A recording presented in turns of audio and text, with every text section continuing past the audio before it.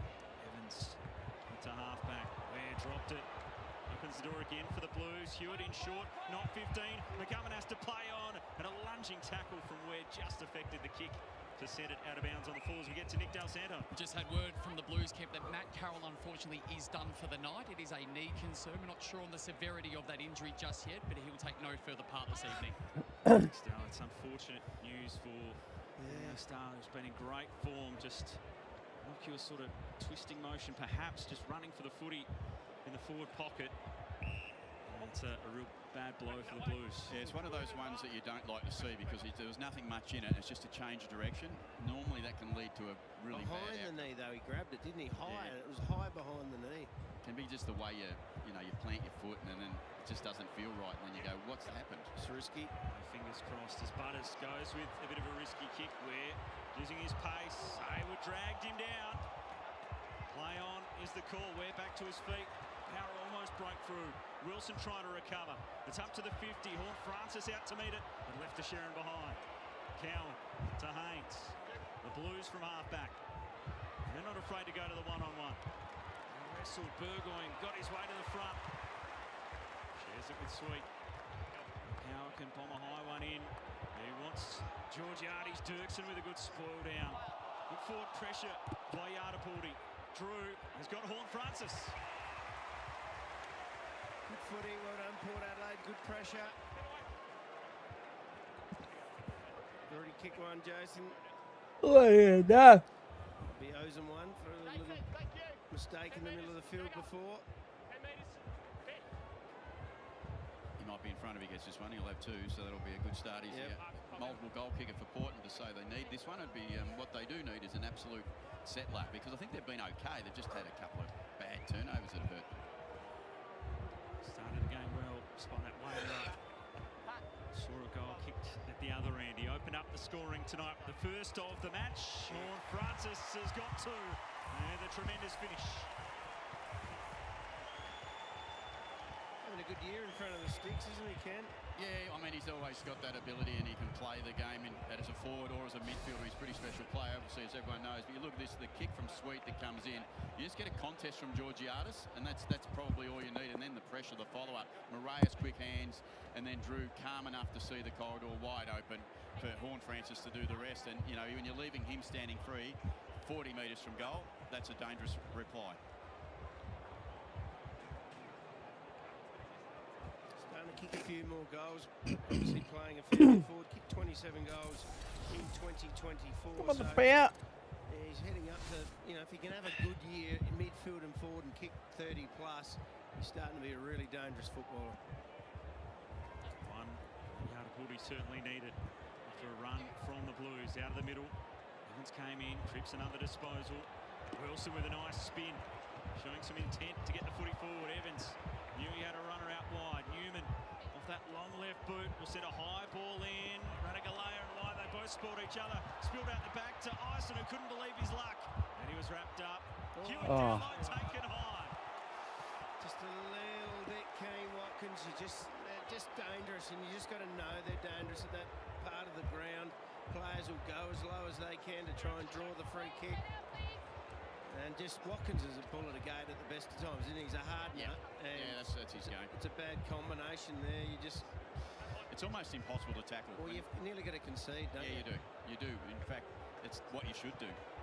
Pesty Ferris last season found himself out of the side for a number of weeks. Turning in the last couple. Plenty of experience to drill the goal. You just drop your knees. You drop your knees and lean. And a bit goes on afterwards. Watkins get in there. That won't worry Jack. He'll be thriving in that environment. There's a little jumper punch in there. He wouldn't mind 3 or 4 more joining in, I don't reckon, for a Carlton. So. He's taking on about 5. Yeah, that's about par, I reckon, for Watto. So he won't mind. His little mate will come running from somewhere. We think this is the outcome with the attack on the ball, but they did that through the middle of the ground too, where they won some big battles.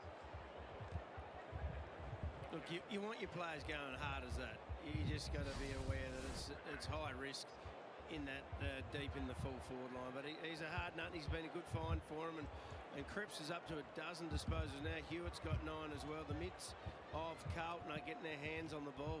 Walsh just behind with 8. Good start for the Blues midfield. Cripps going again. Number 13 with a determined soccer inside 50. McGovern tackled well by Evans. Tries to get it out of there. It's going to be a ball up. Just that surge footy now, isn't it, from Carlton? They're just pushing the ball forward. The clearances are starting to level up. 11-8. Sweet controls it. Francis, a boot to it. To play on. Cripps, was that a handball? No, that's right. No, that's not 14. That goes back to 13. Well, that'll make one mistake in the quarter. Well, Cripps finished last week in quarter 4 with 13 disposals and 5 clearances. He started tonight so far with 13 touches and 3 clearances. He's still got a couple of clearances to come then, Del. A bit of talk going on down there between McGovern and Evans. It's just starting to flare up a little bit. This is good. This is what we want a Saturday night. Heat in the battle. Long kick by Evans out to the wing. Pitnet came across with a big spoil to help. Spills to Ison. Footy just bouncing his way. Young flicked a handball on the inside. Berry. Galea. Up the wing. Power fans wanted a free and they'll be rewarded with it. Want Francis to take it. Well, he's up to disposal number 9 now. That's the most he's had in a quarter for a while. Called for it at the start of the game, Roo. You want him to get going? He's got to get the gap between his good and bad games a bit closer. I love what he does in the good ones. He's going to get it again. Paul Francis had 34 against the Cats, and then the last 3 weeks he's had 20 disposals or under. He's set for a big one tonight. 10th disposal, 2 goals, and he finds Durden. Yeah, it's really poor defensively by Carlton. One of the smallest forwards. What do you mean? Up with almost a pass inside. He spoiled it. Crowded 50. Durden playing against his old side goes into the pocket. Ball punched away well. It's read nicely. Young. Yep. There's another intercept, an awareness where you need to be on high alert when you're in the opposition's forward 50. Everything's a possibility, so you've got to treat it like that. Great quarter of footy by both sides. 10-point lead to the Blues. Crowd in. Nice evening for footy, despite a couple of showers earlier. The light rain. Butters tried to throw the boot at it. It's going to be a boundary throw in. Really clear, Carlton. They're trying to run with the hands, aren't they? They're going more than one handball per kick. It's .88 at the moment, so they're throwing the ball around by hand and being brave enough. And hitting the targets too. They've been good under pressure so far. Minute to go in this first term. Sweep to the front. Pitnet put a shoe on it. Smith. Evans, Florent, out of defence with a good kick. Burn up to take the mark. Dangerous footy. Evans was there. Free kick will come back. So the Blues, they almost took off with it. Now Cowan. 30 seconds to go. The bench will be screaming that at him as he goes along the wing. And it's just in the field of play for Kemp. Look close from here. Looked out from here, Ken. Nick Del Santo right behind it. He thought it had crossed the line. They go into the pocket and Radical out. Sure, we'll get a look at it in a moment.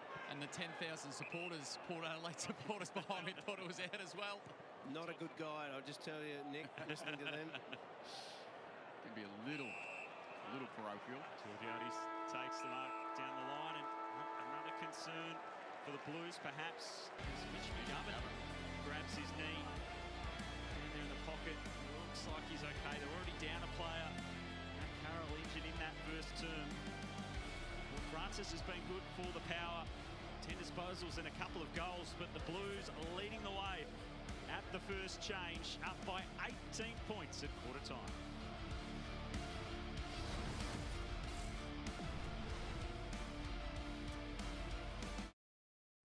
Saving shouldn't feel like you're being played. Weaving through fine print, trying not to get caught out. Saving should be rewarding. No hoops, no catches. With Macquarie, what you see is what you get. We're not here to play the game. We're here to change it.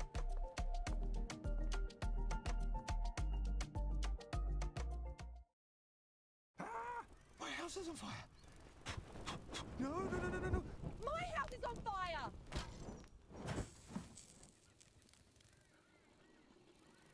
Ah, not good. Oh, RAA? Yeah, RAA. I'm insured. It's going to be fine. Oh, yeah. They cover loads. even that. So, how was your bath? Relaxing? Can we afford it? Let's see. 27, 28, 29. With Credit Union SA's updated app, say no to half-baked banking and check savings, not sacks of potatoes. Thanks. Win a brand new home with just one ticket. HomeLottery.com.au. A $4.3 million West Beach grand prize. HomeLottery.com.au. Life-changing impact. HomeLottery.com.au. So here at Aussie Broadband, we don't do bottlenecks. See, we've purpose-built our network for fast-flowing internet speeds on tap. Stream responsibly.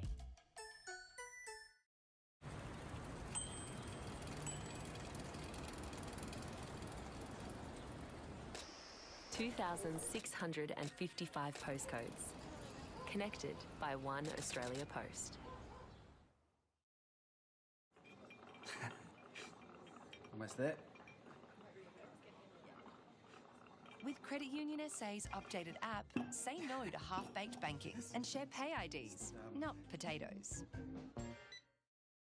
Hungry Jack's new Rib Deluxe burger is calling, so hop, skip and jump to get your hands on 2 flame-grilled Aussie beef patties, real off-the-bone beef ribs and barbecue sauce. Launch into the Rib Deluxe. The burgers are better at Hungry Jack's. Get the power of Tyre Power's Mega May sale. With mega savings on a range of Kumho tyres. Buy 3 and get 1 free. And have a mega safe month on the road. Tyre Power. Get the power. To you, it's just a blanket. To Layla, it was knitted proof someone cared. After sleeping under a towel on a motel room floor so her sisters could have the bed.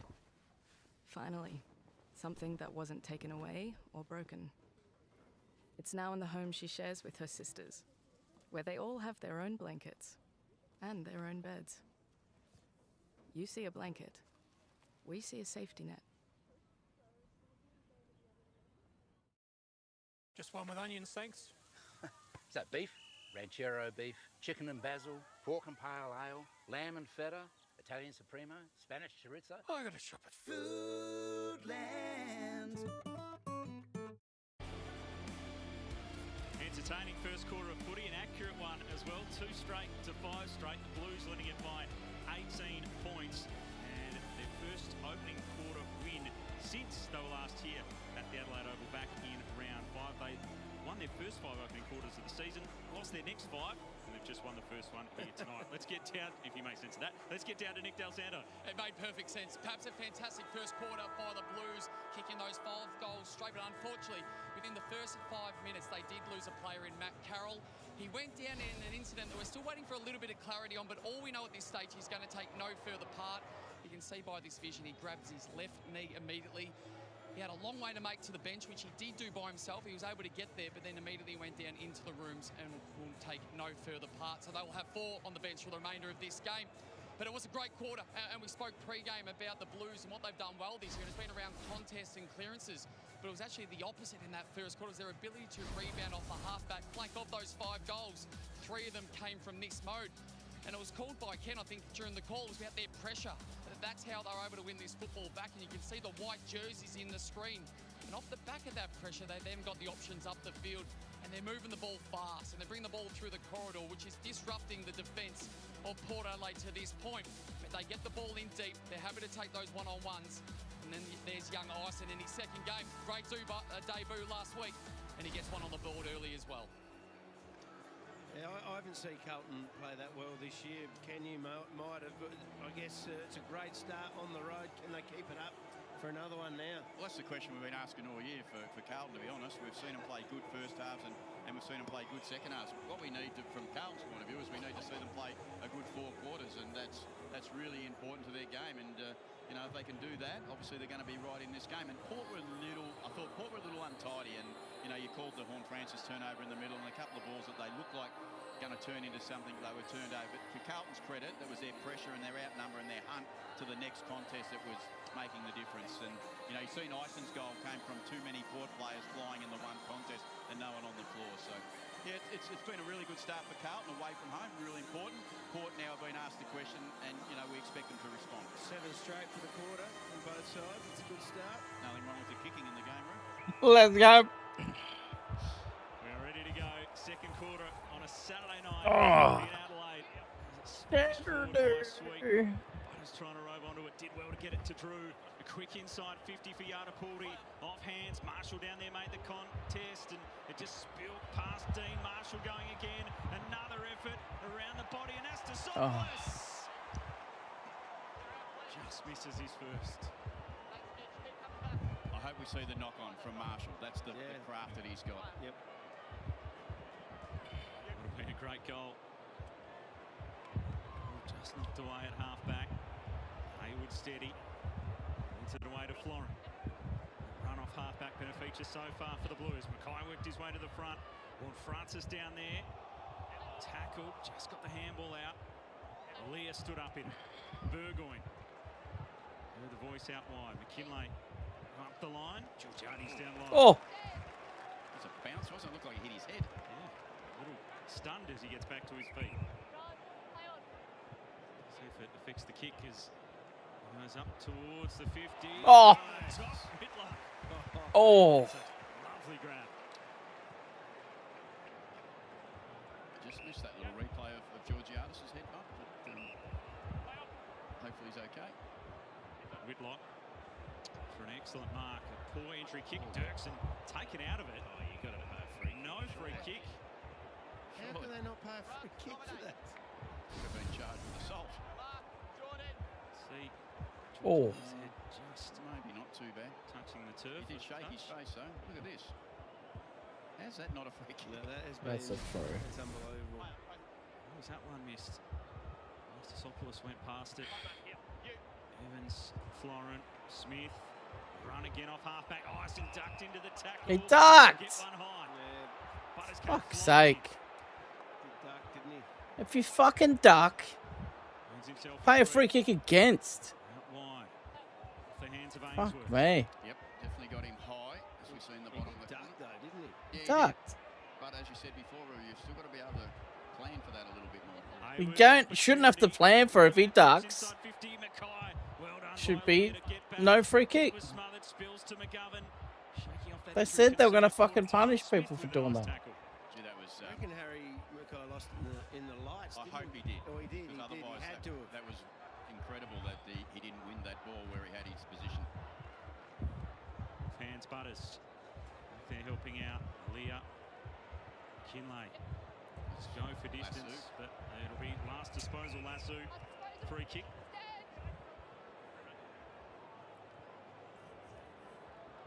Lee Florin.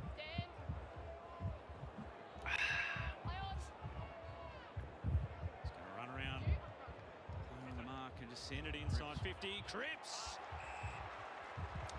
He is having a big presence in this game. Massive first quarter. What I want to know is who's supposed to be on him. He's forward 50. Not Aaliyah. No, Horn. not Aaliyah. Horny.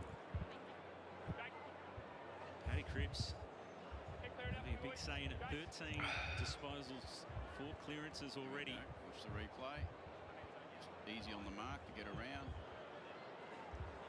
From a slow build-up play, they get the mark inside 50.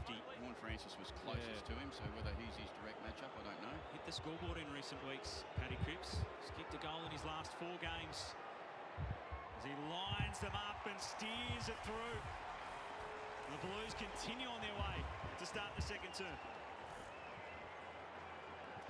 Just really been liking the Carlton ball use, and they haven't been great at the inside 50 kick this year, I don't think, Ken, but tonight he starts on Aaliyah here, so it was Aaliyah that was on him.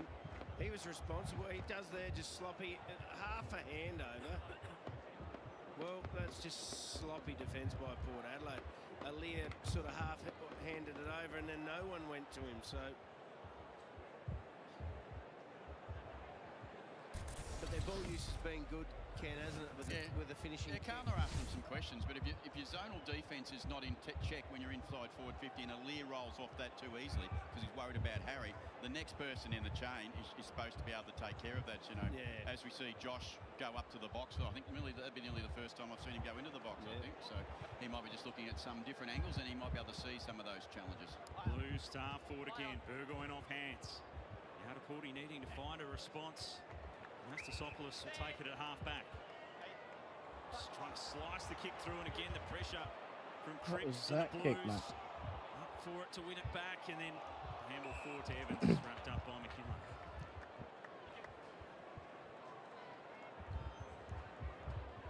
Francis Evans here at the Adelaide Oval. It's taken away by Horne-Francis.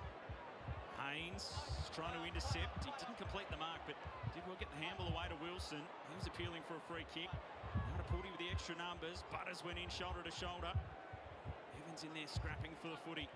Whitlock just tried to place it on his boot. Drew. Oh, he chose not to get rid of it then. Had it for a while, but be given the benefit. So Ken, you're on the boundary. You can talk to the players. That's the advantage down there. Why would he go up to the upstairs? Because he's 4 goals down. What is he thinking? The visual effect is much better from upstairs. You can see the game a bit more as a full ground. Down on the ground, you can see that immediate area, and your connection to the players is what you're there for.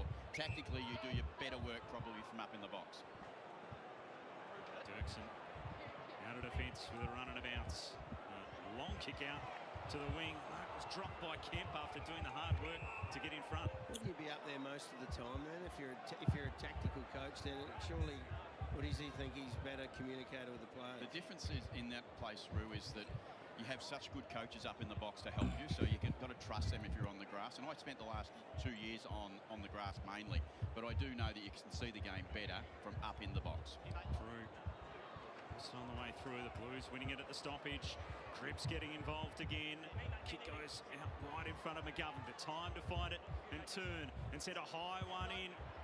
Out towards Hayward, who set himself.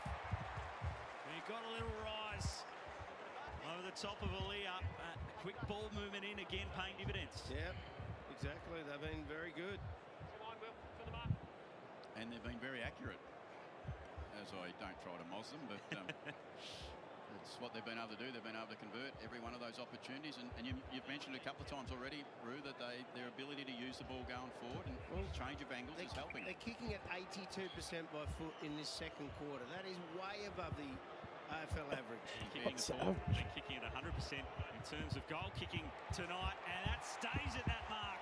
7 straight to begin this one from Carlton. The Blues up by 29 as we check the Harvey Norman replay. Yeah, let's have a look at the ball movement here. Good hands again. The handballs have been absolutely brilliant so far by Carlton. They are hitting targets everywhere. The kicks to advantage there didn't hit the target, but it was out in front for Mitch McGovern. And a great grab by Hayward on Aaliyah. That's not easy. Made it look easy. Cripps again. He is on absolute fire as well. You're right. You're right, Roo. The balance in their game has been exactly handball from in tight to get it to the outside and then composure with ball in hand. As you said, they're kicking the ball at 83, Port at 36%. But Carlton are going still better going one handball to one kick. It's still a bit better than that at the moment. Bokey. Changed their game. 7 goals straight for the Blues. 7 different goal kickers to begin the game. Yardapudi get one out of the middle, and it's Drew with a driving kick in. Well marked and positioned by Dean. Does Travis Boak sitting on the bench at Carlton give much insight into? Yeah, all the trade secrets. Cripps. And he played through 4,000 games for Port Adelaide. Yeah, well, come on, Trav. Swap sides. They certainly understand the Port players, though, wouldn't he? He'd have a great knowledge of what their strengths and weaknesses are. Travis. Certainly need a goal, so... How's his range from here?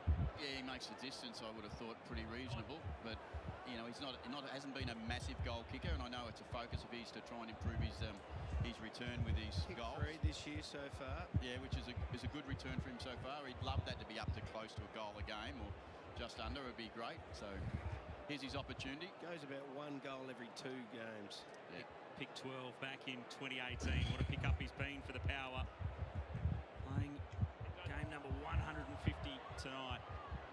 Made the distance, but sprayed it out to the right-hand side. the difference, the separation between the teams at 2-2 to 7 straight.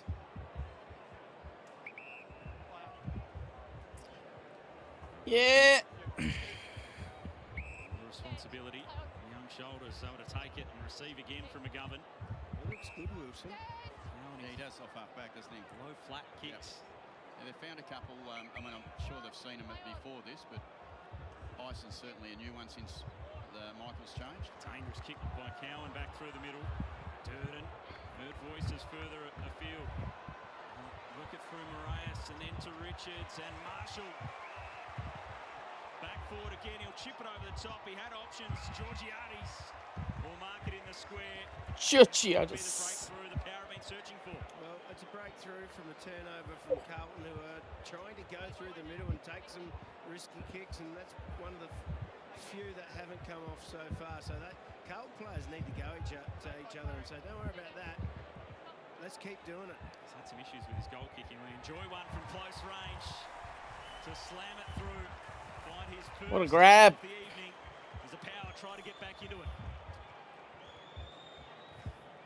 Yeah, as you said, that play comes off the turnover, which is intercepted there by McKinlay, and then Durden gets his hands on the ball in tight, and then they're out. They're off attacking side of the contest from here with Moraes. Clever people getting the ball. Richards, Marshall, Georgiades. It just obviously makes the finish so much easier from clearly inside the goal square. So good kick by Richards. Yeah, Richards is a really composed player. Marshall, really composed player. They know how to use the ball, and we know Port needed to get a goal. Yeah.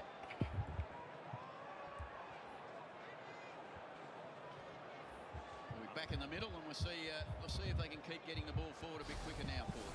Margin back to 22. 4 to 5 out of the middle. As Pitnet goes against Sweet. Pitnet won it down. And on the follow-up, he'll try to get the clearance himself. My ball. Cripps been ever so busy. Walsh the same, as has Hewitt. The names and a step there by Hewitt was brilliant. And the delivery, perfection. Kemp takes the mark. They walked it out of the middle in the end. Well, they walked it out, but it was a good chain of handballs, and they took the game on, and that's modern football, to try and get the metres gained by hands. That's what everyone's talking about in 2026, and Carlton are perfecting it tonight. They're doing it great. Yeah. Carlton. Need the opportunity. Pressure on the shoulders to keep goal-kicking accuracy alive. 7 straight before the kick. It's holding its line. He snuck it home. 8 straight now for the Blues. They can't miss. What are we talking about?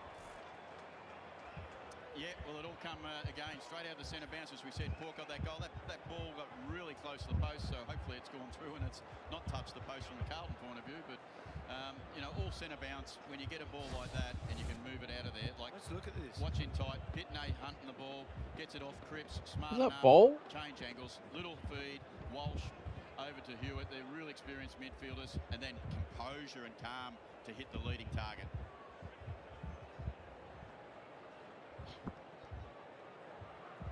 Where has this been, the Carlton supporters are saying the last couple of weeks? Why does it take a coach to get sacked to play our best footy is the questions. There's Josh Fraser. Thinks it's a pretty easy job at the moment. Yeah, well, looking like a genius. 8 zip. So he's learning a lot. 28 points to margin again, and Blues out of the centre again. Walsh, Hewitt, evasive, high ball inside 50. Wide. Who said Rucks can't coach? Ken? Well, there's a few coming in. Dean Cox would disagree. Stephen King. There's a few coming in this year. Now Evans into the pocket. Lai gets across. Might mean a few are missing out. Not as many after this, maybe. There hasn't been a heap of good rucks that have What are you trying to say, mate? No, I'm saying it's good that they're in the game and coaching well. It is good that they're in the game and coaching. Josh Fraser, #1 pick too, wasn't he, in the draft? Certainly was. Scott, this side is he's the caretaker coach, playing well. His first game and a half in charge. Win last week against the Dogs as Hewitt sends it in. Push on Cripps. Out of free to the Blues inside 50. Yeah, it was against No way. Jacob Weir. I think he just felt the heat up against the big ball.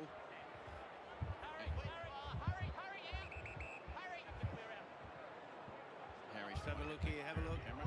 Just grabbed his left arm. Just felt the heat. God. Unnecessarily. He's 195 centimetres. I suppose you can get concerned. Yeah. Going to go around the corner again. Snap the left footer. Paddy Cripps, 8 straight on the board there. 6 straight from set shots. Left foot snap. Sheeran looking brilliant for Mr. Doug Nichols' Indigenous rounds, and that is broke the run. The first behind of the match for Drag him, get him off. Tough judgment. Yeah, but 19 disposals. And 5 clearances and 1 goal, 1. Not good enough. 7 contested possessions. Brownlow medal. He's got 2 of them. Couple. 2. Out to the wing they go. Georgiades takes the mark. Couple of Blues stay down. Now they want to get some run going. Durden moving quickly. Brace on the outside. Sliced it inboard instead for Berry. He's going to load it up to the square. McKinley's down there. Evans gets back to help. Well read. And he just watching Dean behind the play. He has pulled up a little bit lame after that big contest on centre wing. Appears to be an ankle. Oh. Well, that's the one we've seen players get in trouble for, pushing players into the contest. That was a fair shove by Georgiades. It was a nasty shove. Just watching Harry Dean as he starts his footy career, I don't reckon he's going to willingly come off the field. No, absolutely not. Next out, tough customer. If he does, his dad will say, go back out there. Harry Dean, here's McKinley. He's capable of the spectacular. Spectacularly into the behind. He kicked a cracker in Darwin last week. He's had 2 good goals. He's had a couple, hasn't he, where he's made something happen from almost nowhere, and this is nearly it. Few Port players need to get going. Ollie Wine's only the 1 touch. Watkins 2, Sweet 2, Marshall 2, Ware 2. Looks a prospect. Just couldn't convert that time. Big strong mark by Mackay. What's Whitlock doing on Mackay there in the ruck? And 150 for Harris. Walsh and Smith get involved. Been happy enough to go across the centre square. Find free players on the opposite side of the ground. It's a great entry kick, but McGovern dropped it. Still a chance, the Blues. Cripps just shoveled it back. Hewitt swung around in the tackle. Ison getting involved. Found some space. Found his boot. Found the goal. Brilliant. On the ball, mate.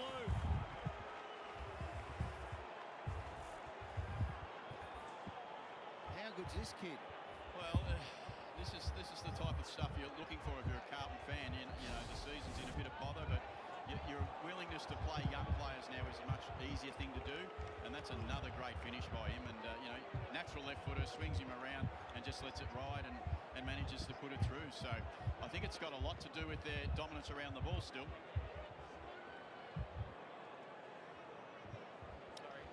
Got some talent.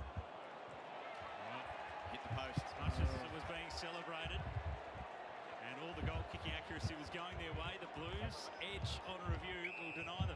You complete. Looking at these angles, we can see a spike on edge as the ball passes the post. Decision on the scoreboard. It's a tricky post, that one at Adelaide Oval. It's caused a few concerns over the journey, I can tell you. Yes. Padding. Very stiff. The call. Well, they've found him. He's in the academy kid, pick 47. He looks like a real player early on. Next gen player for the Blues. Debut last week, 190 centimetres. Looks a prospect. Denied the goal that time though by the technology. And the post as Walsh stood up in a tackle. Chera to Hewitt, all the way back to Dirksen. Now they'll pull the trigger with the aggressive kick. Cowan dropped it. McGovern had spilt through. Yadapaldi can pounce back the other way. Off the turnover, Drew to Durden. Use the stand roll to release Butters in game number 150. The power superstar loads up but misses. Hasn't been their night so far. Well, they've kicked 1-4 for the quarter now. Carlton have kicked 3-2. Zach's kicked 2 of the points, and he would be filthy on missing that one. It wasn't a lay down misère, but it was definitely kickable.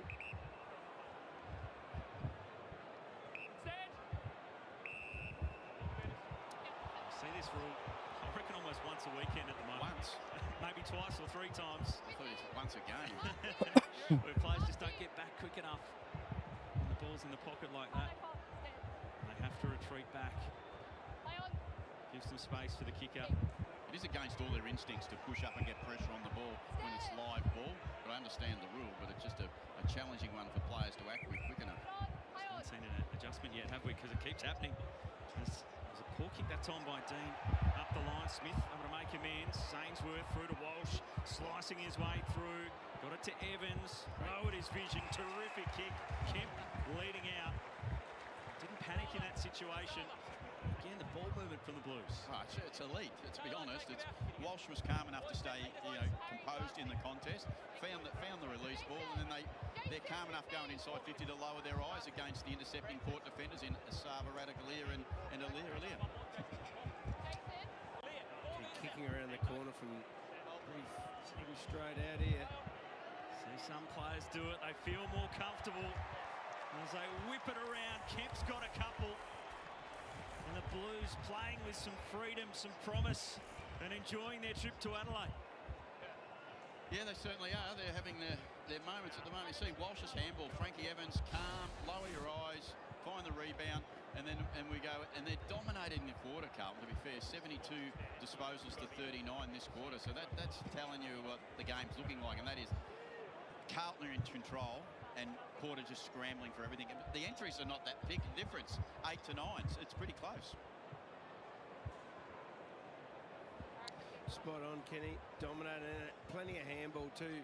Going at 1 for 1 again. So all night they've been, nearly having as many handballs as kicks and moving the ball well. This is really good footy by Carlton. Frankie Evans been really good. He's had 16 disposals, and he's an export player. I don't reckon he's ever had that in a half of footy. No, I think, certainly not at this level. Walsh will take the free kick. Smith had it knocked away. Vaughan Francis, Richards, Butters. Vaughan Francis getting back involved again. Didn't give the handball to Drew. Wanted to send the kick in instead. And finds Whitlock. Well, that was Port's best passage of play for a while too. This young man can kick this. If he just composes himself, goes back. He's actually a nice finisher of the ball. So hopefully I haven't caused that commentator's curse. He'll be kicking from 50. I think he's shown that he's capable of these ones, and I hope that he gets this for his own confidence. Well, I hope for your sake, haven't you? Yeah, same for me.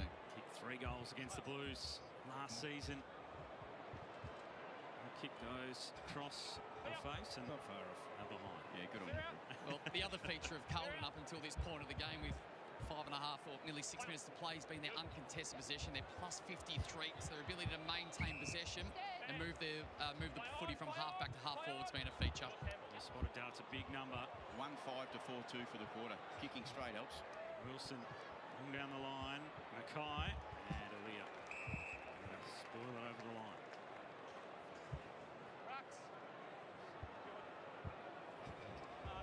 Josh Carr, Josh Fraser. The two coaches, one pretty happy, one a bit concerned. Both very young in their careers. And stoppage, Sweet. High ball up and under half forward, a wrestle. Free kick for high going the Blues way. Who against? Must be against Whitlock. It's going to Dirksen. He's on the boundary side. He's must have spotted something. There we are. Oh yeah, maybe just lifted his elbow up across his shoulder. Coming across, up the wing they go.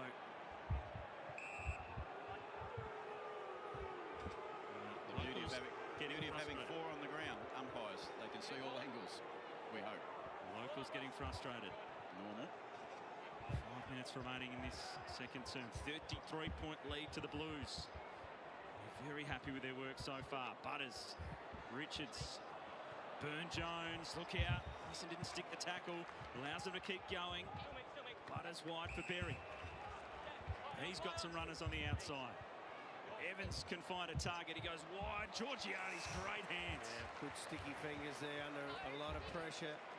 Good grab. And this is the sort of goals he kicks, Ken. I'm not saying anything. I'll say it. You taught me. He kicks the hard ones, misses the easy ones. Should be a good one for him then. 26 goals for the season. The conversion has been a little more difficult in recent weeks. Last 4 or 5 minutes, a bit more Butters, a bit more Vaughan Francis, which is helping. 12 goals, 16 over the last month. Mitch Georgiades, as he lines it up. difficult kick. Just inside the 50, and that's well wide. Who is their kicking coach? Not because of that. I'm not there anymore, mate. No, who'd you have last year? Is it the same guy?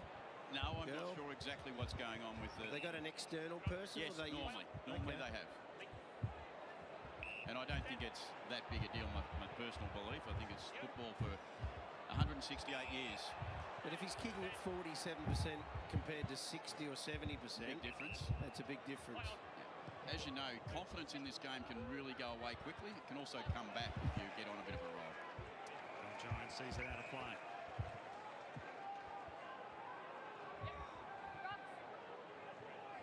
To consider for Josh Carr. Love a goal for his side before the half. Went back under 30 points. Stands at 33. The Blues have played so well. The second match under Josh Fraser. Cripps has been a big part of it. Vaughan Francis has been working hard for Yardapuldi. High ball by Richards. And Hayward will sit underneath it. It's the quick release. Into the wing, Young. Get it moving. Haynes trying to find Byrne. Just nudged Evans underneath it. Richards back to find it. Byrne Jones along the ground. Richards have got the extra number here. The power. McKinlay, Farrell, Berry, and they lose a handle. Haynes, Florent. This is where Carlton have really killed them going back the other way so far. Ainsworth, low pass, Mackay. And the delivery inside 50 has been superb. That's the game. Absolute superb.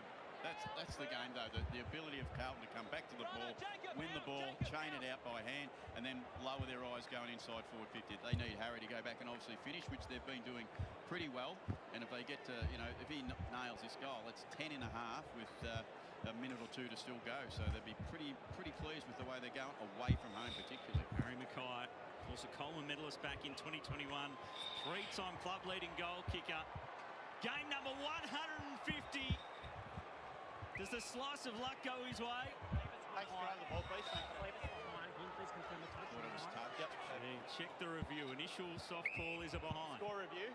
Umpire's calls are behind. Can we please confirm? Well, they've already had one just hit the post before, so...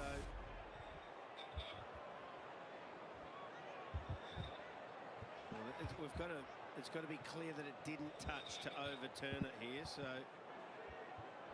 Is it Burgoyne at the back, or one of the players? Maybe Sava's little finger might have got that just right on the end. Is Burgoyne over the line? It's not far away from being able to... I'm not saying you can overturn it on that, but it's not far away. Yeah, I don't think they'll be able to, but... Umpire right there in the best position to make the call. We've got It looks like it deviates after there. Maybe it did hit Radaglia. See that? I think it'll be a point. Yeah, I'm with you. I think it'll be umpire's call at best. Carlton fans, small in number, but they were chanting for a goal. Review complete. Look at these angles. There is insufficient evidence to determine if the ball is touched by the right arm of the Port Adelaide defender. Decision on the scoreboard. So, the players, the one they were looking at. Initial call was a behind, and that's where it will stay. Well, maybe feel a little hard done by the Blues. There were 2 goals. And then a big decision by the umpire. In that situation, we still can't get cameras to make sure that that's not happening. That's a half-back, Evans. That's 50. It's close. And small margins. Running Blues trying to convert a goal for Powerco at the other end. They can really shift things, but the ball's sent out of play. Leading disposal winners on the ground. Horn Francis 16, Butters 14, Richards 12 for Carlton, Cripps on 19, Evans 16 and Walsh 16. And Porter brought the extra up to the stoppage here with Anastasopoulos at the front. Pitnet runs it down, Smith in there with Butters. And Sweet went on with it a little after the fact. Shoving the back of it. Carlton youngster. Such a promising start to his career. After the injury troubles last year. Picked 3 from a couple of seasons ago. Smith sends it towards a 50. Pitnet wrenches in a nice mark. Waited forever to pay it. Shouldn't have to. Good purchase. He's a long kick. Oh, it goes off the side of his boot square, and they still get the mark. That goes down as an efficient kick in the end because the mark's been taken by Hewitt. Yes. It was completely unintentional. That was not a pass. Stats are not always right, are they? The numbers are not always right. An efficient kick, you just told me. It will be. It's come off the side of his boot, and he's been lucky that Hewitt's strong enough in the contest to win the mark. So, you know, have this debate most Tuesdays. You've got to be able to see it as well as call the number. It'll be a score involvement. Yes, all those things. And a goal assist if he sends it through. Hewitt, and after all the early accuracy, it's been waning a touch to finish this second term. I'd like to see those both contests. You know, Sweet in the ruck contest wasn't great, and then Watkins in the other contest. Final contact there. That's Radigalea who'll take the free. 35-point margin. Evans. Boone Jones. Young Woody gets something going for the major break. Tough for McKinlay. Newman came across well defensively. Yeah, slowed him up, and then Newman gets the ability to come over and outnumber and help and support in the air and punch and clear the boundary line. Let's see him back this season. Hewitt's had a big half, 17. 1 goal, 1. There's another one. Hewitt getting involved again. It's called Hayward off his boot. It'll be a last disposal. Free kicks. 22 seconds on the time clock.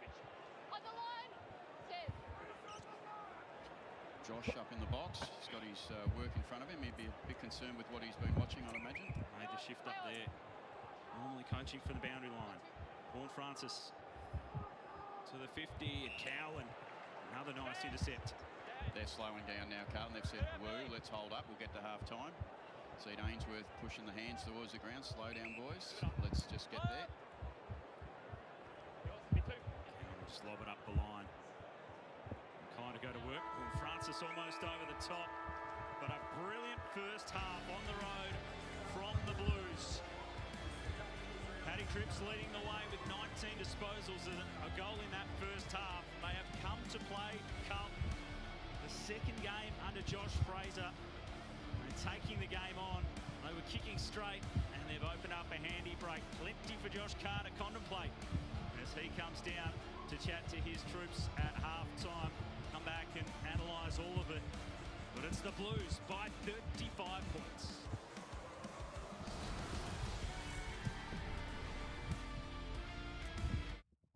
This end of financial year, make it a Mercedes-Benz. Until June 30, enjoy GST savings on us across a wide selection of new models. Visit your nearest Mercedes-Benz retailer today.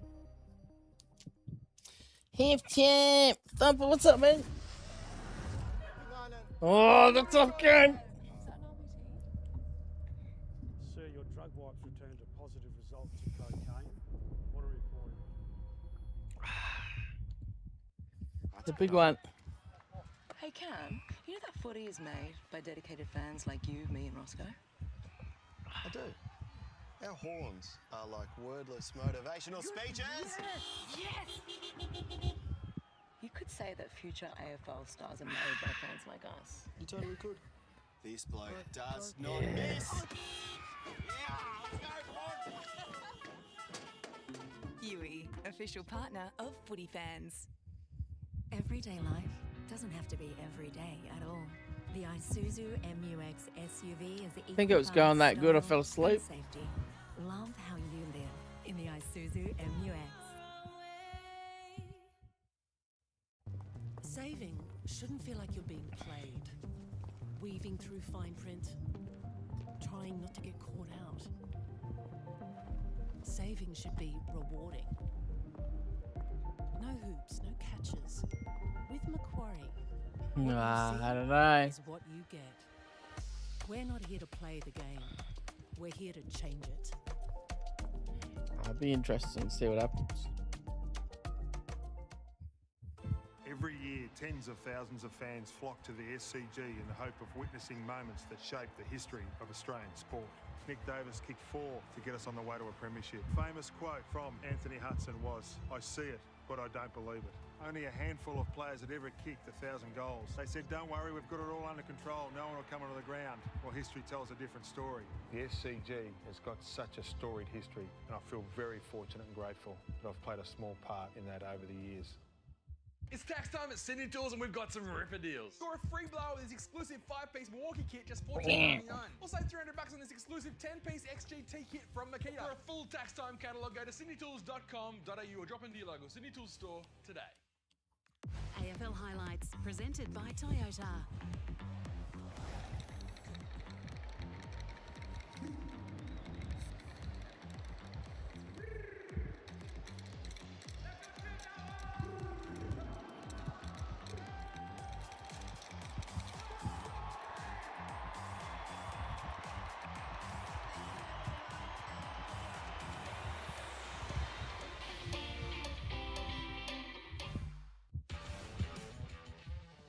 Gee!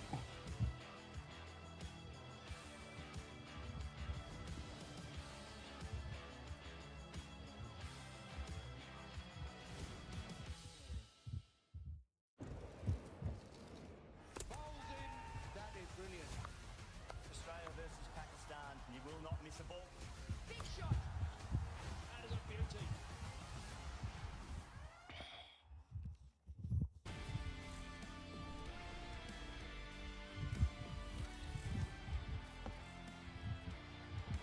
Brilliant first half by the Blues. Young Jack Ison getting involved. The midfield taking over for Carlton. Sam Walsh slotting one through.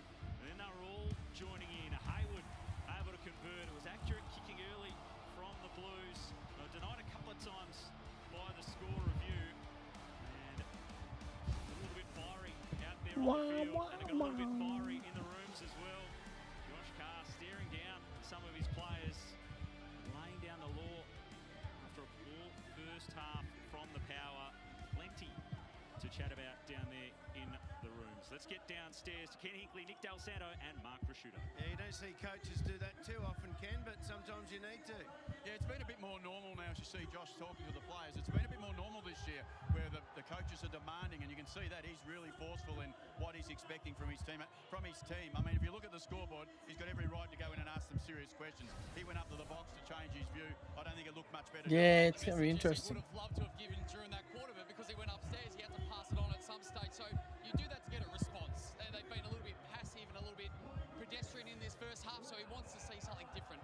Yep, and hopefully we'll get that in the second half. But I tell you what, Patrick Cripps has been amazing in the first half. Let's have a look at the Host Plus performance of him. 19 disposals and a goal. He has been absolutely dominant tonight. Back to his brilliant best, and just have a look at this centre bounce clearance. Centre bounce clearance here, as you see from Cripps. Composure to take the tackle, run through the ball. Walsh gets on the ball. Hewitt gets the footy as well, and then lowers his eyes going inside 50, which has been another real feature of their game, Roo. Their ability to lower their eyes going inside 50. Yeah, they have been excellent in that part. They've also been good in the stoppages, Nick. Yeah, that's something they've been really good at throughout the course of this whole year, win or lose. But what we saw in that first quarter was their ability to win the ball off turnover and score 3 of the first 5 goals in that fashion. The second quarter was back to their traditional style. It came from stoppage. And what I've loved about their stoppage is they're just holding that ball for a split second longer to drive out instead of just doing a quick dump kick. Now, nothing's better than coming out corridor side. It opens up the whole ground and presents multiple options. But it's the width that I think that has caught out the Port Adelaide defence. They've struggled to go wide and then long, and another inside 50 opportunity that they isolate, and they get that one-on-one and they take a mark off the back of it. Yeah, they have been brilliant so far tonight, Carlton, using the ball really well. Have a look at this for a stat tonight. So far this year, when they kick it inside the forward 50, they've been retaining at 52%. That's third in the comp. Tonight, they've gone at 65%, so even better. And they have been brilliant. And look at this stat as well, 22% goals per inside 50. Need a Serie A. So nearly the worst in the competition. Tonight, 43%. Ken, that'd be the best in the comp, wouldn't it, by a fair bit? You'd be 14-15% better than any other team in the comp at that rate as we go back upstairs to Paps. So that is a significant difference, and they're moving the ball brilliantly. Perhaps if they can keep that up in the second half, it'll be hard for Port Adelaide to come from behind here. They've certainly set it up by 35 points. It was a big day at the MCG today. The Super Saturday crew will recap it all on the other side of this as Scott Pendlebury played game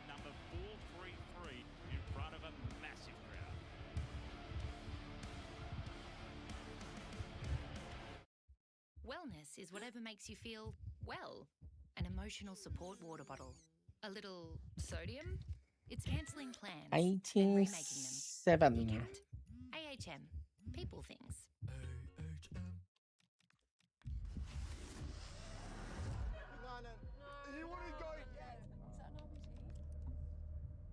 Sir, your drug wipes returned a positive result to cocaine. What are we You're fucked. That's better. Hey Cam, you know that footy is made by dedicated fans like you, me, and Roscoe? I do. Our horns are like wordless motivational speeches. Yes! You could say that future AFL stars are made by fans like us. You totally could.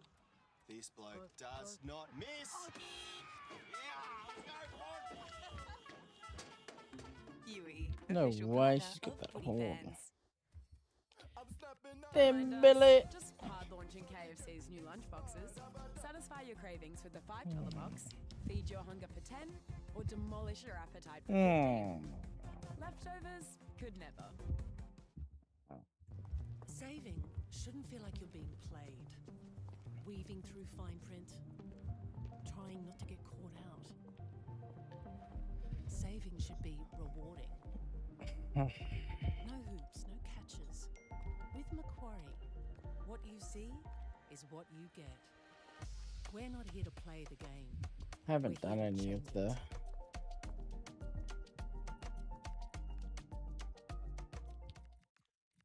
AFL highlights presented by Toyota.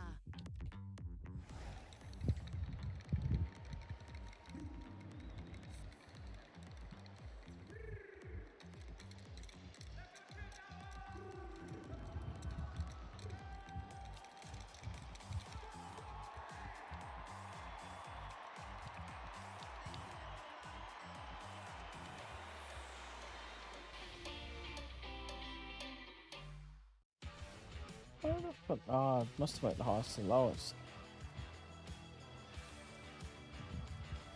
Oopsie.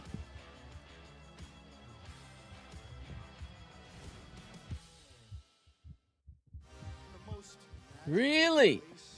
How long's it been?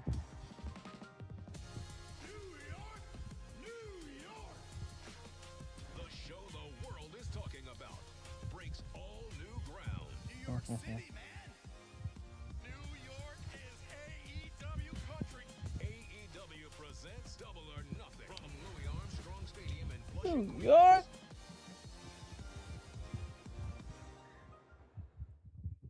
Look who's got it, Ashcroft. Premiership success begins at breakfast. Introducing Willpower. Watch footy live with no out-break stream plans. Spectacular. On Care Sports.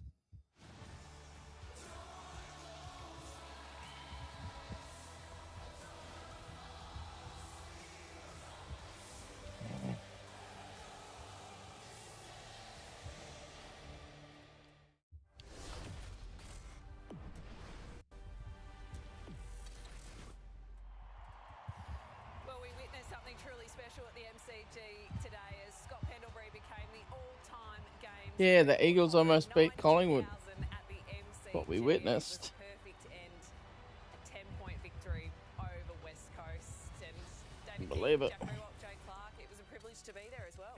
Congratulations to Collingwood. Did a magnificent job, involved everyone. Their fan base was enormous today, and a large reason to why they won in the end. They just got the job done against a very good West Coast Eagles. So I just want to say, well done. The day didn't let us down. The players didn't let us down. It was a bit sombre at the end with the injury, but well done to the Pies and Scott. Yeah, I think it had everything. It had a challenge. Well, West Coast were probably outdone sort of halfway through that third quarter, and then Collingwood came charging. And I mean, these are great scenes. We spoke to Jeremy Howe post-game, and he's missed some of these milestones, and it meant a lot for him to be there for Scott Pendlebury alongside Steele Sidebottom. Three great stalwarts, and I mean, you see the gold numbers on the back of every jumper there. It was an incredible little secret that was kept. Pendle spoke about the fact that they'd known for a while and they'd kept it in-house, and not much stuff stays in-house these days. So what incredible scenes these are. It's just what makes footy so great. You couldn't fault it, and congratulations to all the hard work people behind the scenes at the Collingwood Football Club because you pulled it off. Jay, unfortunately, there is a sour note in that Jamie Elliott and Darcy Moore have finished injured, but Jamie Elliott's the real story. Yeah, sombre news, isn't it? So it's a suspected ACL injury Oh. for Jamie Elliott, and a classic ACL No. mechanism, so and potentially a really severe one given the force of the landing here. So he's facing a year out. He needs a miracle when he has his scans tomorrow. So yes, facing a year out with a ACL injury, potentially more damage, just given how heavily he lands. And the coach, Craig McRae, after the match, where he has his fingers and toes crossed for his gun forward. We're hopeful. We hope for the best. We don't know until scans. He's in reasonably good spirits. Can't rule anything out, but we won't know. Clearly he's injured. Just don't know what extent yet. So he's 33, Jamie Elliott. He's contracted for next year. The club will have talks with him clearly throughout his recovery. But it gets worse because the captain, Darcy Moore, has what Darcy do? again and facing 3 or 4 weeks on the sidelines. What they put him in the ruck for? Concussion. That's when he hurts it. So he's in the ruck at that point late in the second quarter. I think it's a fair question to ask. Should he be rucking a player so important as Darcy Moore? So he's going to be out for the next month or so. And it's his second hamstring injury for the year. So issues for him, and we'll get into what that means after the match tonight, because they've potentially got 3 open spots in the mid-season draft. Did it impact the vibe in the rooms post-game? Yeah, it did. It did. Jamie Elliott was the first player to come into the rooms post that, and you just sensed it was a lull on what was supposed to be a really special occasion. You think off the back of Oscar Steen last week as well. They'd had a horror run, the Pies, the last 2 weeks, especially with potential ACL. So the celebration was still there, but I can't help but think that a lot of players were thinking about Jamie Elliott. You could sense that when they were all getting into the huddle for the song, that there were a lot of people going up to Jamie Elliott. It's hard to celebrate when you know that a teammate's potentially out for a year. Yeah, Scott Pendlebury walked in, and the first thing he did is he gave him a kiss on the forehead. He sort of, you could see that he knew that there was something going on. Obviously, a sad moment, unfortunately, and what was a great celebration. We'll relive it all in our post-game show, but it's back to Adelaide Oval next. It's Carlton by 35 points, aiming for consecutive wins for the first time this season.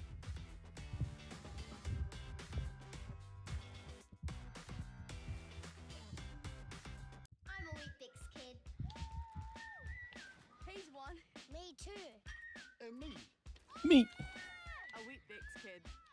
Are you? That should be enough, surely.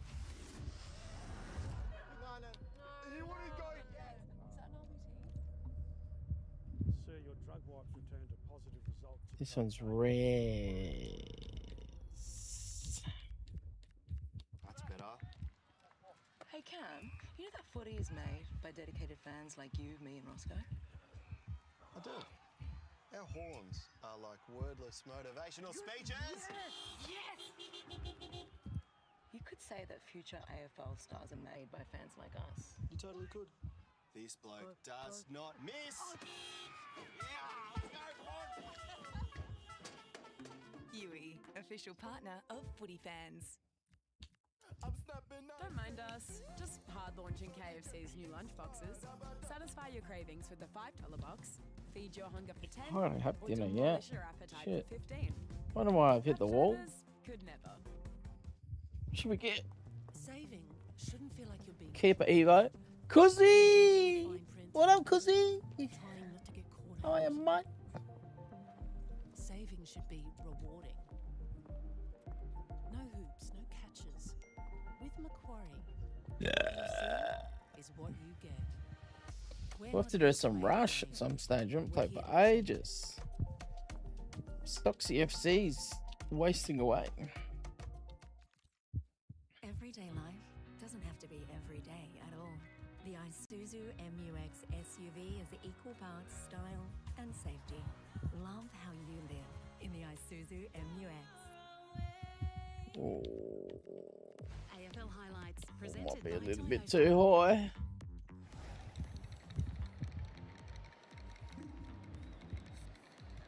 Might do a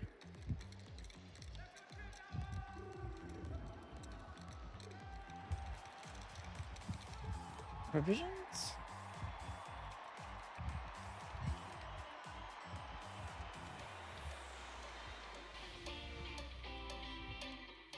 Oh, untradeable.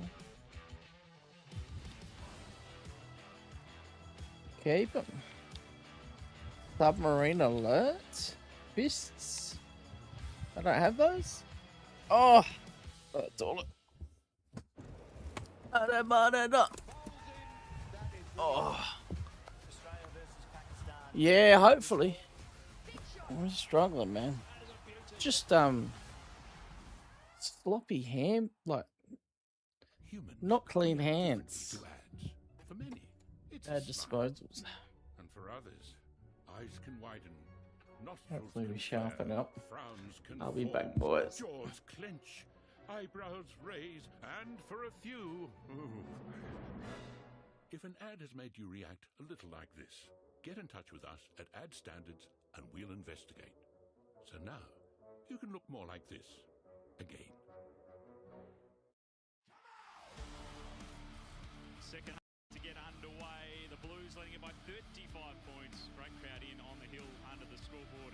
And lots of people enjoying the action that is out there, including celebrity chef Rick Stein just sampling a little bit of the local produce. And he's picked a game with plenty of ingredients. We've got butters, berry, wines, sweets. The Florentine probably pushing a little bit too far. We wait to see what will be dished up in the second half. He's mixing it with a can of West End, the local beer.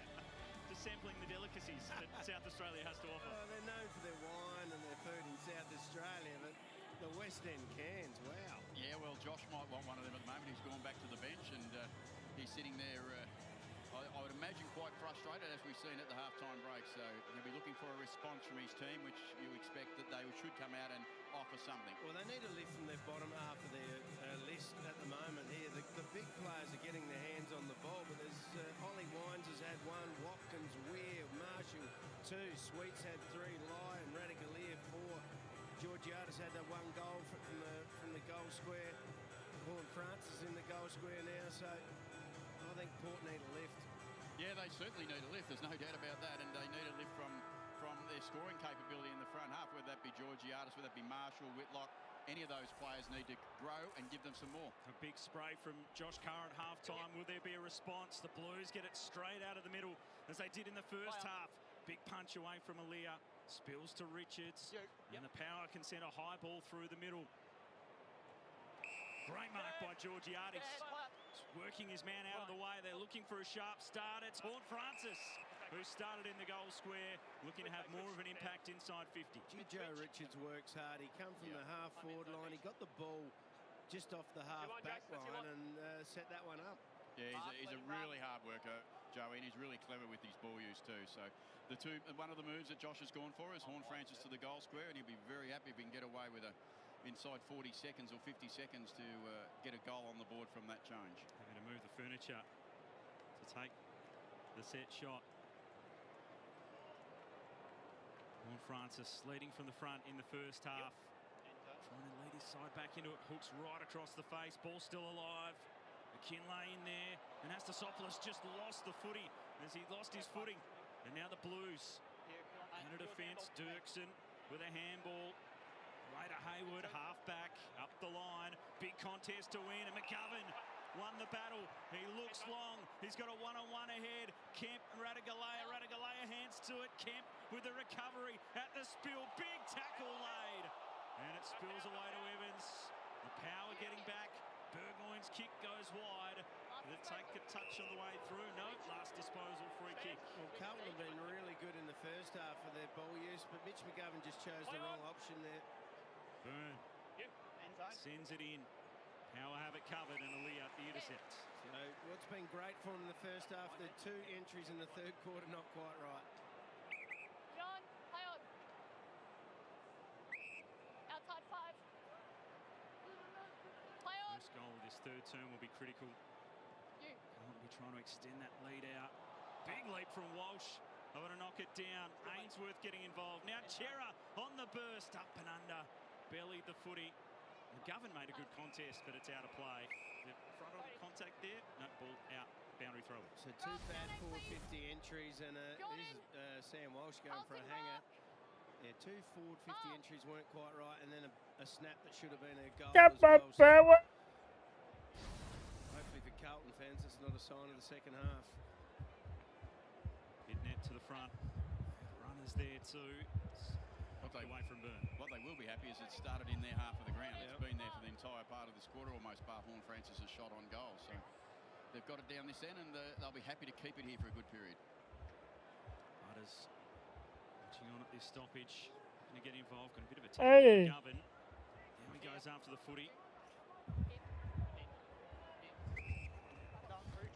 I'd share it with you boys, but I can't. Got two loose behind the place. I'd be surprised even if Don't have the rights, do I? for another inside 50. Beans and Florence set up there. Byrne trying to get through.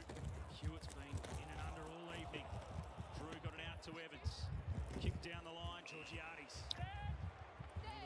Jeez, you can't kick it to yourself. That was set up with that short kick. Oh no. Look out. Mr. Sopoulos was set up with the kick. Now it's Hayward. High ball. Long ball back inside. Hallelujah. Is there to swallow. 50. The first 3 or 4 have gone in exactly the opposite to what they were going in before in the first half, lowering their eyes. I reckon they're going to world record pace in that first half. There's all precision in the first half inside 50. A couple in here. Now I touched that on the way through. It'll be a last disposal free kick. Put on the line. Possession back to Carlton. Remember they were the 16th best in the up until this part of the year at getting goals per inside 50, and tonight they've been going at the best in the comp. So it was a big turnaround. Florent into the pocket. Mackay. Good, Aaliyah. Away by Aaliyah. Chera. Flick the handball up. Pit net. Mackay run down. Oh. Great tackle from Burgoyne. How do you get rid of it? Attempted goal. Dropped it. Hold the ball. Boys a little slow to get back to their feet. Call it, mate. Whitlock presenting. Walsh. Some heavy pressure from Richards. Did Harry Mackay get rid of that ball down there? Or? Holding the ball, mate. The crowd would certainly think he didn't. He wasn't going to tell them. Different rules for different clubs. Sweet to get the free. He was handballing to the umpire. Wasn't Peter Carey out there trying to take a mark, I don't think. As they roll it forward. Give. Butters looks inboard. That kick sideways. Oh. Was the target. Spills towards his feet again. Hayward. Did he dive on? And the ball. It's going to be a ball up. Going to, buddy. Byrne, I reckon, that was coming back with the flight on that time. Thank you. Come straight back. Guys, don't go behind me. Ollie, clear out. Don't go behind that. Sweet. Got a hand to it. Francis. Guys, stay out from behind Very me, unusual please. for Ollie Wines to have one disposal to half-time, Ken. Yeah, it is. Look, you could expect Ollie to find it obviously a lot more in the What's he second half. doing? He'll be looking for that himself. 3 tackles, but yeah, just the one disposal in the first half. Here he is. Wines, who's after it here on cue, and he's Oh. tackled to the turf. Must have got a handball away. So he slammed down. This took too long, and they lost control of the Sharon as a result. Now with Kemp. Up the line. McGovern on the lead. He's always looked like a natural forward, I reckon, McGovern. Oh, he's a swing man. Back to his days at the Crows. Highly talented. Plenty of goals. And he's playing here in South Australia. High ball goes in. And Evans out the back off hands. Looks like Drew might be going to Cripps in that last little battle, so they needed to slow him down, so it might be the one who's assigned to him. Yep, he's certainly given him some closer attention than he was in the first half. Score added yet in this third quarter. Burn Jones, just a quick turn and kick at halfback. Georgiades couldn't hang on. Smith quickly to Hayward. Over the top to Dean with a handball inside 50. Young looks up with a high up and under kick into the hot spot. Who's going to fly? McGovern was there. Got it again at ground level. The recovery was good. But back on the goal. Oh, hey. Got to go back around the post here, Evans. Yeah, and for a player of McGovern's quality there, he should have kicked that goal. They've had 8 inside 50s now that haven't even scored. How's it going, mate? Enough on that kick to get it over the top. Dean. Oh, Dean. They're being locked in their forward half, and a good entry kick. Smith chipped in front. He took it. He's a smooth mover, but he couldn't finish. The excitement got him, the young player. And only his first year of playing at AFL level. His second year on the list, but his first year of actually playing, he'll learn from that, I'm sure. The score of this third quarter is a behind. Oh, yeah? Georgia. Oh! Massive leap. Just couldn't hang on. Oh, my God. That would have been spectacular. Oh, my God. Almighty rise, but just couldn't hang on to it. We know he's capable of it. Have a look. Worth another look. What a ruckman too. What a sit. He jumped over him. Does have some good hops, Mitch. He can get going. He has taken Mark of the Year once before, I think, over in Optus. Now it's with Chera. Racking up the inside 50s. Oh, that's 50. Turn the Blues. They lower the vision. Mackay on the lead. At the spill. Young trying to rove. They've got some numbers. Where? Farrell. Turner's some trouble. Sweet, the big ruckman out. Sweetie. And he goes with an aggressive kick through the Oh! middle. Francis What do you mean? will get the free. Big ruckman, I tell you. What? Coaches generally don't enjoy that happening, Ken. Oh, well, it's just He jumped, turned, that ball use. and hit the ball. Kick straight up the corridor. What are you calling? That was the free against Horn. Why is it a free? Again, another inside 50 Absolute cheat. in this quarter. Brother. Ball in, looking for the leapers. Pitnet, Mackay, they almost sport each other. Where? High free. There's the even up. Locals feeling a little aggrieved. Trying to will their side to lift into the contest. It's a 36-point lead to the Blues. And some stagnant footy so far. Trying to get moving, Yardapuldi. Berry. High ball. Great kick. McKinlay Oh. was there. Blues had the extra numbers. Haynes. Oh. Desperation. He's McKinlay. quick. And Atsisopoulos was in the goal square, but they just couldn't find it to him. The Blues Oh. were a little dangerously back there, but they worked the numbers. Oh. Wilson out of defence, a steady kick, and they find Kemp. He does move good, doesn't he, Wilson? He's a nice mover and a good user. McKinley needs to go for goal. Oh, just one handball away there from the goal from the goal line. Wilson turns this one over. As we jinx him again. Aaliyah goes forward. McKinlay is going to roll around and send it to the hot spot. It's a poor kick. There's all the Blues back there. Dirksen over to intercept. And now Carlton want to run it. Walsh has done plenty of that tonight. Chera. Newman took the contact, goal. got the handball away. Evans looks inside. Ainsworth had to go. Oh. Drew went the other way. Ainsworth recovered brilliantly. Chera, handball to himself. No, threw it to himself. Oh. He's a bit unlucky. I thought he got away with that. It looked like it. Cheras. I don't know about Cherubim. He just does some stupid shit. All the potential just fucks up. His disposal's terrible.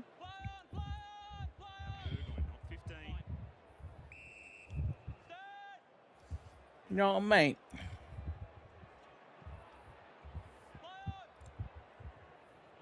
High ball in. Horn Francis. Oh. Looked the most likely.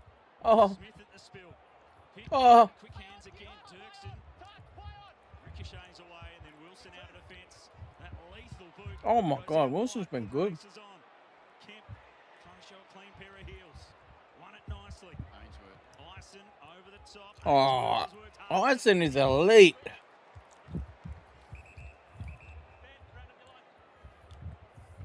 Terrific ball movement again from Carlton. Wilson at halfback. Ison's skills are so good. What's this? Isn't he left footer? Ainsworth sees the lead to the pocket. Cripps. Well, he put the perfect amount of flight on it just to get it over the top of Aaliyah there. Anything less and Aaliyah would have cut that off. What is important is the ability of Cripps to go to that spot with Drew on him, because that's not Drew his favourite spot, obviously, to defend last line defender. So Cripps takes him there, and he's now got to make sure he puts the finish on the ball. Taking the tagger to the goal square. Oh, what are you doing? Just kick a drop punt. The scoreboard. Patrick Cripps, disposal 21 for his second goal. Left foot snap. Kick a drop punt, bro. Put that away, Patrick. That's two left foot Perhaps you've missed tonight. He's kicked 1 goal, 2 now. Yeah, I'd put it away too. It just doesn't look strong enough on that side that far out. They get it, 5 or 6 metres out, not that far. The accurate start, being eroded away a touch. Yeah, they could have put Port Adelaide absolutely Mm. on toast by now with 12 inside 50s, but the door's still Oh. open. They win it back again. McGovern playing so much confidence all of a sudden. Carlton, long ball in. Kemp almost Oh. there. Hits the behind post for a boundary throw in. I think we jinxed them at half-time, Ken, saying their retention, their kicks inside the forward 50. I think you Yes, jinxed it. maybe I did. Yeah, I think that's okay. 13 entries to 5 for 2 points. So in the first half, 4 out of 10, or a bit better than 4 out of 10, 4.3 We had out 8 of goals. 10. That's right, they would have get another 5 or so this quarter. 13 inside 50s. Ainsworth, who's almost storming past them.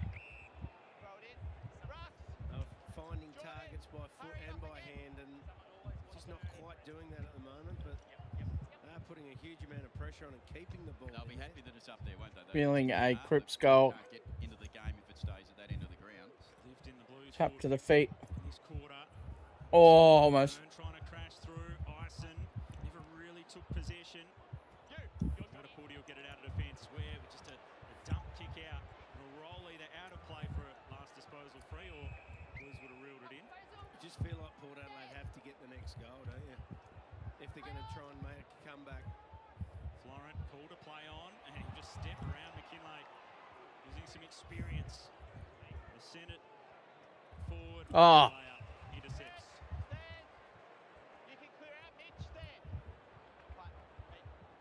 He said he could clear out Mitch. Who's one on the mark? On the mark, and the other one cleared out.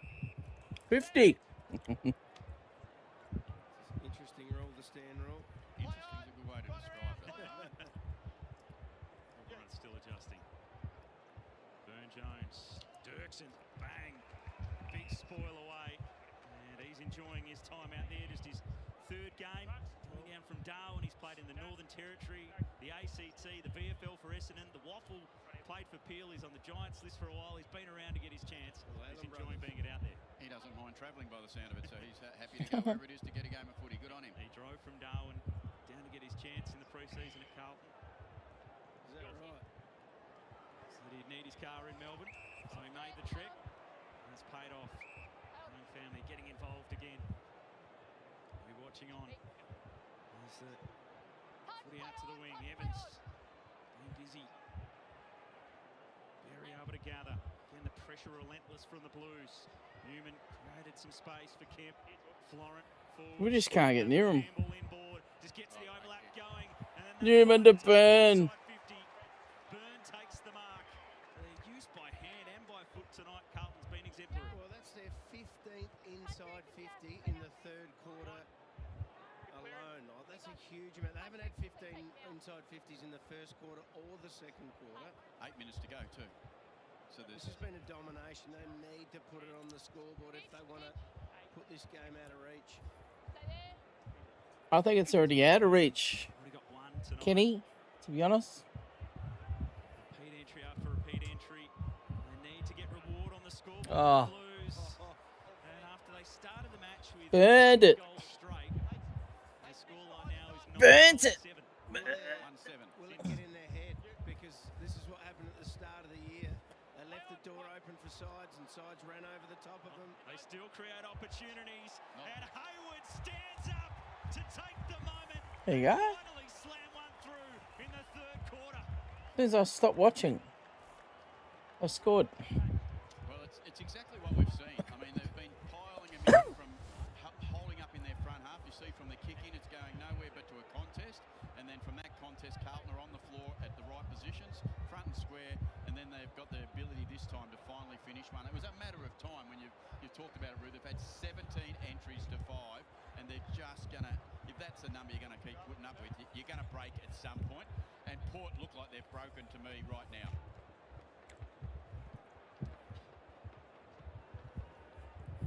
This is Port's worst game for a while, and I would suggest it's Carlton's best game for a while. Yes, it's a bit of that.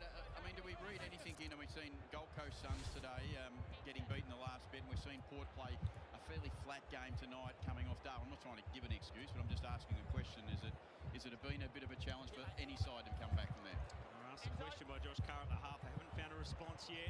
Kick goes Ah. inside. Durden, who almost claimed the mark in the end. Moraes puts it on the boot. Goes wide. I think you can ask the question for that. The Gold Coast were good for 3 quarters, and maybe it hit them late like it did in that game against Port. But Port were only up there for 5 days, and I don't think you can justify the first half flatness, but maybe you can, who knows.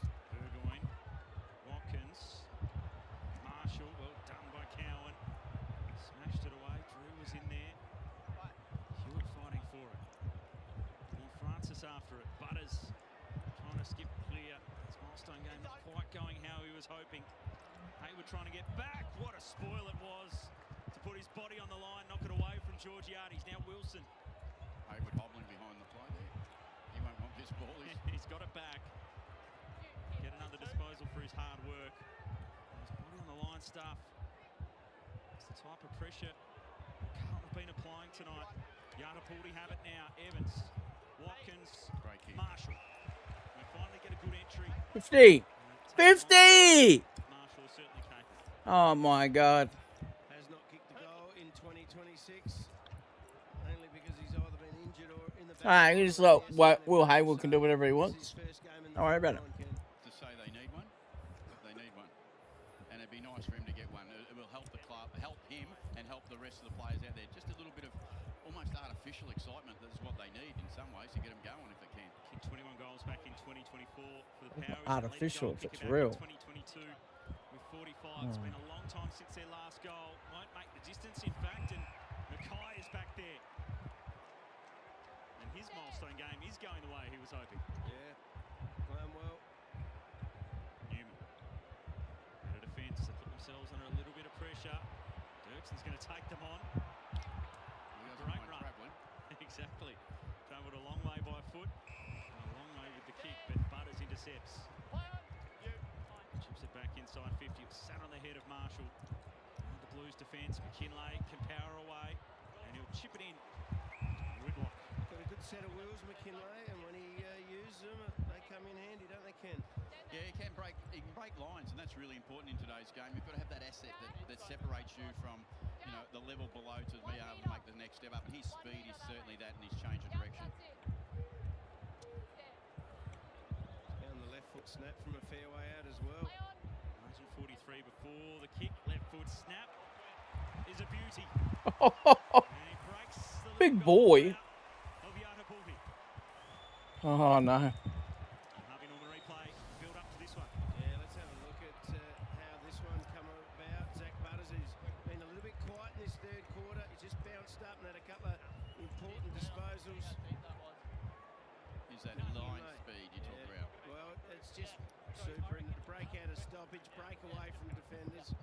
And that's a classy kick from a young fella. He looked like he knew what he was doing. And put it straight through. Yeah, he's a real positive for Just this one. year, and at the back end of last year, he certainly showed some really exciting stuff. And he has got that finish, as I said, the long kick from out of half-forward flank. He's quite a good finisher, and he knows exactly what he's trying to do. Coached by the same goal-kicking coach that probably is coaching Mitch Georgiades. Back in the middle. Wine's got a handball out to Sweet. To Jace. Tumbling ball forward. Wilson trying to take it. Can't break the tackle. Under some pressure. That goal's maybe just given a little lift. Anastasopoulos. And it's wide. To Richards. I'd like to get another 1 or 2 by 3/4 time. Kick in the hot spot. 30 metres out. Hot spot. Blues have had their issues in that department this season as the ball goes long. They'll come off the boundary umpire. It was heading out of play. At the post. Wrestling in this quarter in terms of the scoring. Blues have had a lot of forward territory. You can see the percentages of goals inside 50 right down for both teams in this term. Slapped away. Watkins, a half chance. Oh. Misjudged in the end. And there by Cowan, the footy stays in the field of play. And if Sharon can bounce. Oh. It tumbles its way out to half back. Tough one for Mackay to Oh. take, but a quick give. Oh, come on. To Chera. Up the line, a very open forward. Oh, come on. If they can move it quickly. Gee, that was a good kick. Kemp to Ison. Over the top, they continue to build. Hayward No. On the run. Young can just size them up. Oh. Misses. What was he doing? He had options. That was, you cannot excuse that. He had to have seen him, chose not to go to him, and made a bad mistake, the young fella. Yeah, young by name, young by nature, and the way he's played the game is he's just honestly made a purely simple mistake that he wish he had his time again. Do the easy things. First game of the season. Oh. How many lessons do you reckon he needs it like that? Radigalia. I reckon if you've played footy up until now, you've seen that enough times to pick the easy option. Down the line, Durden. He'll take it now. It's an open forward line. A chance for Georgiades. Dean battled hard to the front to spoil it. And a second effort to knock it away. McKinlay, they've got the extra here, the power. Horn Francis didn't pull the trigger because he had Sweet standing inside 50. Just put it in. Really big price now that he misses that. Horn Francis, just shoot it, mate. Goes all the way up the other end, and we've got a Take your shot, bro. 40 metres out. He played a lot of footy to get to AFL footy, and even when you go to AFL footy, the one thing you want to do is be liked, and you want to, if anything, team first is what you're saying, I reckon, isn't it? Yeah. 4 goals this season. He's equalled his mark of his last 2 years with 4 goals. Jordan Sweet, you love it here. Oh, God. To the right. Hasn't been a highlight quarter, has it, so far? Thank you. Walsh trying to get back out there. A couple of minutes to go. Inside 50s in the quarter, but neither side really able to take their opportunity. Carlton have dominated, really. It's been incredible. Not further in front. Whoa! Not buying any of that step. Lays a big tackle. Oh, 50. 50. Hello, umpire. You can just drag someone to the ground. That's 50. So good out of the back half. Young players making mistakes at both ends for the Blues. You can't just drag Georgiades to the ground. Still going on. If Port turn it over here, they'll be furious. Durden's just going to take the kick with all the chaos around him, and he slots it against his former side, and it's on.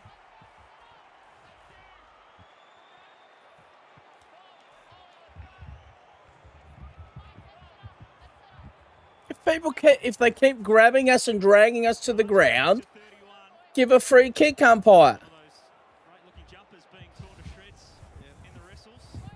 Great tackle by Durden. He just grabbed hold of his jumper, got him cold. I reckon the second part of that all broke out because of Sam Walsh. He comes on the ground and he runs straight to Georgiades and makes a point of letting him know that he was unhappy with what happened. I'm not quite sure that that's a smart. What's it got to do with Georgiades? It should have been 50. It should have been another free kick. Yeah, which is, again, not a very smart thing to do because you've got the ball and you're desperate for a goal. Durden with the goal, margin back to 31. Game on. Sweet. Slaps it down. Cripps in there. Power of lifted. Richards scrubs on forward. Durden couldn't quite take it, trying to back out of trouble. Goal here would be very interesting, wouldn't it? Carlton's minds would be playing some funny tricks. Yeah, I think their minds would already be started thinking about what if. All of a sudden, the legs are feeling a bit fresher for the power. They've got some energy around the footy as Horn Francis breaks a tackle. He took a bounce, had it an awfully long time. Allowed to play. Ison. That's holding the ball if he's bounced it. Worth was in there. Wines getting in. Quick kick by Drew. Walsh lays a tackle. Hewitt's down there. He shit himself. 40 seconds remaining in this third term. Hewitt shit himself. Dropped off in this quarter, which is only down to 1.5. Who said it was 14th v 16th and nothing to play for? They're having a crack, both sides. Throwing themselves in. Power lifting late on in this quarter. Durden. You can't tackle someone going for a mark. Come on, man. Oh, I'm going for a mark. I'm getting tackled as I'm going for a mark. It's a free kick. Blues have had so many opportunities to put the game Fucking away in this term. dumb cunt. Call the fucking free. Francis' kick smothered away. Evans is a long kick. He gives it a roost from outside 50. Oh. On the line. And McGovern's gone back to help. The swingman for the Blues. Forward most of the night in their time of need late on in the third.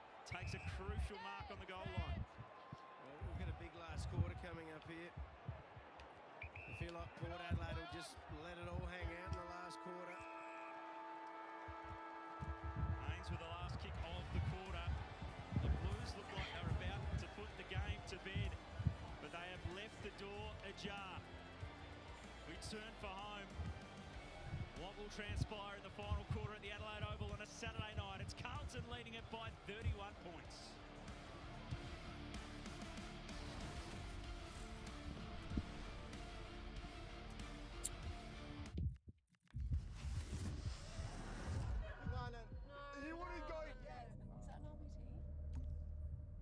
Sir, your drug wipes returned a positive result to cocaine. Oh no! Hey Cam, you could say that future AFL stars are made by fans like us. You totally could. This bloke does not miss. Yui, official partner of footy fans. Masters of the universe. This is my home. I'm gonna fight for it. I need every man, woman, or whatever that is. Oh. You may have the power, but you're too scared to use it. I know how to use it. Masters of the Universe in cinemas June 4.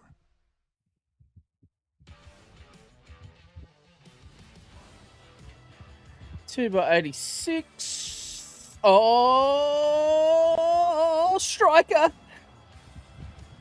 I don't know where that is. Trindle. They could have made it round. Instead, they made a swinging pendulum of luck. Ossiman. I got Thiago and Ossiman. Was Ossiman a... Oh. When the bounce serves you a clanger, Not bad, not bad. Highlights presented 96 finishing. Ooh. Coming up, but yet to kick a goal in this Nice. quarter. We are 14 minutes in. I'm just going to loop it up and hope that a Tiger. He's been the king of the year tonight. Oh, for Richo. Leaping for joy, the high watermark of the night. What about the hang time?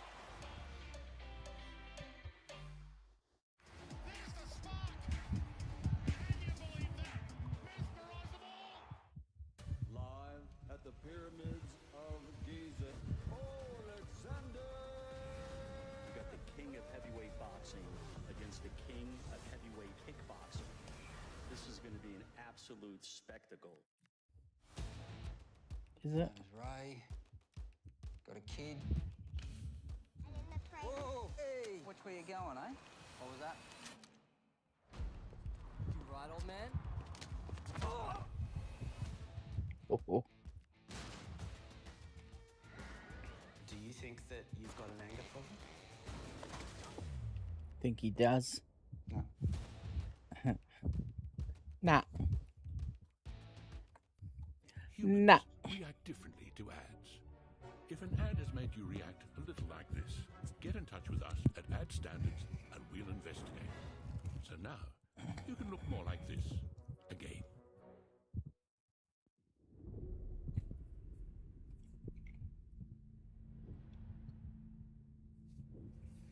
Ba-da-ba-da-ba-da-ba-ba-da-ba. Quarter to go at the Adelaide Oval. The Blues look like they're out to a match-winning lead, but the momentum just started to shift a touch towards the back end of that third term. Still a 31-point margin, but the Power slipping a chance to get back into it. Josh Fraser with plenty to discuss with his troops as we get down to Nick Del Santo. Thanks, Paps. What felt like was a quarter dominated by the Blues. It actually equalled out roughly towards the end with the inside 50 count. But what I loved early was the opportunities that the Blues were creating, but their inability to score, unfortunately, became behind. And they eventually just weighted numbers. It was just forced that it had to eventually occur. And it was Will Haywood as this long down the line from a kick out. It was just the shape at ground level. So the players in ground level positions, it was Haywood that went up for the attempted mark or spoil. And then finally they get some reward for that dominance. This last quarter, there's a lot on the line. You're right, boys. I heard you during that quarter. You could just sense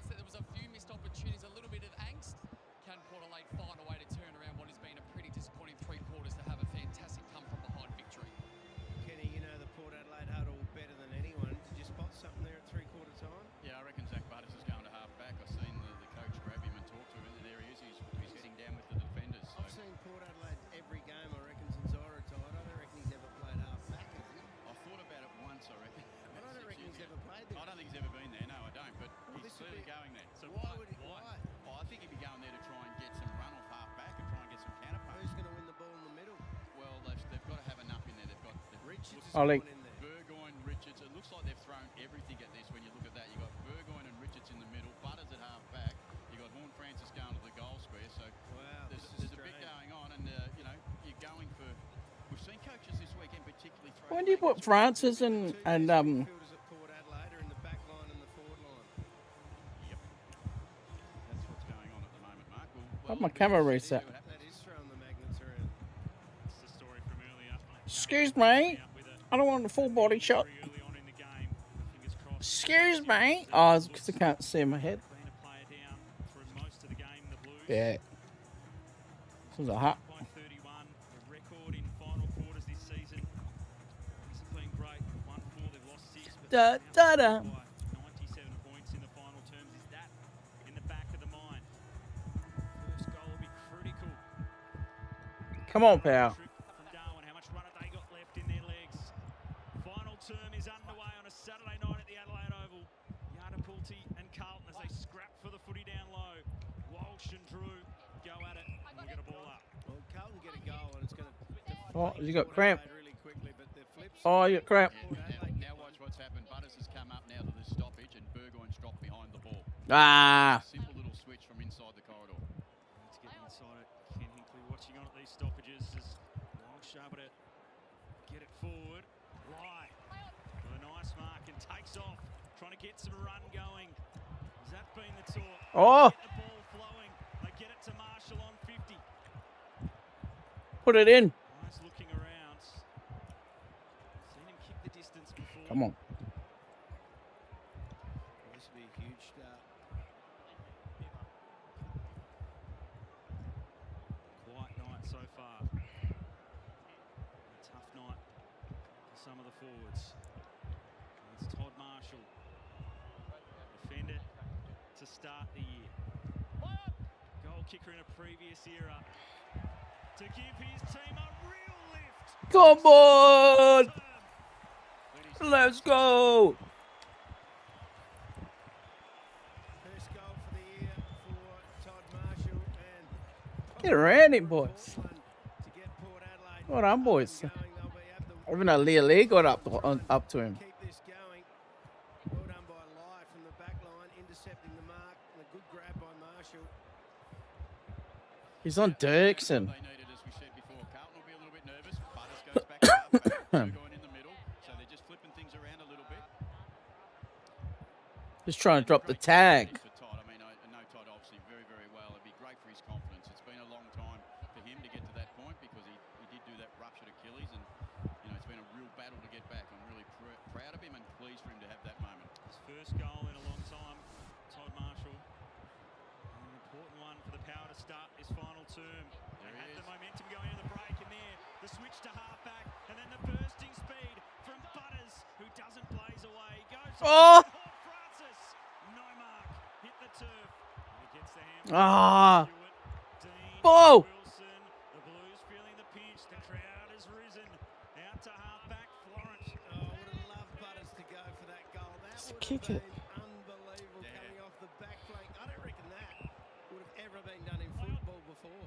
It was a good little play. It would have been nice for him to, as you said, go for the goal. It's going at such speed. McGovern up the line. Power at the spill. Lie with another important moment. Tackle, kept it in. Burgoyne cleverly walked himself over the boundary line as he looked like he was trying to keep it in play. I don't think there's a half-back flanker that's run straight through the centre, grabbed the ball, had 2 or 3 bounces and kicked a goal. That would have been a talking point forever. Well, it's a good little tactic to free Zach up because it stops Hewitt now. He's back around the ball again now as we see, and Burgoyne's back behind the ball. Knocked down by Sweet. Others went through. Chera won the football. Hewitt. Walsh. How can Carlton respond? Kick into the pocket. Mackay has got it. Oh, God. That's a big contested mark. 1-on-1 with Aaliyah. Tough angle, but a big grab. Yeah. So the question you ask, if you're Port, you ask the Carlton forwards, do you want to stay with Zach Buttles or you want to let him run from half back so you can actually cause them some concern from that position? Yeah, now a very tough kick. Will he do the left foot banana or is he going to try and do a right leg? Right foot looks like he's going on his right. In game 150, Harry Mackay near side. What was it? 8 straight. Now it's 2 goals, 9. since then. Keeping the door open. 6 and 9. 26-point margin. Out of the back line again, Butters. Up the line, punched by Haynes. Oh, there's no one there. It'll sit up for Smith. Took the contact, got it over the top. Evans, left foot snap, curling back. In the back. The Blues find the goal they were searching for. Oh, his body. A real steadier. The X-Power. Against his former team provides it. Revenge game. A moment where the ball comes out of half-back. You see the turnover that comes, and then Frank's good enough to kick it on his left and snap a goal. He'd be pretty happy about that moment, I'm sure, especially here at Adelaide Oval when he's played a lot of football against a lot of the boys out here. So the turnover come from the kick from Zach Butters into this corridor a little bit more, and the contest wasn't strong enough there. Played a pretty good game. Frankie Evans had a big first quarter and a very important goal just to steady the ship at the moment. Still get it for Port Adelaide if they do everything right, but maybe one more goal for Carlton will put it out of reach. Yeah, Frank's had 18. He had 16 at half-time, didn't he? So he's only had 2 touches in that third quarter. Hadn't kicked a goal the last couple of weeks. What a time to produce one. As Smith out of the middle, Mackay. Oh. And again out of the centre, the Blues punish. This will make it very hard now. You backing him off through? Yeah, I think he'll kick this one. The pressure's off. Good work by Smith. Got great fast feet. I love the way he moves. And his agility in tight. Something that Carlton need to add to that midfield group. On the boot of Harry Mackay. Couple of behinds tonight. From the paint of 50. In game 150. Harry Mackay slams it through. Trying to slam the door shut on the power. Good response, Carlton. Very good response. Great kick. Let's have a look at how it happened. Just holding his ground as a Drew. stopper. And as soon as he saw it went to the right, he took off and used his speed against Drew. Beautiful kick to Harry Mackay. Let's have a look. See him from behind. Why are we showing so many replays of the centre bounce? What the fuck? Bunnings build up brilliant there from the Blues. Never show that 3 or 4 times. Their third goal from centre bounce, which is a really telling. I mean, we know Carlton's ability in stoppages, but centre bounce goals really, really valuable. Opens up a handy lead again now, and they probably now from here they should be able to play this out strongly. Butters and Horn Francis are in the centre square now. Back out to 38 points. Saul Francis out of the middle. Power trying to go back the other way. Whitlock Oh, in the hand. come on. From Wilson. Get it back to Dirksen. Wide to Evans. Chop in the arms. Across the back of the head, did he? He's not happy with the stare down. Yep. Oh my god. Stray arm on the back of the head as he took the mark. 50. Well, fucking Georgiadis gets slammed to the ground and you don't even pay anything. Impressive response from Carlton. Bullshit. Over a number of times this season. The pressure was really mounting from the power. They've hit back with 2 goals just to steady it back Absolute bullshit, umpire. And another 50. It's just a different Carlton. I'm looking at Oh my god. Port of Bellingham in clearance, 33 to 22, but Carlton has scored 6 goals, 6 from intercept, and 5 goals, 3 from stoppage. Port haven't been able to turn any of their stoppage wins into a lot of score other than 1 goal too. So it's just a different game that Carlton are playing. Roo, and you said it early on in the evening, the way they were using the ball. The third quarter lost their way a little bit with use going forward, but they Haven't played one of them all fucking year. The side that, you know, the caretaker coach, second game. Yes, Soji. What up, mate? Might be 4-11. And 2 separate 50-metre penalties. Advancing the footy up the field. And it gives the opportunity to Mitch McGovern. Kick going across the face and just clears the line for a behind. Question?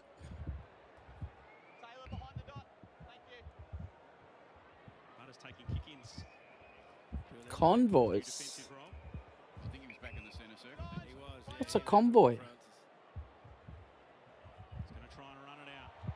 Change of direction and speed. Trying to get the footy moving. Away. Where just telegraphed it. Ah. Touched on the line. Radigalea back there. He'd done all the hard work at Ison. That was clearly touched. Oh, yeah.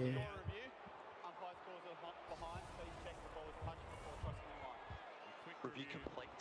Looking at this angle, you can see the ball's touched before crossing the back of the goal line. Decision on the scoreboard. Ison almost had too much time to finish off the goal. Oh, yeah. Radigalea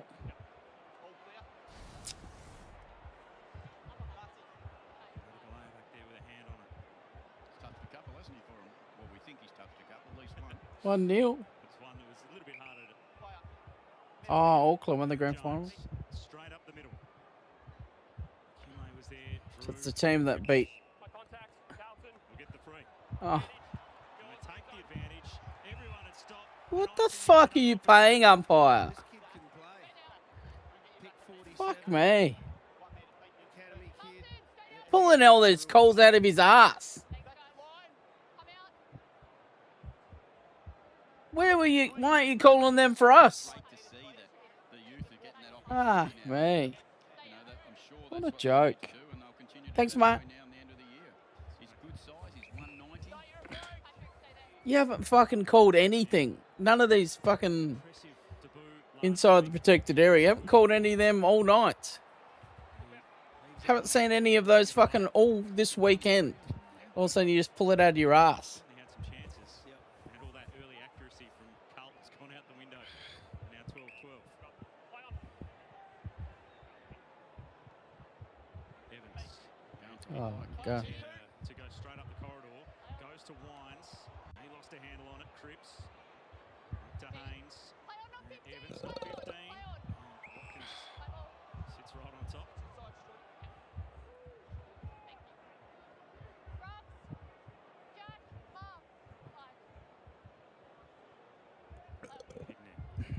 Cripps.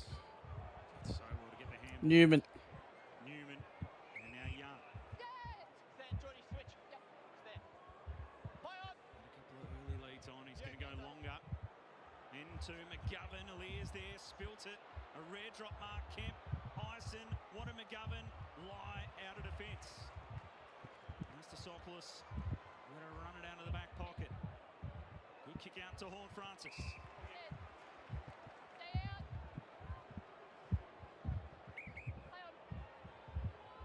Much movement up the field. Going sideways. Richards. Now Butters. Chips it forward and turns it over. Straight down the throat of Haynes. Who are you kicking it to? Coming into 2026, he's played midfield 98.4% of the time.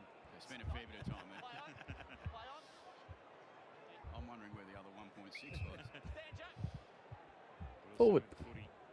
Carlton clearly in no rush. A 41-point lead. 1.3% forward and 0.3% back. Tonight. You happy with that? Bit too much back. Good work on the stats. Very good calculator up here with him. Through the middle of the ground. Had it tough for Haynes. Drew. Watkins. Chipping over the top. Wines trying to stretch for it. Spills back in between he and Dirksen.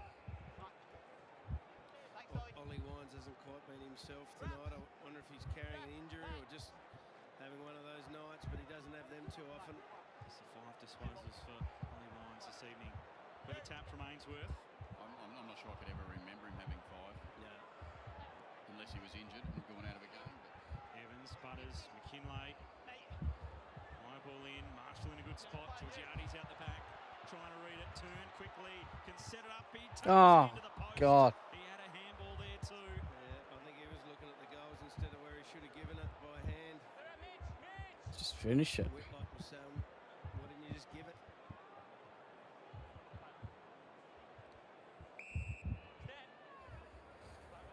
Haynes. Went tough for Ison.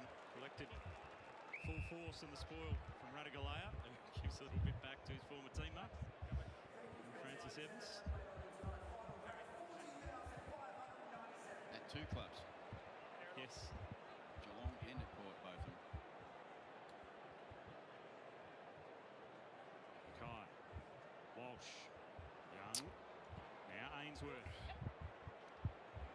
to Kemp. There's no one inside 50 as he marks it, but there's a hard run on from McGovern, who just worked harder than everyone else, sprinting forward. Went past a couple of defenders to get into some space and take them up. He did. He ran past Logan Evans, who didn't turn around or didn't realise he was behind him, but great work ethic. And they're looking like they want to finish this off and make the most of the opportunity. They got to have a bit of fun.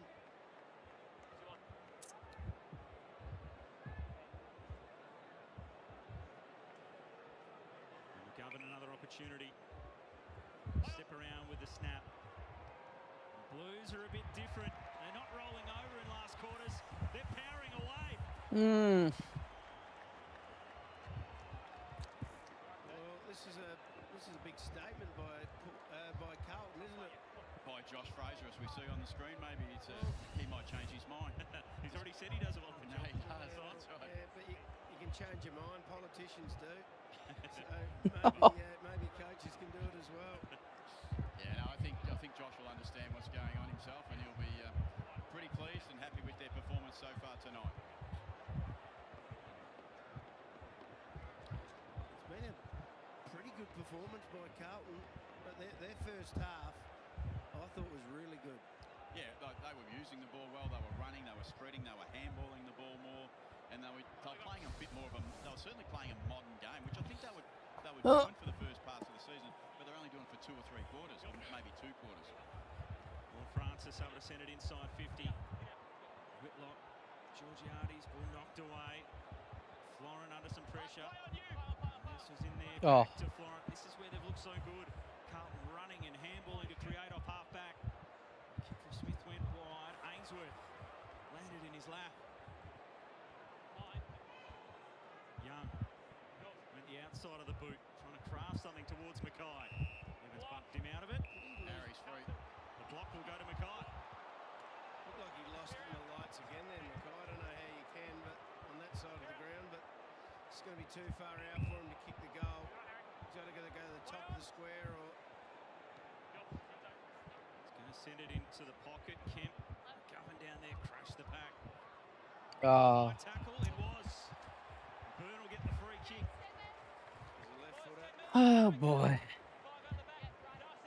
Reasonably easy kick for a lefty. Josh said to us before the game, Mark, that he said that our last 2 weeks haven't been very good. He won't be happy with their 3rd week then. The 3rd week's been a lot worse than the last 2 weeks, I would have thought. Well, they had a shocker in round 1 against North Melbourne, and this is probably second to that. Been close in so many games in recent times without getting the result in the power. And now Carlton are really putting them to the sword. Byrne can't finish it off there, but it's 47 points. Yeah, and they're lucky because it's 5 goals 13 since 8 straight. Been a little bit more wasteful in front of goal since that brilliant start. They've still been able to kick clear. Oh. He showed too much of it to Chera. It's a big contact in the middle of the ground. And a high fend is the call. I think he was a bit unlucky. He did get him high, but he was just in the contest. Mastosopoulos looks like he's okay. Here it is. We'll have a look at it. Nah. More the shoulder, wasn't it? It wasn't a fend off. I think Tommy's not a big, tall fella, so... Larson with a strong tackle, holding the ball. Letting Joe Berry know too. He's got a bit of character about him. Everyone does that these days. I don't know if you need to do it. You've already got the free kick. Just go back and find the right target. And he's smothered off his boot. That stuff's going to happen too, straight after you do it. Larson gets it back. Smith, disposal number 26. In a composed game. Won plenty of it. Why? Towards the 50. Haynes, the intercept. Great take by Haynes, wasn't it? I thought I was going to clear him. Jacks, keep coming out. 8 marks for Nick Haynes on the evening. Back to Dean. A terrific battle with he and Georgiades. That kick though made it tough for Florent at his shoelaces. Squeeze it wide for Chera. Well, they've got the Cats next week. Play on, come round, play on. And then, That'll be a bit harder. yeah, and then they've got Essendon, GWS, the Eagles and Tigers after that. Play on. That's the a run good coming run. up. That's 4 wins for them, isn't it? Have a crack at the Cats, see what they do, and Just then trip over nothing. see if they can continue on their form against the bottom sides. Kyle marking the ball well. With that draw, it's potentially capable of being 6-1 or something like that, isn't it? I know that's a big ask, but that's what it could be. How different life looks in the space of a couple of weeks. Can you train such a game plan change in 2 weeks, Ken? In the middle of a year without a bye? Well, I don't think so, but you can certainly do some adjustments. But what they've changed is the mental fatigue, you know, and the battle that everyone's been trying to play with. Carlton have had this horrible season from the start of the year where they felt all the pressure every week, kept getting bigger and worse. Well, that's been snapped with the coach change and with Michael's decision to walk away. It gives the players a bit of... And Bossy said that when he left, I reckon. He said something along the lines of just to give everyone some clear air. And that's what it's done. Cripps, Chera, up and under, Mackay attacking it, Evans stood underneath it, Butters, Watkins dragged down, tackle from Young, Myson, coughed it up. I have no idea why he's put Butters at halfback. Run and a bounce, Richards trying to pick the right option, slip between a couple of Carlton tacklers, long handball forward, Whitlock, Evans, still building. Ah, what are we doing? Just kick it to Mitch. Worked it so well all the way to that point. Fuck. Why are you doing a forward handball to Tom? Just kick it to Mitch. Newman down the line for Mackay. Mackay with 9 marks. He's had a pretty good night, hasn't he? Enjoy a win in his 150th game. Light. I'm watching a Lear hobble behind the play here too. He looks in a lot of discomfort with his right ankle by the look of it. And trying to come off the ground. Potentially you can see him there and screen. Limping away to the bench. They're not getting a touch worse now for the power. Butters sends it inside 50. Ah. He had the uncontested mark and spilt it. Berry getting onto that left boot, hooking at goalwards, and Whitlock will take the mark. We don't need a Lear injured for the... Yes, we see him on the bench here. They've got a bye next week too, Port Adelaide, so that's going to be handy for them if Lear's a bit injured. Then they play the West Coast Eagles, Sydney, Collingwood, and the showdown in the 3 games after the West Coast Eagles. Whitlock from the square. Here's a late one for Yatabubi. Yeah, well, there's some challenges in that draw for them, obviously, with those 3 out of those 4 games being, you know, pretty good teams they're coming up against us. We see a Lear on the bench. He's just having a little look at looks like his ankle, I think, the way he's hobbling, as we see this goal being set up with a long kick from Joey Berry, who's got great power and speed for an AFL player, I reckon, for his future. There's a lot of positives in Joey Berry, I think, that are still coming, and there's a lot more to still come. So you see him get on this ball and burst, and then hit the target in the goal square. Yeah, Whitlock's had a good game too, I think. 11 disposals, 5 marks, couple of goals. We know how good he's going to be. He's had a good year. Kicked 9 goals through his first 6 games. Jack Whitlock, 2 goals across the last month. He's got 2 goals tonight. Holding Port Adelaide. Now a free kick. No advantage. Vaughan Francis, is it? Yes, it will come back to Vaughan Francis. Who's had 31 now with this one. Kicking efficiency only 48% though. Back 3 metres. Richards, quick short kick. Found the target. Got a Whitlock. So a free kick off the ball. Jordan Sweet in the vicinity. Harry Dean has gone down. And so it'll be a free kick back in the middle for the Blues. Those a mile off the ball. You wouldn't think he'd go down without a reason. He doesn't seem like that sort of bloke. No, I wouldn't have thought. But we will probably see a camera angle at some point, I'm sure. And Sweetie apologised pretty quickly, so I'm assuming he knew he did something wrong. Wilson. Got back from Cowan. Now you'll think about the goals. Here's a lethal kick of the footy. But it's out to the right-hand side from Billy Wilson, searching for the first goal of his career. He's been searching a bit tonight too. Too much pressure again. And leading it by 42 points. That's It's a great chase and tackle, given the scoreline by McGovern to win the footy back for his side. Let's see this free. Well, this will be a difficult kick. He hasn't quite got his. Where's the footage of the free? Left footer. Going to kick from about 53 out. Didn't get time. Too much harder. Mackay. That's Oh. Sure, it even came back into the field of play for a second. Went right around the boundary. Here we go, sweet. Right down. Oh. He slip and. Yeah, I don't think there was a lot of malice at all in it. Just looked like he got it wrong trying to block him. They're again having a little bit of an issue trying to clear it.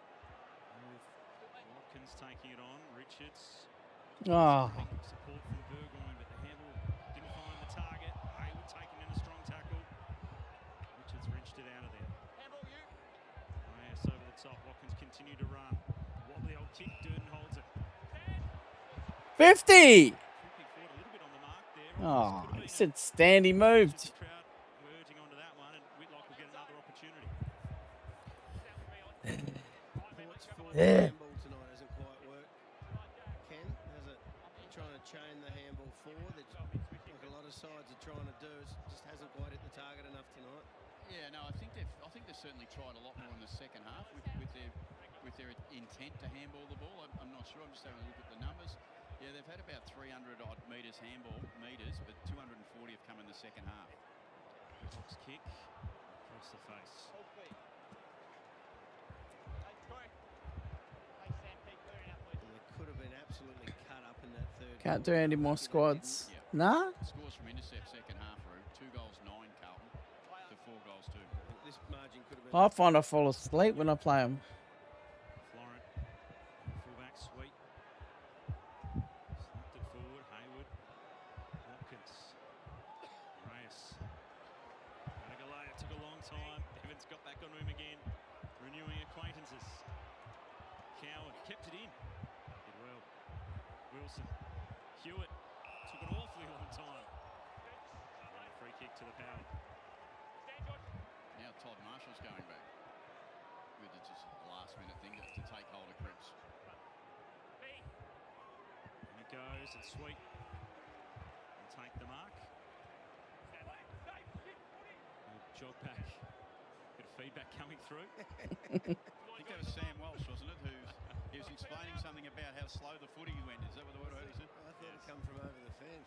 Yeah, no. I think it might have been a little bit of unhappiness coming from one of their leaders. It's late on a Saturday night. There's Sweet. Misses.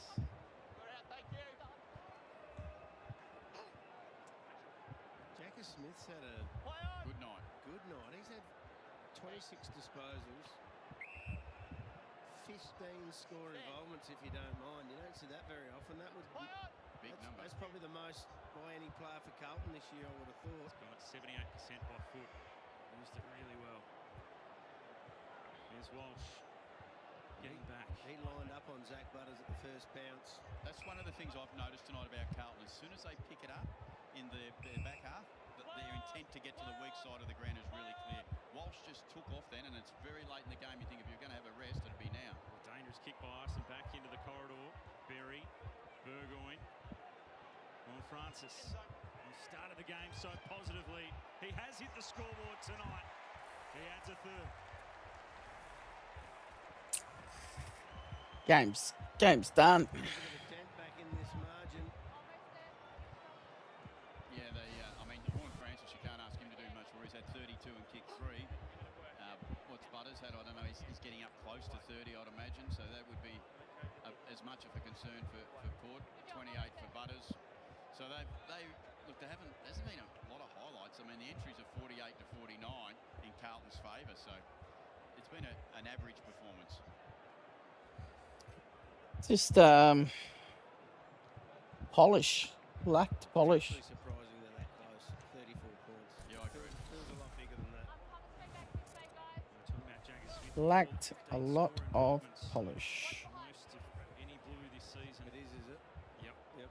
The youngest Carlton player since Adam Bentic in 2005 to have had over 25 disposals and 15 score involvements in a match.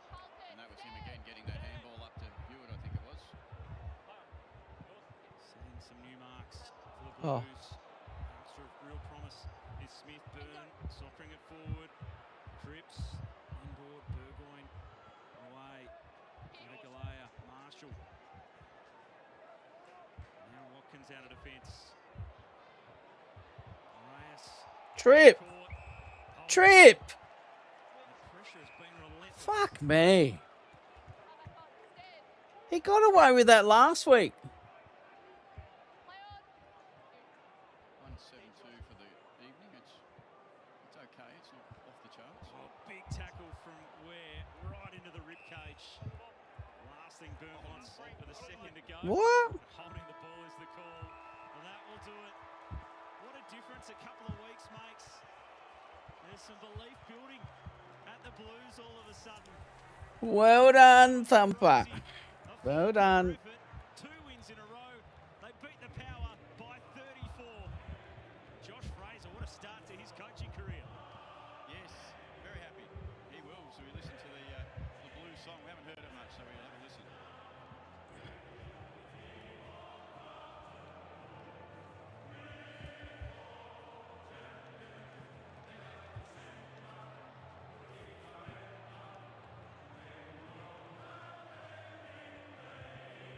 They should have won by 10 goals. 13-14. Fantastic tonight to come over here. I thought Port Adelaide deserved to start favourites. Carlton's back line looked a little bit depleted. Didn't look like they had any key backs with Wiedering out. I thought they wouldn't be able to hold Georgiadis, but to their credit, they were fantastic right from the start. They were very efficient. In fact, they were super efficient in the first Well half. done, mate. Well done. Inside 50, their retention in there, their handball to the body was awesome. Got a little bit wayward in the third quarter, had heaps of opportunities, couldn't put it on the board, but they were far too good for Port Adelaide tonight. Let's go down to Nick Del Santo. Well, Sam, 2 in a row for the first time this year. Just saying, it's fun football. What's changed? Yeah, it is. It's nice getting those end results. I think at the start of the year we're probably shooting ourselves in the foot a bit. A lot of probably fundamentals are letting us down, and I think we've been defending really well at the moment. So we're obviously a long way back, so we just got to keep on getting better every day. We'll talk about that defence. You've held Port to 58, which is the lowest that you've held a team this year. But you've also scored the highest in 92. A nice balance this evening. Yeah, it was good. I thought like our scores per entry, particularly in that first half, is really good, and I think we've got a good balance of hitting up at the leg or getting it in deep, and I think it all comes back from our pressure. If you can get those turnovers, defences aren't set, so yeah, it was a lot to like. That looked like it was 2 features, particularly in that first half, was the pressure to win the football back, but then a significant emphasis on bringing the ball through the middle of the ground. Yeah, we know they're a strong team at contests. That's how they start their game, but thought if we work back hard and then be able to give our first gives, change angles, we can really sort of get it in one-on-one to our forwards. So yeah, it was good fun out there, and hopefully keep building. First win interstate in nearly a year. Was there anything different in the preparation? Yeah, I didn't know that actually. We actually trained at the club before we came over on our captain's run days, but I think probably the thing for us is the groups felt connected, and I know people will probably question that this year, but getting on the road together is always good fun, and always better when you get a win at the end of it. You had a milestone with Harry Mackay tonight, 150 games. I spoke to Josh Fraser before the game. I said, what do you want to see from him? He said, I want to see him compete and run. It looked like he did that. It must have been pleasing to deliver the ball to him when he was in that sort of form. Yeah, he did. That's when H is at his best, and I know we've all seen through the 150 games how good of a player he is, but I think the second ruck's really helped him to get aggressive, follow up his work and get in the play, and then you sort of get your looks up forward too. So I thought our forward line in general has been working really well together. He's leading that. I thought your midfield mix was superb today, led by the skipper in that first half. But how did you see your game? Yeah, Cripper has been unreal the past couple of weeks, particularly. You just know what you're going to get when he's winning the clearance. It makes it easier for us boys, but it's been a joy playing alongside Jagger as well. He's getting a bit more midfield time and his foot skills. But yeah, my own game, I just want to keep on working both ways, and I think that'll give me good looks. And you did that this evening. Congratulations. Thanks, thank you, boy. So Sam Walsh with 28 disposals to his 8 score involvements and a goal as the Power depart. Disappointing loss for them. 4 on the trot now. Well, they're 1 from 7. Yep, really disappointed. They'll be really flat. I mean, seeing Chris Davies down there, he's joined the Carlton team, and he's come back to Adelaide Oval against Port for the first time, and he go off with a bit of a smile on his face. Although he he'd know that the season's been underwhelming until this point. Back down to Nick Del Santo. Well, Harry, congratulations on 150. You must be pleased, not only with your own game, but the way the team played this evening. Absolutely, yeah. I think the last 2 weeks we played some really strong footy, and obviously to come away from home against a pretty solid side and get the 4 points is very pleasing. But I think more so the way we've been playing the last couple of weeks is the best part of it. So yeah, it's really exciting. What's pleased you the most? When you're a forward, you can see the ball and the movement. Has that caught your eye that it's been significantly different? Yeah, we've had a bit more of an emphasis on taking the game on a little bit and not playing as safe. And then also I reckon just our pressure and defence has been really strong. So when you keep the ball in your half, you get more looks, and we've been doing it really well, which has been great. What about your own game? I thought you were superb today, the way you led, the way you moved, and you're marking and kicking a few. You must be pleased. Yeah, it's always nice to get on the end of a few, Del, but to be honest, I think everyone's playing their role really well up forward. Guys are playing great footy, and the last 3 weeks have been fantastic, so that always helps. How do you bottle this feeling? The last fortnight's been fantastic. I was there last weekend as well with the upset win. You've done it again. How do you bottle this and continue this throughout the course of the year? Yeah, I think, as I said before, the way we've been playing is something we can control. Obviously, outcomes you can't, but I think the way we're bringing pressure, the way we're playing for each other, that's the stuff that we can bottle, and I think if we do that more often than not, we'll get the wins. I think it's a fantastic brand of football. Congratulations on 152. Thanks, Dale. Appreciate it, guys. Harry Mackay, game number 150, Coleman medalist from a few years ago. He's plenty. No Xander. He took 9 marks tonight to go along with that 1 goal too that he had. Yeah, I think their biggest things out of tonight for Carlton would be, Wilson, Smith. We talk about these young players that they've brought in. Ison come into the club, Dirksen that we talk about, not as young as such. Harry Dean, he was really, really impressive taking on Georgiades, young and Byrne. I mean, I think that's the change, and that's what, if you're a Carlton fan, the thing you're looking for the most now is you're looking for the opportunities for the young kids to come in and play and then see the promise they bring. I think that's what everyone's asked. What's the Carlton list really like? Well, until we see those young kids play consistently, we're going to continue to ask that question. The list is not very good, but when we see some of them tonight, we go, hang on a second. Some of these kids can actually play a bit. Well, we'll find out next week against Geelong, because they're going pretty well at the moment. Yeah, they'll be knocked off Sydney, knocked off Brisbane. But they get to go there now with a bit of freedom too, though, don't they? They take on Geelong, and I get it. It's not likely, but they go there off the back of 2 wins, better than going there off the back of another couple of losses or bad losses. And the energy in the group going into training, and that would be much, much higher. As I said, the mental release, the mental freedom, some clear space for everyone to operate in. It was what, again, I'll say again, what Vossi said when he left. Give them some clear space, let them get on with trying to improve themselves. And they'll be pretty happy with that now. And as we can see down in the Carlton rooms, there's some people down there that are a bit happier than they were a couple of weeks ago. So Graham Wright and Priestley down there, the chairman and the CEO, and Chris, the footy manager, and Travis Boak down there. Travis Boak, he should be feeling bad. Shouldn't be in there, Travis. No, everyone has a career and everyone moves on to a different phase. And Travis is obviously adding a bit to the leadership of Carlton. He would understand the challenges of being in the poor positions they were in a few weeks back, to also now knowing, and I can just hear him saying, it's never as good or it's never as bad, boys. Just hang in there, be good people, and you'll be okay. Yeah, well, if they play what they did in that first half against Geelong next week, they'll give him a shake. Young Ison, he's enjoying himself, isn't he? Getting around the boundary line. I don't blame him. Two games, 2 wins. What a mate. Oh, he's going. This is easy. It's not 4 shots on goal tonight. Look at him. He's that far away from the rest of his teammates. Yeah. He doesn't know where he is. Yeah. So, and then we've got Florent coming over with him now. So we've got a couple of boys there all waiting for. And we've got Dirksen as well. That's the spirit. He looks like a character. And look down here, Dean. So we're looking around the boundary line. We're seeing the young people sell. Oh, he's very good. You're looking at the young people who are enjoying the moment. People who haven't had many opportunities like Dirksen. As you said, he drove all the way down from Darwin, and he's getting a great reward now. And that's exciting about football. The thing that you love and miss the most is these moments where things do turn around and you get to enjoy that 45 minutes after a good win. They all turned around and realised the rest of the team was waiting at the top of the race to go off. And the Carlton fans have been through a fair bit over the last couple of seasons. And they're pretty happy tonight. Carry him off. Enjoying it. Who's going to lift the big bugger? Get him up. Big Harry. Again, just good to see smiles on some of their blokes' faces, which has been a pretty tough season for them. Well, they've walked down a race a few times where they've got a bit of feedback over the last couple of years. Yeah. This has been much happier. Let me tell you, that is no fun for anyone when you're going down the race to the negative feedback. It's pretty brutal at times this game, and it's good to see people smile. Well, Paddy Cripps, he was awesome in that first quarter. Well done, Skip. Smith, I love him. I just love him right from the start. I loved his junior days. I've seen his tapes, and I just saw this kid's got sideways movement that not many have got. The hype on Jagger Smith's going to go up another notch. And it should, because he's tonight's game. He's pick 3. He'll be a captain too, won't he? Yeah, and they traded up. I think they used 2 picks to get to him. So good on them. That's the courage you need to have to get great players. West Coast pick? Yeah, I think it was the West Coast pick, and they end up going up to pick 3 to get him in, and it looks like a great choice now. They wouldn't have believed their luck getting that pick. No, they wouldn't have. But here we go now. We get to have that moment that you love. Blues by 34 points. Except for that Gatorade shower. He looked like he loved it, Dirksen. He's thirsty. Drove all the way from home. They'll sing this one.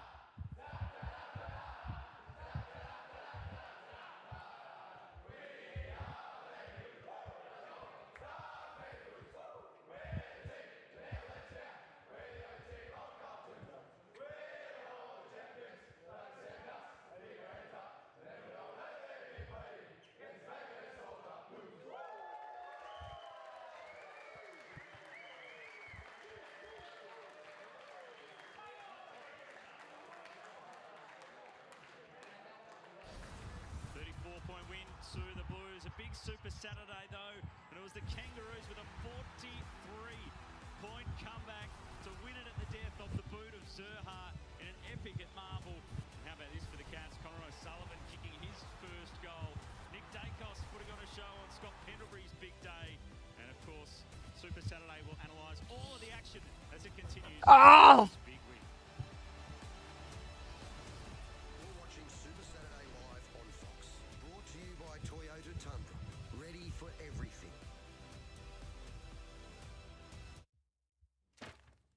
Solo by MYOB tames admin 365 days a year. So you never cram tax again. Do less work with the all-in-one admin app.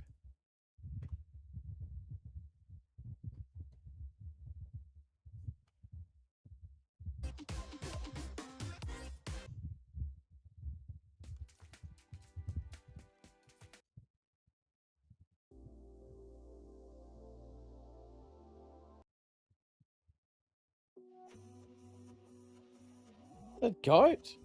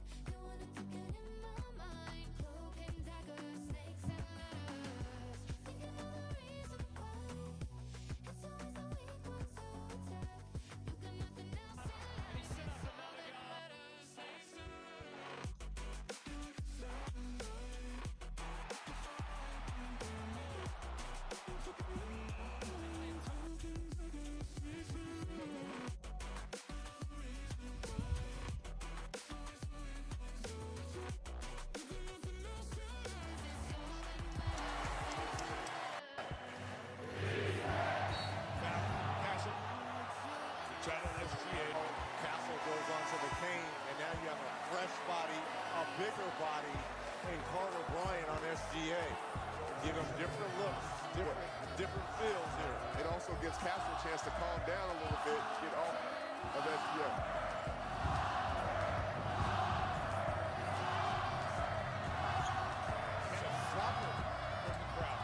Deflected out off Jen Kevin. 8 to shoot. Jalen Williams is down, but John stands there. Well done. Good hands. Solid playoffs. Catching 2 Celtics fan in the house. My man, Jalen Brown jersey. Love it. 8 to shoot. Champagny bowled over Jalen Williams. Could be costing a foul. Pass. Carter Bryant now wants the ball in already. No, we said it on the pass already. Okay. Look at Reyes trying to get some free throws. That would have been Free scores throws. on the score. I know. Scores on the free throws and ball inside out. All things are negotiable. All things are negotiable when you're on the floor. Yeah, they're going to take a look at it. They want to challenge it. Can they challenge it? Courtney Kirkland comes over to talk to Mark Davis first about that. It was Justin Van Dyne who was on the sideline, had the call that the ball was already passed. Allow me to see if it occurs. The ball's not it. Right. See, Jamal? Everything is negotiable. Reyes is a lawyer in this form. Right. Never turned down a free throw, couldn't see. Here you go, see. There's the foul right there. The ball clearly still in the hands of Alex Caruso. So they'll get a shot at the ball.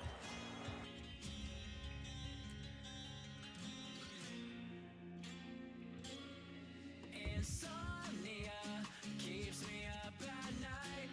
I sleep on the wrong side from what I've seen. You're quite the wandering kind. How long have you known? I've had my eyes on you, seen you in these holes. Darling, break down the wall.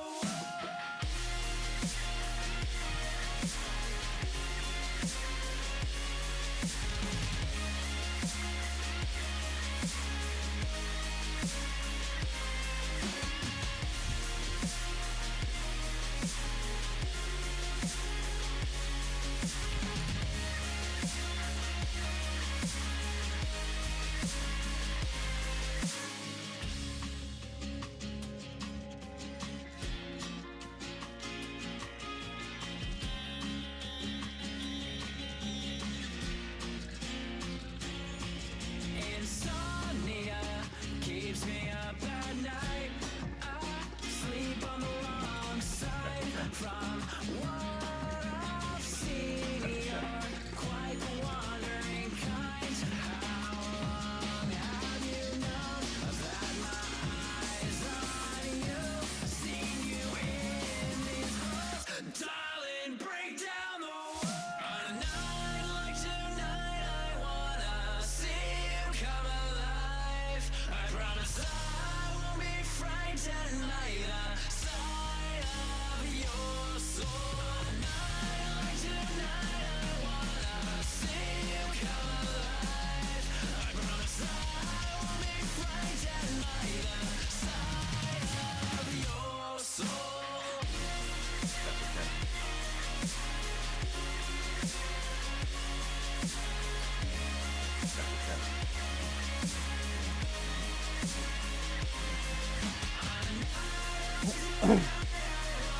Woo! Come on, boys! Come on, boys!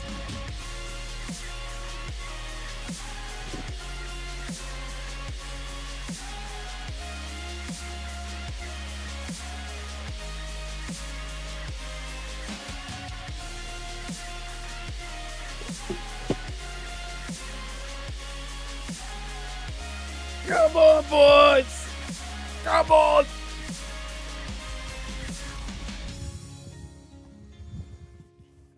Ah!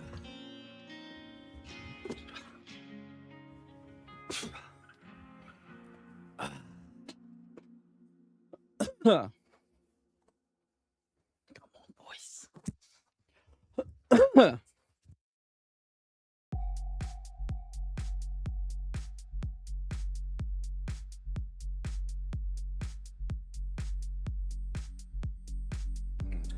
That's a 10.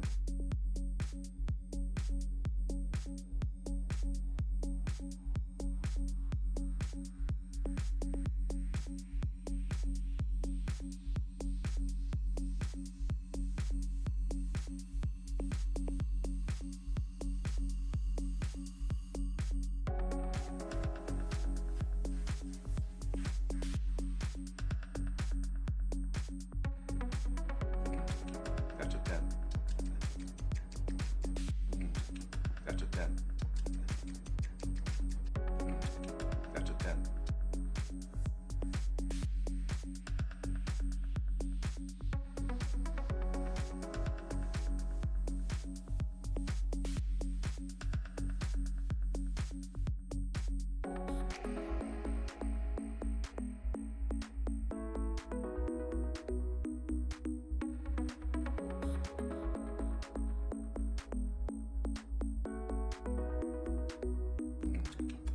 Yeah, boy.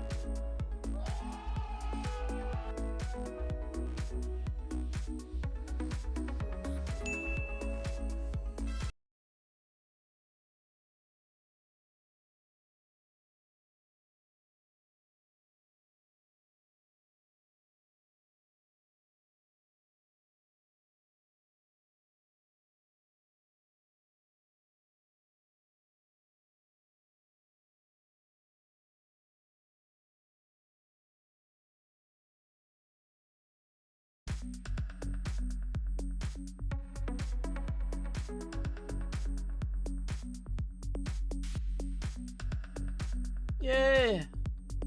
Hello, hello.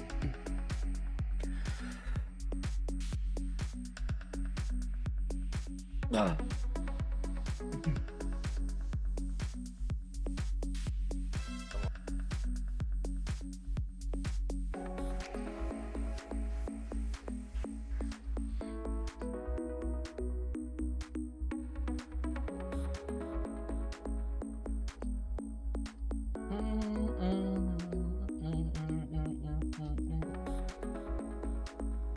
Yeah, no worries, mate.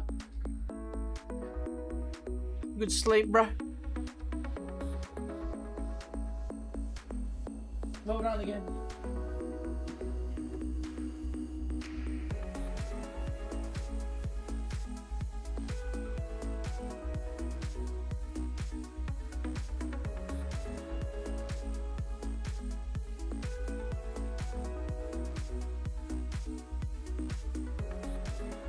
Hola.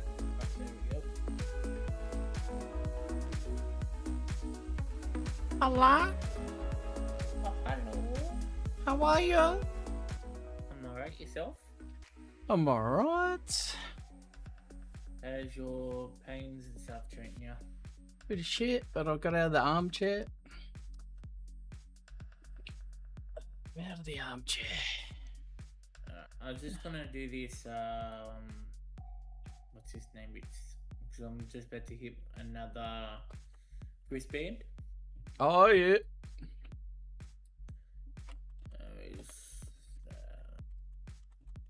Oh, yeah.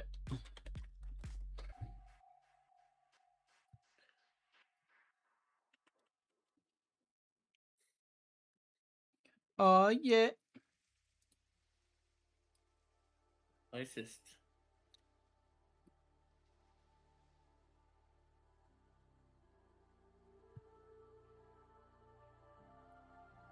Can't be bothered doing the driving. Oh, yeah.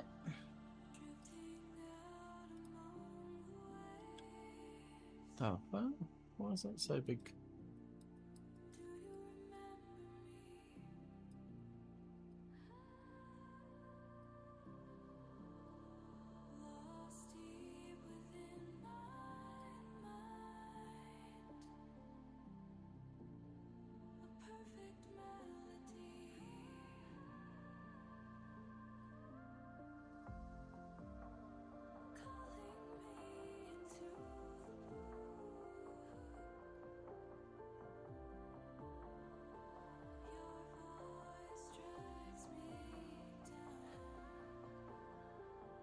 Alright, let's do this. Are you done? No, not yet. Ah.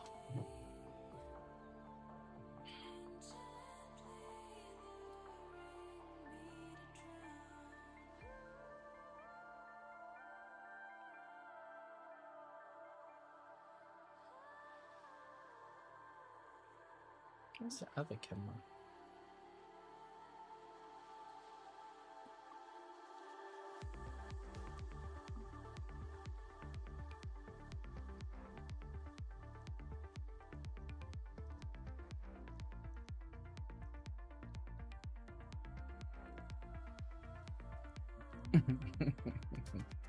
Oh shit.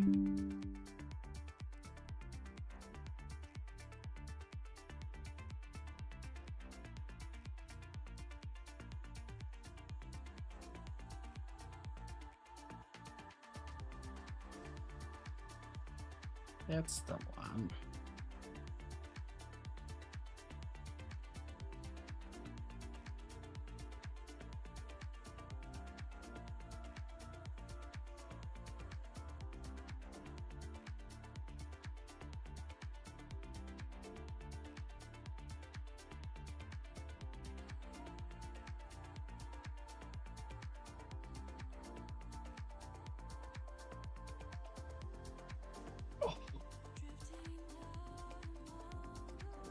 Itu de.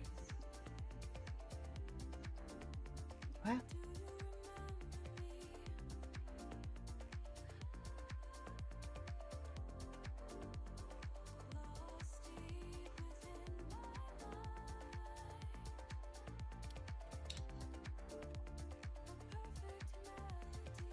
Oh, could get it up on the big screen, eh? Good idea.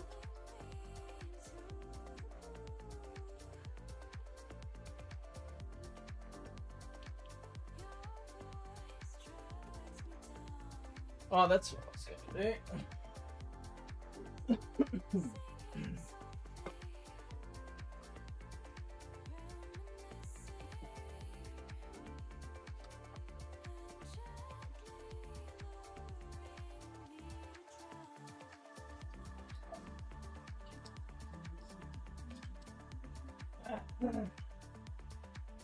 Stodgy, there's more there. I watched your robot video. I was going to comment something, but no. You're too busy watching a robot and you're driving into the walls. I was going to say, Stodgy, stop driving into the walls.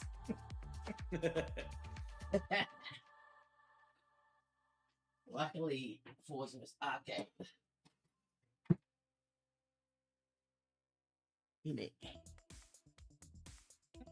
Turn you up, you bit softer than my end. That's because I wasn't talking into the mic.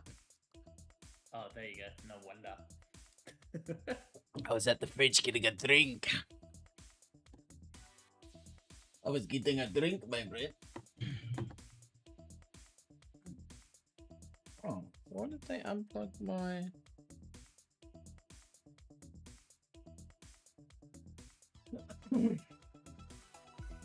unplug my wheel? And finished.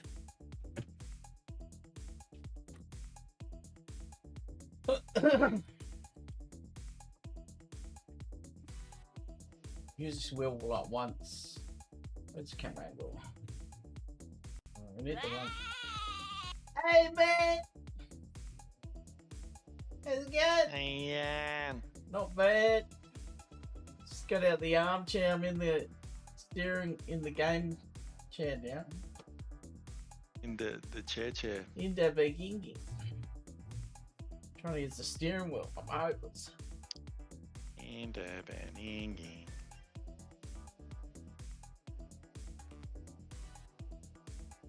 I still haven't found that one road. What One the short. hell? What car am I driving? This is terrible. Oh, silica.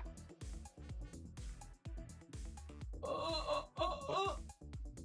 That was silica. Oh. Alright. Control. Big trip. I need to control it. Yeah, that's what I prefer to use. Yes. Oh, hello there. I just noticed. Oh. Hello there. Winning Oh. the cheapest. Retro hot hatch cars. Ooh. So it's got lights on, like what? No, it just would be his computers on or something. Oh. maybe. You know what I mean? Like, Mm. might not actually be online. Oh, oops. What was I looking for? Can't get the third one. Star. Oh, where's the chat? Oh, that's over there. I think there's a car hidden over here somewhere. Oh, yeah? I'm gonna look for that. Are you doing that treasure cards? Are you Waddy? Treasure? Yeah, that's what it said. Treasure cards. Treasure? Oh, what am I moving? Playtime. What the hell? I'm moving something. What am I moving? Over there. Must be over there. Is it over there? What's highlighted?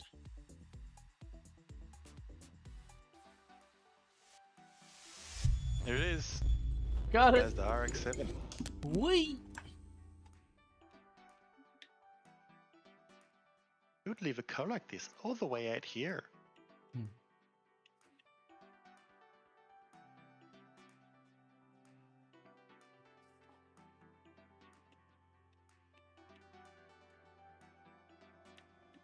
Oh, it's a D car. Wow. So good. You do them up.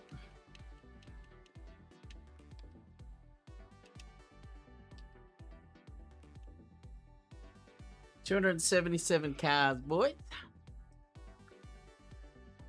Getting there slowly. Oh, I got 60. I've got 34. What? 34 cars. Nice. Where do I start? Sounds so good in the tunnels. Festival stuff too. I was driving around yesterday and all of a sudden I saw like an annoying devil behind me. I'm like, hey, what are you doing? Yeah, I was driving around and I'm like, hey, Just ran into him. Wombat. I think he was looking for the barn find like the same time as I was. Hmm. So I pulled up next to him and it's just like in drone. I'm like, flying around looking for the barn.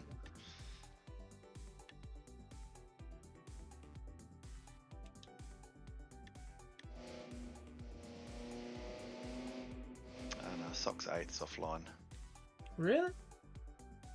Yep. No. That's what it says on mine. Oh. It says friends Says online. It online. says you're online. Yeah, but on mine it says you're offline. Oh yeah, same here. Really? Yep. How do I change up? Boop.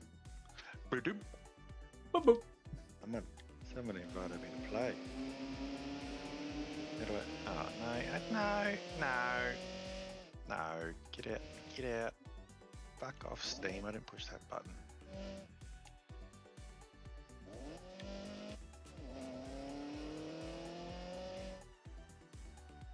Not on my sound. I don't want him.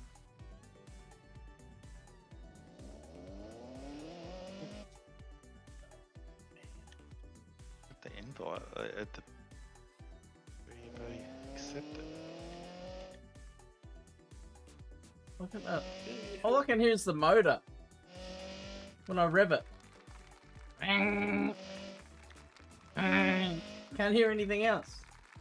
That's so weird. Everyone's clapping. What the fuck? I already said you didn't go. Huh? Already sent me the invite. Just send Wally one. I'm gonna send you one right now too.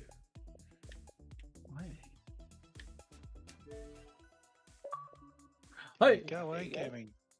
Go pilot. Mine?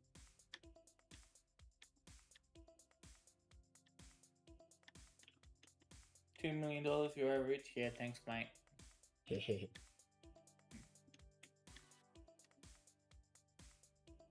Oh, so you joined me. And I think Stodgy tried to invite me. Are you in? Yeah, we're. Oh, really? You're in. Are you Stodgy? Yeah, we're all in. Why doesn't it show like we're in a convoy? It does. You go to convoy 3 of 12. Go back. Across to the left. Don't go into social. Oh. On the left side where social it says social. Convoy. Next to rivals. Oh, yeah! Right in front of my That eyes. Right in front of my eyes. Mm. Oh, let me That get one. let me get a different car out. I was just gonna say you feeling alright with your eyes? Well, been better. Where are you guys? Where is my convoy? Oh, You want to see there's my socks. most expensive one? I used my car voucher for it. I might as well get the most expensive one. What if we all meet up, just fast travel to Horizon, the festival site, and then just go whatever? We just fast travel next to each other. Where do you want to meet? Anywhere? Yeah, just go to the road. Oh. Fast travel. Oh, It doesn't cost anything now as well. Ah. It's Yeah, free. for you guys, right? Free travel. Good. There you are. So this is the what is it called? The 1955 Mercedes Benz 300 SLR. It's worth oh, it's gone down. Ripped off. Got it when it was worth 60 miles an ounce for 57. Yeah, but you bought it for 60. It's only worth 57. Oh. To sell it, you only get 57 for it. It'd be. I don't even know if I can sell it. Got it with the voucher. Maybe. Oh, g'day, mate. It'd be cool if we could like walk around and go on the show rides and stuff.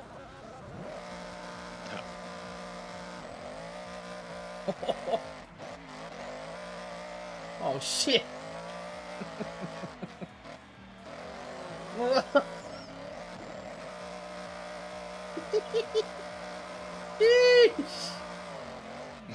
I told you you got lost. I pick up the RX-7 where I just fast travel to I'll just pick it up. Alright then, mate. And when I went to pick it up, it was Pick it up? What do you mean? like where you pick up the RX-7 from. The find? Yeah, that fine he was looking at me. He was like the D-class RX-7. Oh. I was saying, where are you? Yeah. Trying to find Where? it. Yeah. What are the? Alright, we'll go to you. She could zoom out more. Where is he? Oh, chat up.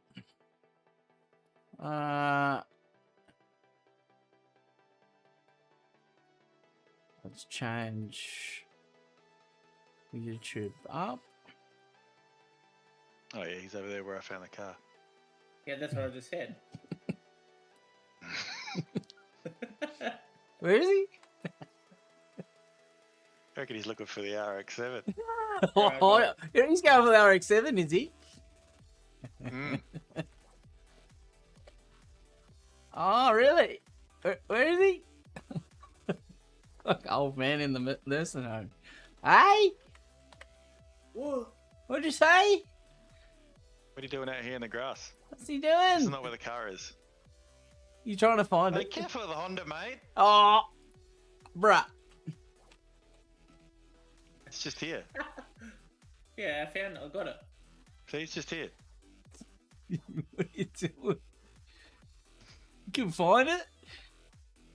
No, I said I He's I gonna passed run. over to him, so I picked it up. He's gonna rage quit. What do you don't have to pick it up. Not like you the other day, mate. They deliver it, mate. You can fast travel everything on this game. You don't even have to drive. Just like bloody Starfield. Oh, I see that planet? You can fast travel there. No, I want to fucking go through the atmosphere and land on it. What do you mean? Oh, look at the cows. What do you mean? You can't even hit the cows. The cows are untouchable. They're pretty nimble. Mm. Then they'll get offended by what noise the cows make, and they'll be like, "Oh, I can't have that either." All right. Oh, I got a skill song on my little buddy Honda hatchback. Dave, Oh. what up, Dave? Oh, where are you? Hey. Oh, where? Oh, there you are, boys. Can I just fast travel to you? Yeah. Yep. So good. Get to your mates quicker.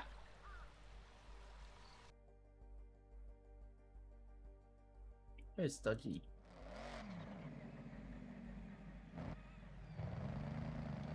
Oh, I just ruined my streak, Stodge. Jeez. Oh my god.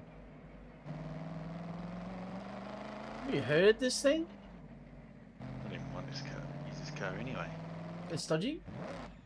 Oh! Just got hit by NPC. Hey, brother! 57 mil for this one. Got it with the vouchers. Got it with the vouchers. You should have vouchers. If you got the premium edition. Oh. Because every time I try to get it, it gets taken back to the Steam store, the storefront page. What? Don't know why it does that. Yeah. Paid extra? No. Oh. Paid 109, didn't you? Yeah, I paid just the standard one. Remember when you wrote the wrong number? I thought you got the same edition as me. He wrote 189. But I'm like, yeah, same as me. What are you talking about? Oh, typo. I'm like, that zero's not even near the 8. I figured the zero. Like, it's not even near the 8. Never near it. I looked on my phone, I looked on the keyboard, and I looked everywhere. I'm like, if it's going to be a typo, it'd be a 9. The Stodge tax. Extra 10 for Stodge. Oh, look. One hand. Oh, it's shit. It's shit that you bloody... The drift stops if you just keep going the same way for so long. You gotta switch sides. Keep going. Stupid. It's not that I'm stopping drifting. I'm still drifting. It's still going. Nah, I've gone that way far enough. Nah, that's not a drift anymore. You're going too far. You get too many skill points too easy.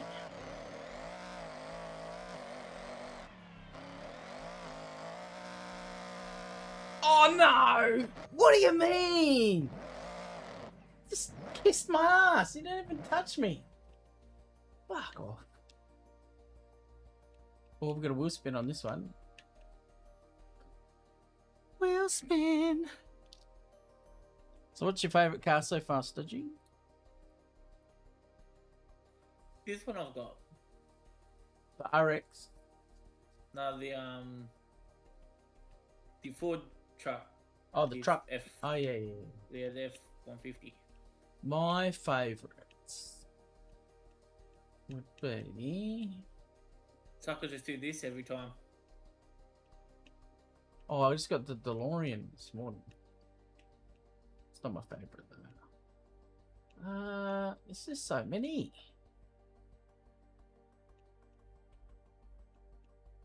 Maybe the Lambo, the special Lambo got. Which one was on the... Oh, the electric Lotus. That sounds like you're taking off on an aeroplane. That's pretty cool. I think I've got like 500 clips that I haven't gone through and posted yet. Oh, when I first started. So I go to edit and I'm like, nah, I'm in too much pain. I can't be fucked. Listen to this thing. Ah! Ready? Ready for takeoff? Ready for takeoff? It's the captain speaking. Are you awake or sleeping on this flight?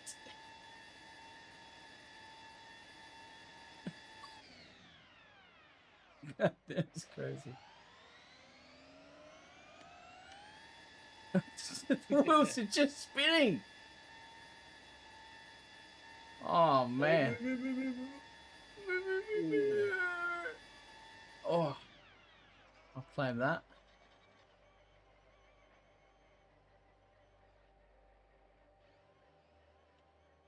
Why is your truck sounding like an electric car? Because it's got a motor and battery pack in Oh, already in it. it's electric. Yeah, so it's because it has electric. Yeah. What's the horn? It's a joystick, isn't it? Did I get rid of my horn? Well, 150,000 credits. Wonder if there is a off-road build for this car. Let's check. Fastest possible. 473.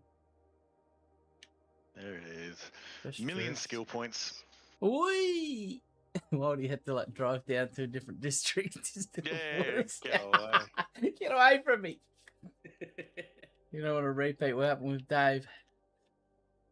Back and Just Dave. cruising along, 750,000 skill points. Oh, did you see my drift?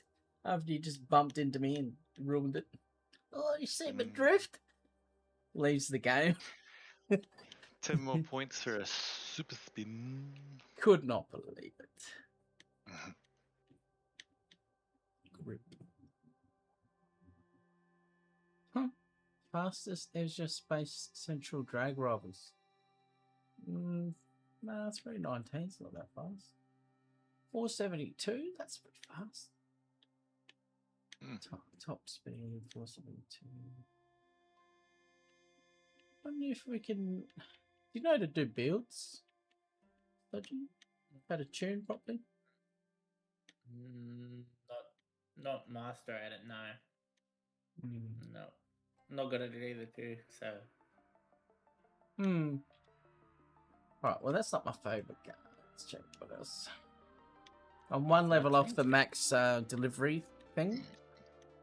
Delivery level. I just started doing that. I was just smashing them this morning. Oh, what about this bad boy? Alright, meet at the airport, boys. The drag strip. Oh, the Isetta. Yeah, I haven't got this one yet. Alright, let's do a build video, shall we? G'day guys, welcome to Forza Horizon 6 video. Haven't done it yet. Oh, you hit me a couple times. But it's alright.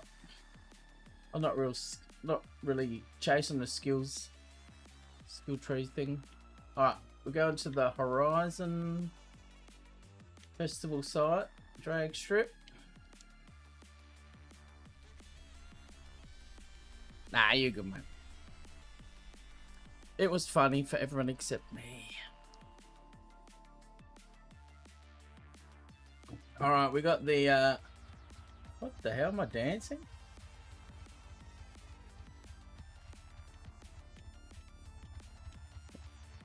Mate, I didn't say you could dance. What's he doing? Alright. This is the first drive of it.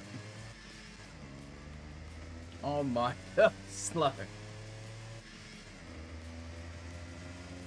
Got the little bubble cry. What was that video you sent me? Was that Gran Turismo? That was Gran Turismo, and that Twingo was the newest new car that was in the update. Because I'm like, that's not bloody Forza camera angle. So I was trying to get it on. I was doing the replay. I was trying to get that camera angle.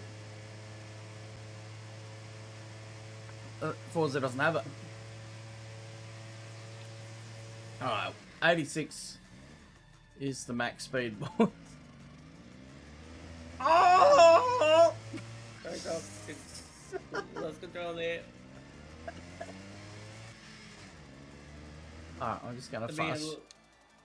I'm just gonna fast travel back.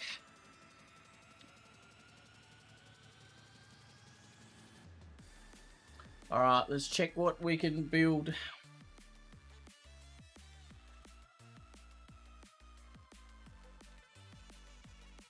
Oh, my sound. Hang on a sec. Hang on a sec.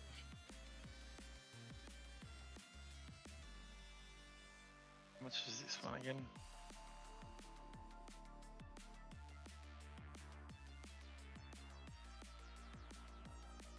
I already own it. Why is it letting me? We should say owned. Yeah, I go to it and it does say.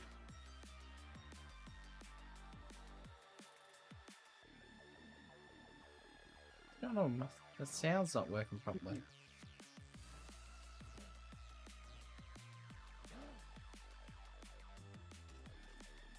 Oh. What the fuck is that guy doing? Hey! Alright, let's see what we can build. 337, 358, 364, 3710, 336, 366, 347, 369. Failed. You just go to drive and it just blows up. Oh, what is this? Top speed 90, new 35. What? What the hell? How? Just like one gear.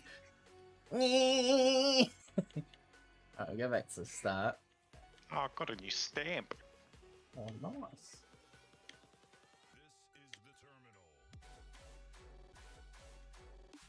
Just me, just Keswick going around in circles.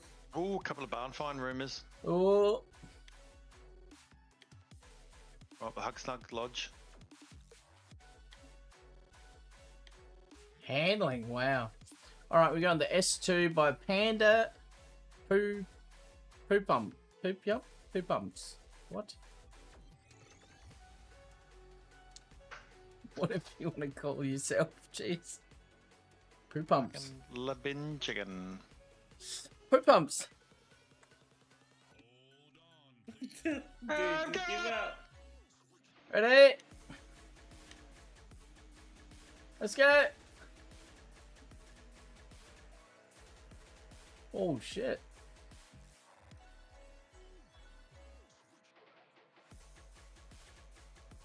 Yep. 361. Oh. Oh, I gotta get you, I gotta get you, I gotta get you. Oh. New PB. Danger sign. 464. 411. Just past you. 464. Oh, jeez. In this thing. What is going on with this? There's no sound. Might have to restart the game. Did I join you, Stodge? Yeah. Oh! I've got an idea. What? I'm still going. Send him. I'm still going. Just casually doing 200 Ks through the scrub. Oh, you're on the cliff. Oh, E.T. Endo. E.T. pulled home. Oh, shit. Yeah, welcome to the build, boys. Oh, honey, I'm home. Oh, there's a barn find over here for me. Nice. Alright, I'm gonna restart. Should I restart console or just the game? Oh, Endo. Go to the game.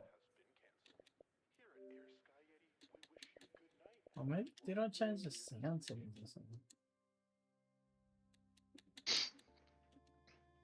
Home cinema. Headphones, please.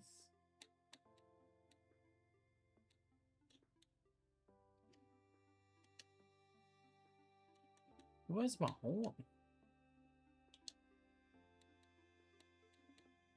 Hold on. Should be joystick hidden, right?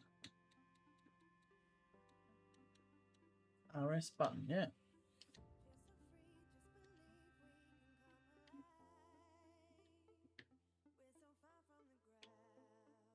What the fuck?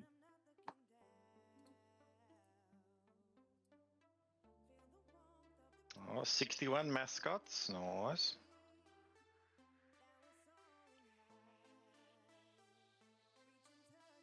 Alright, see if I can find this barn.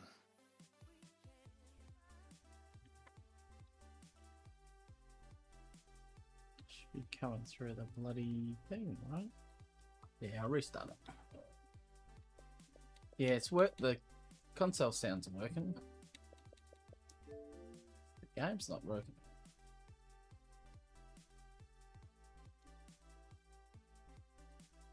Give it a restart, mate.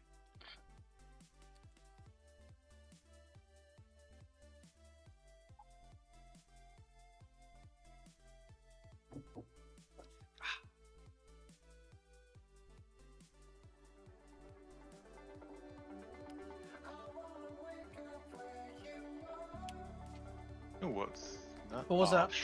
I turned the music off. Why are you playing the music?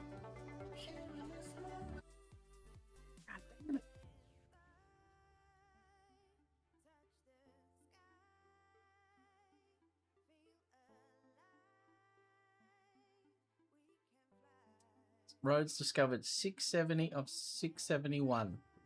And I cannot find the last one. I reckon that's what I did, I reckon, for one of them. One of the Yeah, users, like there's just one. The Aussie one left. Oh no, Mexico. Last year's. Oh, Mexico, last yeah. time. I don't know where it is, man. Devs will have to find out. Welcome back, player. Welcome back, player. Yeah, there's a play with the fan Snapchat girl or something. I think we got sound now. Let's have a look.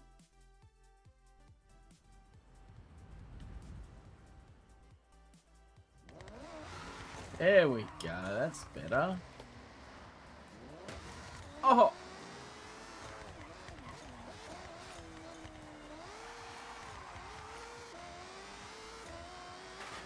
Oh no. Oh boy.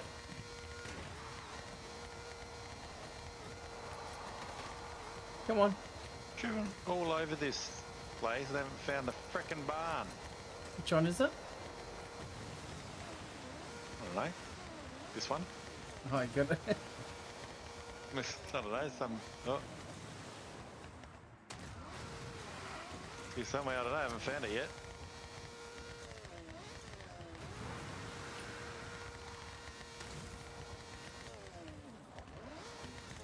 Better stop and collect these points, otherwise I'll lose.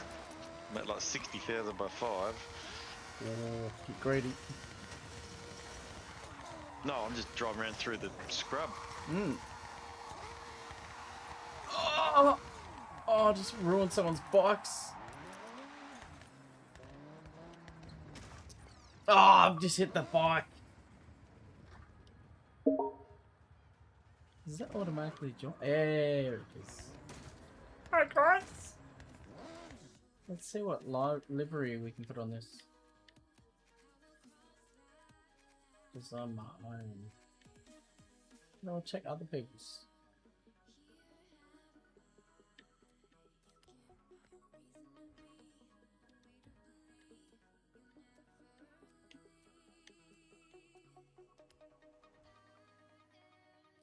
Oh, here we go.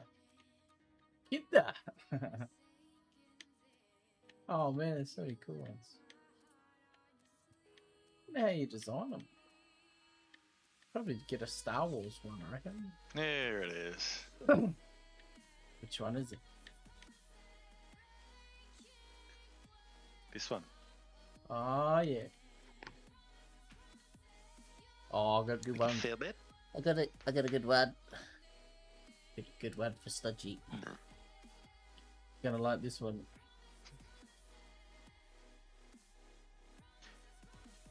Nissan PAL. Oh. It's a little tiny hatchback. Oh. Funny to it. Retro futuristic design. Hmm. How much No is love, looks like a piece of shit.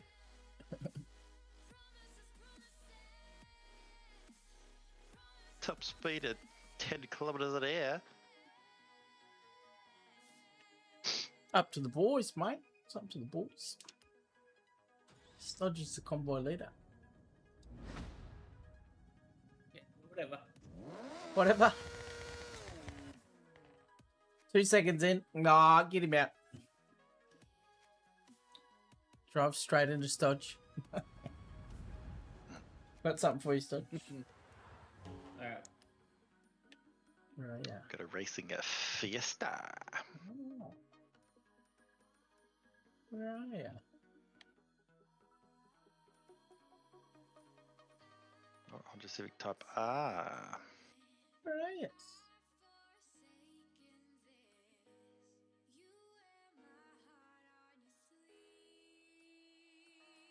Where are you hiding at, Studge? Got a wheel spin. Come on, pair of pants. Got some 1968 R-Bath. Wow. 959. Oh, there he is. SSA. SSA. There's Studge. Oh, he's in the pew! Pew! Geel P50. Pew! Got massive pew!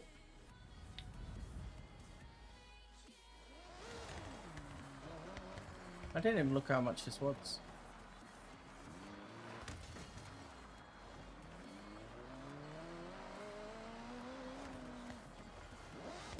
Oh! D100.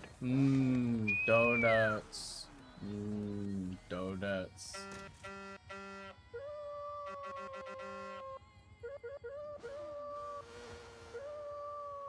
Oh my god, this is so fast.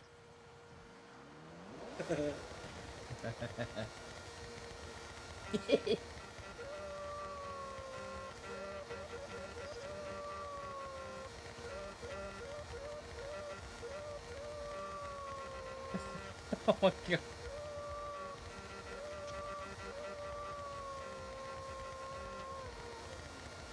I'm almost not going fast enough to knock the trees over. Oh no.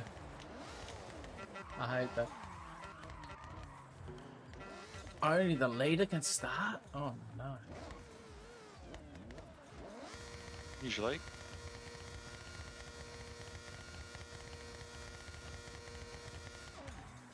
Oh yeah, you get to see my 86 up posting our stocks. The what? The 86 that I built. Yo, was it on Baron? Oh. Oh, what a beautiful car. Just got on the bloody wheel spin. Nice. You're supposed to get a wheel spin when you do your bloody go home? Oh, I might have already got it.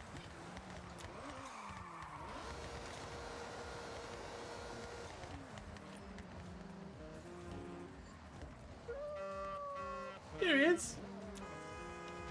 Oh god. Straight into him. The boys. You really have the photographer's eye. I've got the photographer's eye, apparently. Look at that. Oh, 53 of 619. Look at me. The voice.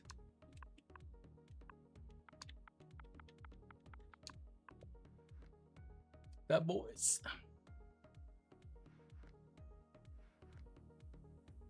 Ah.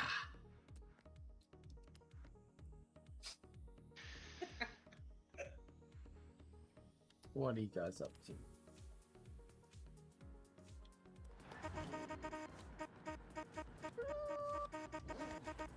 What the hell is that on?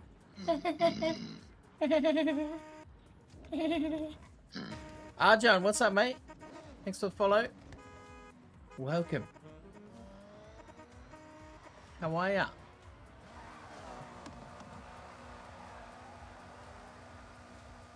What's going on?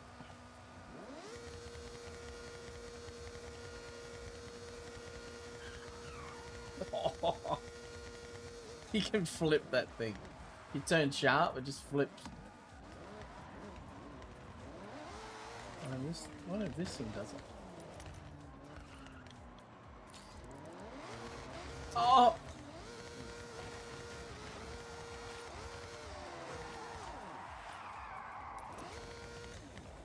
Lucky escape.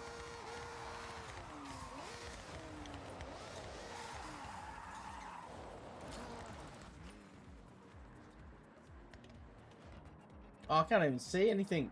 All I can see is Homer's face. Huh.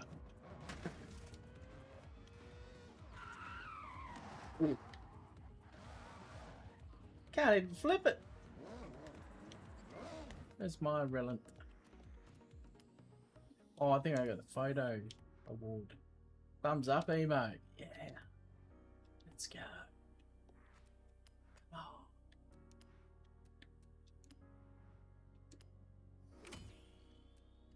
Okay, I'm in it. Keep forgetting to change it.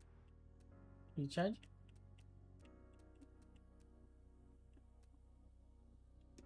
Here we go. This bad boy. This bad boy. You're right, mate. It's like you're stressing out. I've had too much coffee.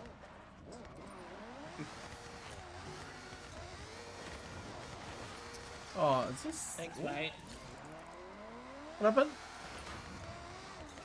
What happened to my relent? This isn't the tuned up one, is it?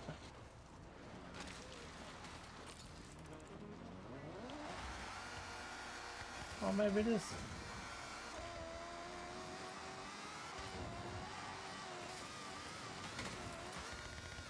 Oh boy. Oh, the lumberjack.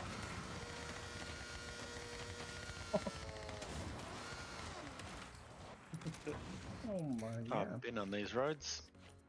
Oh. I think I haven't got all the roads because I was going cutting corners for every part. So I've probably got one little bit that I didn't uncover. Yeah, it'll be just a tiny bit on one road. No!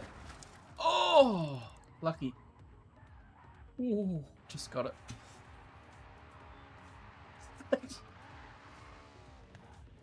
Man, this car's good on the dirt. Shit. Alright, what else? What else? I was just buying like the cheap cars, like starting to buy all the cars. Oh, yeah, look what I got, socks. What you get? Oh, I think I got that. Socks. You got socks? You got socks. Look what I got, socks. Yeah. You got socks? Oh, I'm wearing socks too. I got no socks on. Living on the edge.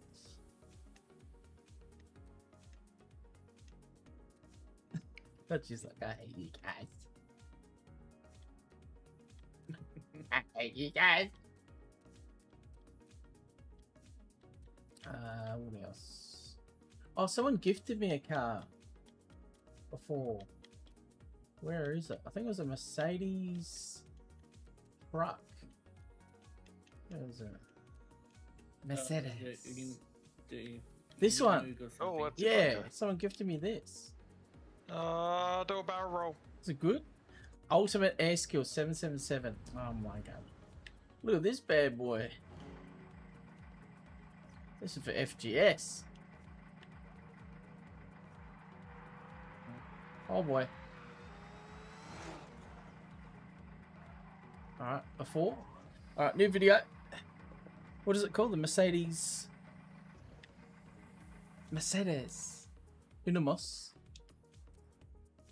The Unimog Unimog U50 23 2014. D100. Speed 2.8. Handling 3. Acceleration 1.3. Who gave me this car? Off-road 9. Wow. Alright, let's give it a run. What are we doing? 60 k's max speed? It's a truck, mate.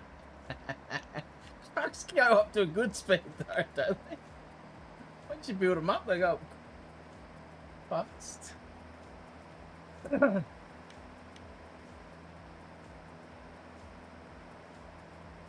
90. Alright. Let's go to the tunes. Imagine you just playing around a golf and this rally car just comes flying through at 150 kilometers an hour. Don't hurt me. Tunes.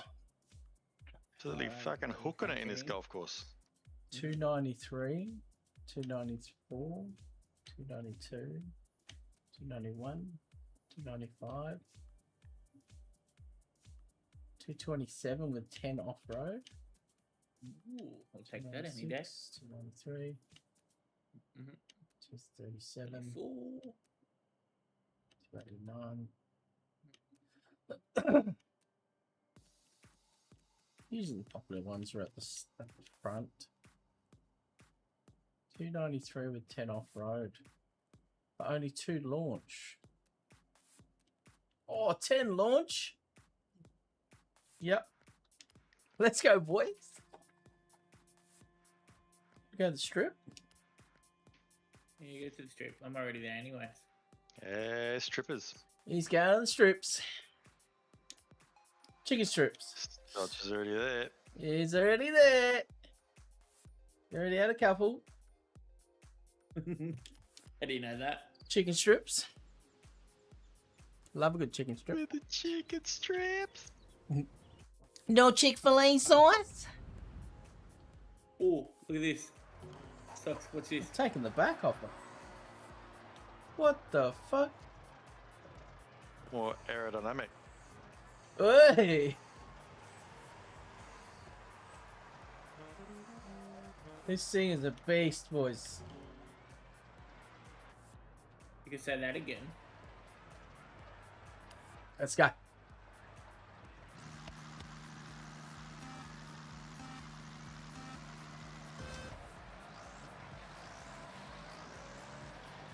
Okay.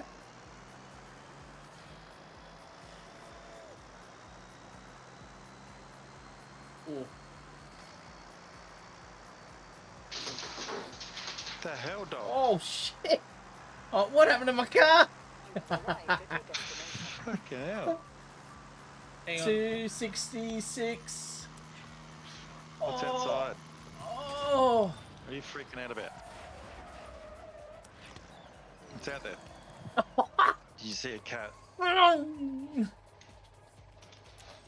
Oh, that was sick. Alright. Hey, sucks. Yeah. I'll get a bit of airborne in this car. You ready? Okay.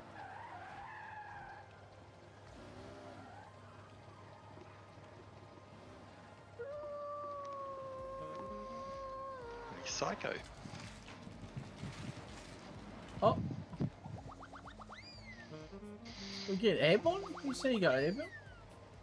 We What are the cars driving through us?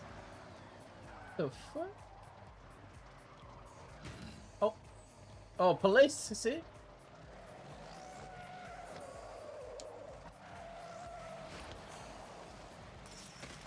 Got up the hill. Oh. I like the metallic or the chrome. Thank you. Pretty cool. I haven't done many liveries.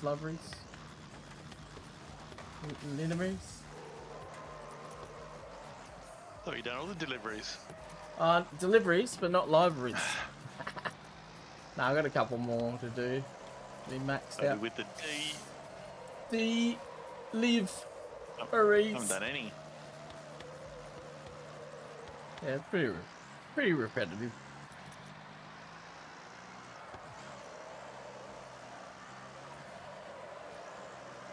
Oh, I'm off the cliff. Bang. Oh my god, it's careful. Dude, it'd be like, what the fuck? There's a truck on the drag strip. What the fuck? And food. Alright. What's this car? M308. Owned. Oh. Keep telling me I'm owned. I'm not owned. Alright. Which car will I get the best flight? Miata? Oh, let me check. Alright, next video. I should probably learn how to actually do the builds myself. Because you can make credits if people buy your builds. So just learn someone else's build and then just alter it a little bit and put the Soxy spin on it. Let's say it's mine. That's my build! No, it's not. It's got better off-road. Oh, we're going back in time. Oh, man. 372. What's better, S1 or S2? S2. S2?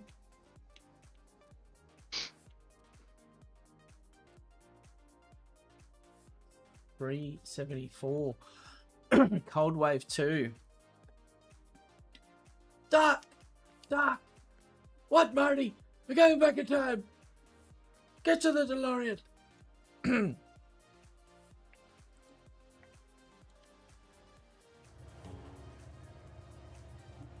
Oh, we didn't do it before.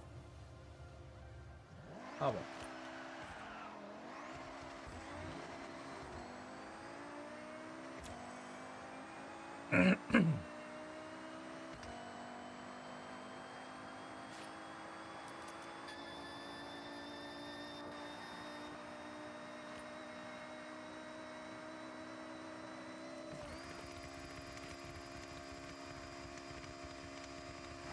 Oh, 427.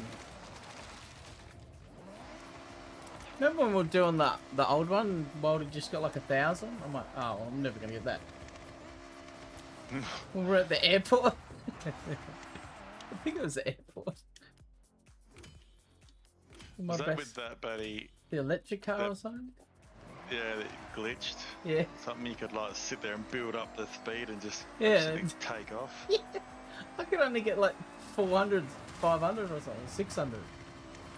You guys have got like 1,000. Oh, what? Okay,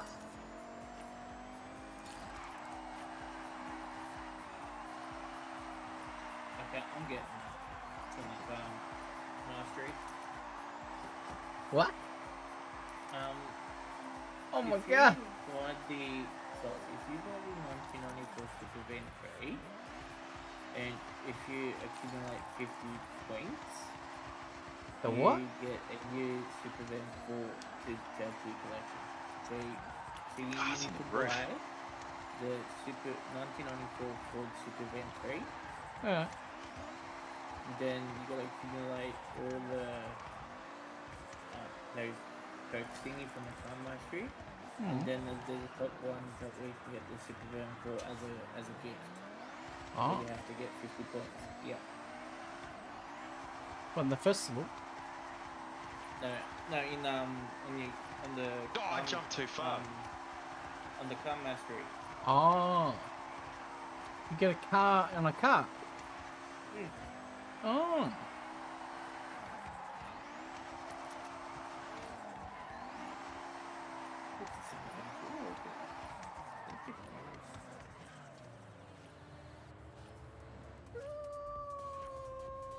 He's in photo God, mode. hit 5,000 Taking a photo. XP. He took a photo of me. You didn't ask permission.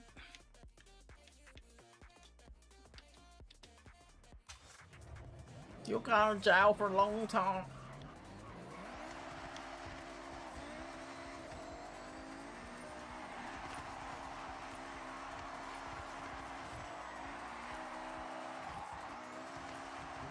Interesting.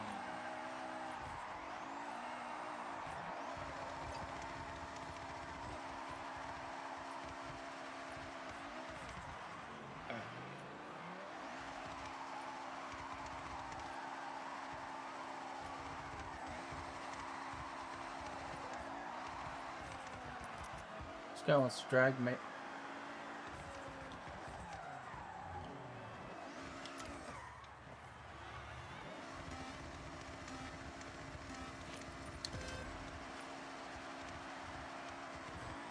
Oh, wheels are spinning too much.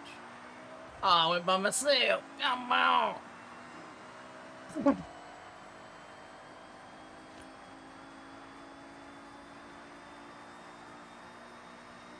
Oh, no, I didn't. Oh.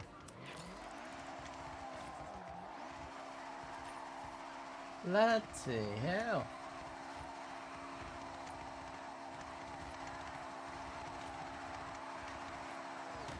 Oh. How?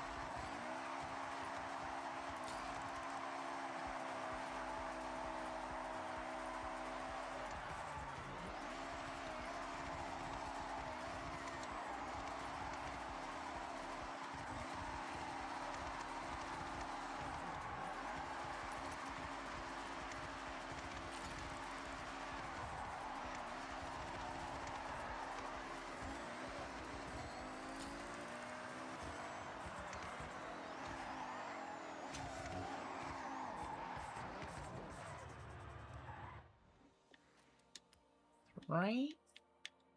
So which car was it, Stodge? The Ford Supervan 3. It's a 1994. Supervan 3. Is it called Sport Yeah, so Supervan? you, Oh, no, Ford. Supervan. Ford? Sport. Yeah, it's a Ford. Yeah, Ford? Ford. Ford. Ford. Ford. Ford. Ford. Oh, yeah, I got it. Super Sport. Yep. Get in that. And then you Get unlock in that, something so in you- that. Yeah, so you go to your car mastery. You know where you get like experience and all that. Nah, I don't know what that is. 20k. Where is it? No. You go to your car mastery. So you go to your. Where are you? Car It's mastery. in the car mastery. That's what you said, car Yeah, mastery. car mastery. Oh Yeah. no, that's not. That's the. We want just the super van. You're in a super sports van. We want the 1994. Oh, this says Yeah. Super Sports Van. 1994. Oh, fuck. Oh, an RS6 Audi. Why have I got that?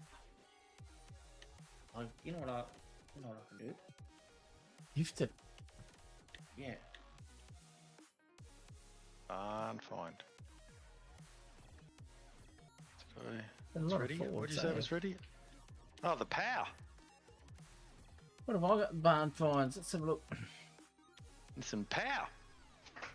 I've still got 6 more to find. Haven't you got the power? I have the Honda, the Ford, Lincoln, Nissan, Nismo, 97 Mitsubishi, Montero, Peugeot, Porsche, 82 Porsche is good, yeah. 69 Toyota. Which ones are these? Where do I find these other ones? Got the treasure cars as well. Oh, why'd it put me in the power? Why does it put me back at the house? Oh, when you accept it, you go back to the house. So I got the wrong one. So she's going to send me one.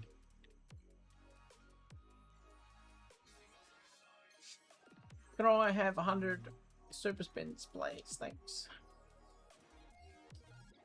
The best car. There's just so many. Oh, I did have the HSV. I'm gonna listen to this, mate. Oh my god. 1989 Nissan Pow. Have a listen to this. Whoa. You can't gift it to your friend. Oh, it's just a random gift, is it? Yeah. Oh. I'll just buy it. How much is it? No, hang on. No,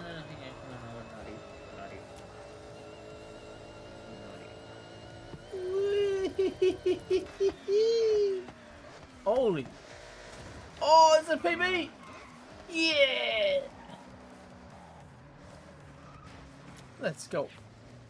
466.36. Oh, is it holy? No way. In the HSV. Okay.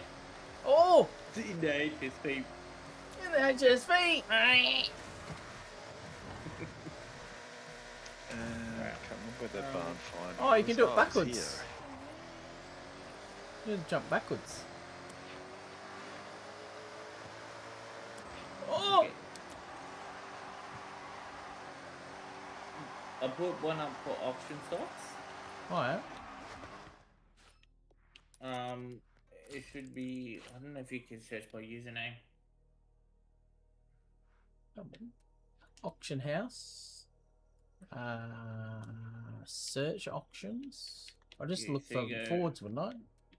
Yeah. Ford. So you go Ford. Where's Ford? Ford. Then you go Next to Ferrari. Ford Supervan 3. Oh. Model. Supervan 3. Just search. Just to look for my name. Can't search, you know. It doesn't have names. How much did you put it up for? Sell There we for go. 125. So you can get Is that a good deal? Someone's selling it for buddy 25 here. No, that's the starting price. Oh. If you notice, if you look on the bottom, so you got your starting bid, you're looking for the buyout. What's your max? What's yours? 120. Yeah, 125. Why don't let me put in 125?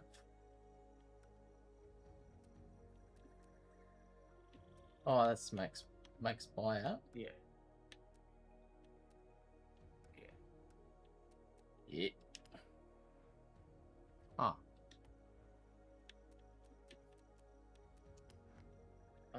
Try put us 200 and see what happens.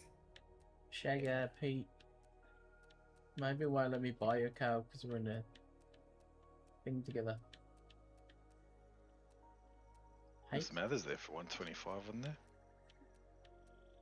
Bag bones. Mobs. There it is! Found it! You go take it. Gonna place a bid.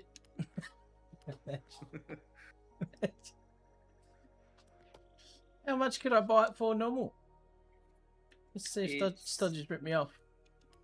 About 35,000. It's a $20,000 car. Fuck! Sucker! Is that a tuned up one? Nah. Oh I my just god! I already got the tuned up one. Oh my god! Let me just do a See- little search. Auto show. Should have went here first. Trusted him.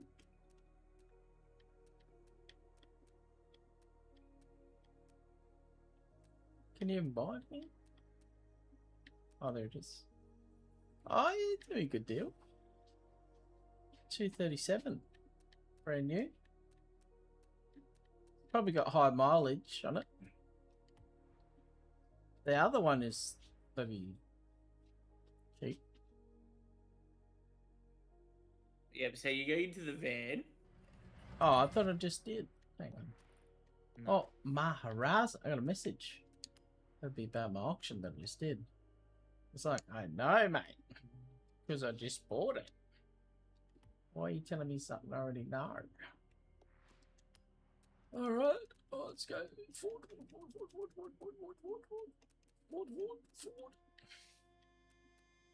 There it is. It's good. Get in it.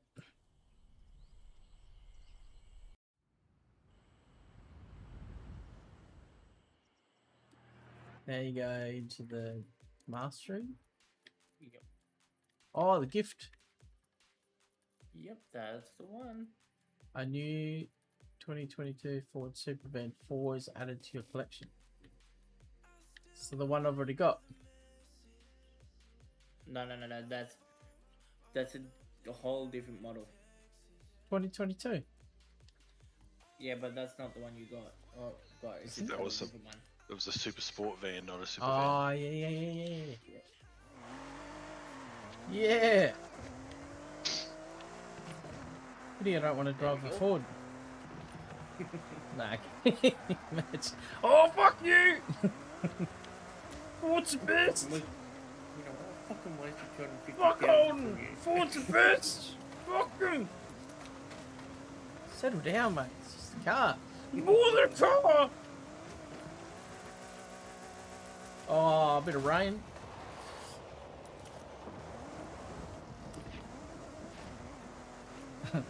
Thought I'd go for a walk to get some fresh air before. That was a bad idea. Thought my back was gonna fucking break apart. Neck, mid back, lower back. I'm like, oh, this is a fucking stupid idea. Mentally I felt good, but my body was fucked.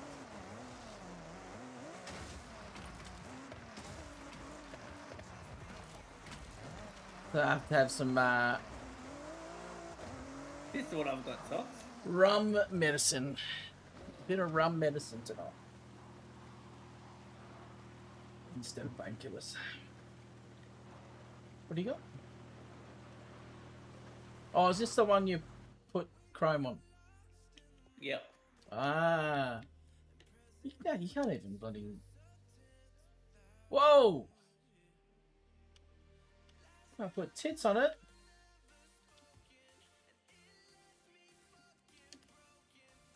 I went into the wrong section. Yeah. Wow. Oh, bang bugs. Oh, what the fuck?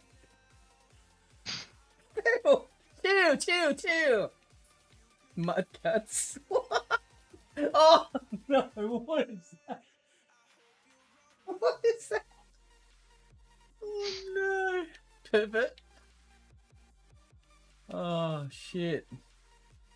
Which one's the one that you got? I want like an ice cream van or something.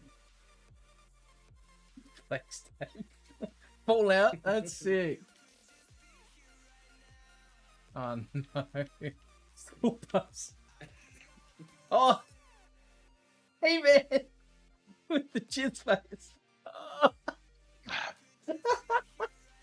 I have the power! Oh, is that power? Someone's put the power colours on. Oh, that was a hard game to watch. Just no polish. Lacked the polish. What we had to do is be a bit more polished, and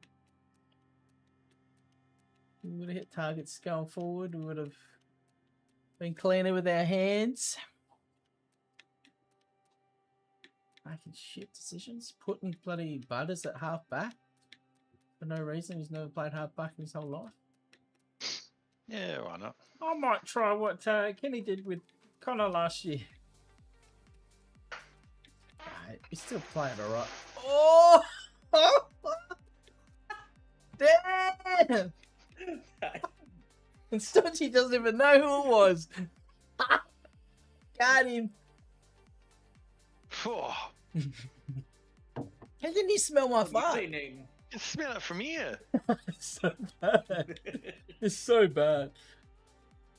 Man, there's so many liveries. Why don't they just call them paint jobs? Why do they got to call them liveries?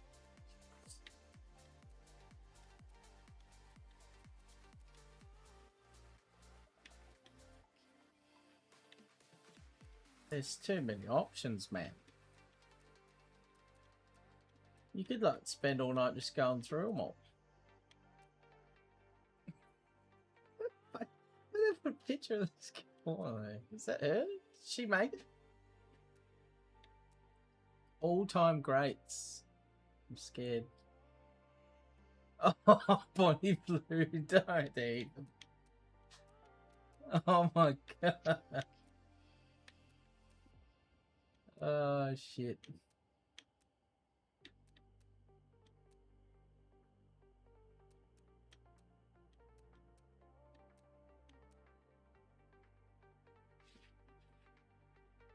Right, 63 downwards. Let me go trending. Ah, trending all cards.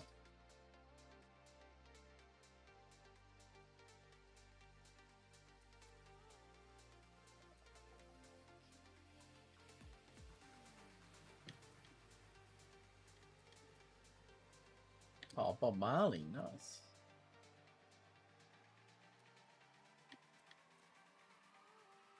Sound like a monster one. Oh, look at that, right there.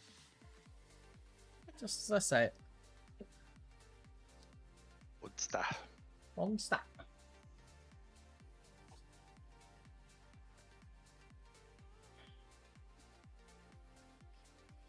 Oh, how many days till the second? Why is Windows fucking 11 so weird? You know when you want to look at the clock countdown? Like you could on Windows 10? You press on the clock and it brings up the countdown for like the next minute. Where's that gone?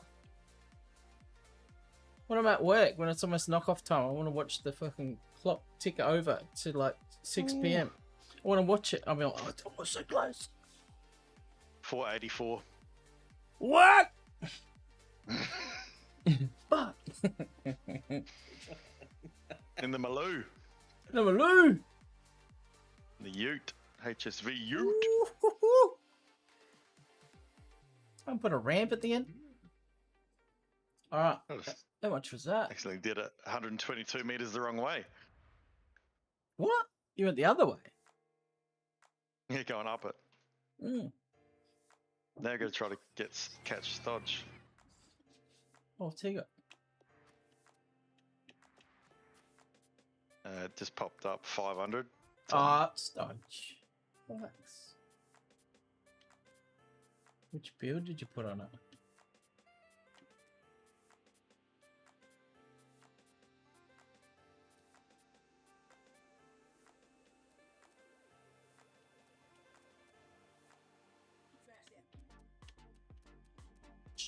Well, I do apologize for overtaking you, Wildy. Oh, crashed it. Yeah, that one will do.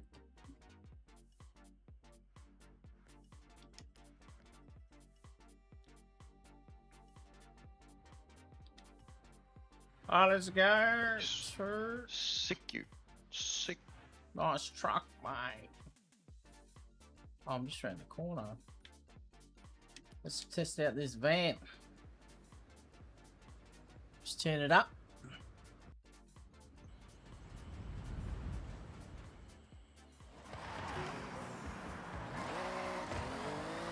Oh. He hit by so much Stodge. I was like, how did someone just hit me?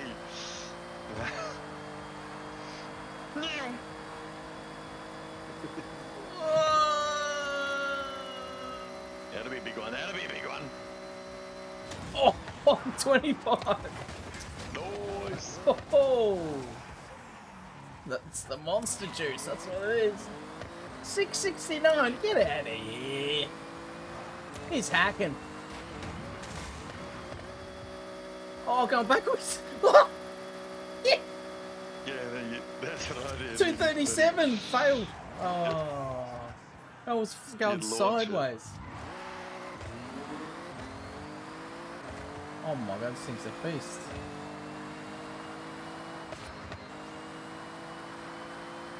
How's the brakes work? Oh, they don't work! They don't work! Oh, did you go through the gap? I went through the fucking... I thought you'd smash into that and stop. It just went flying down the hill. I did. I did. Oh no! Oh, fuck. That's crazy. I get that lazy, I just fast travel everywhere. And I could just drive there in 2 seconds.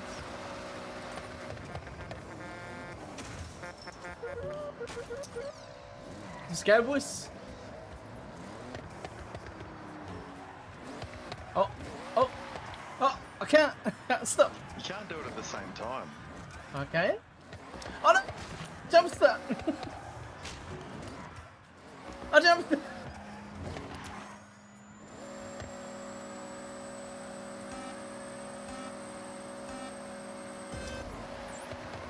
the same time, wasn't it?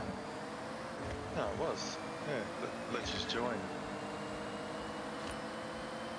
In the woods, slingshot! You've arrived at your destination. Oh!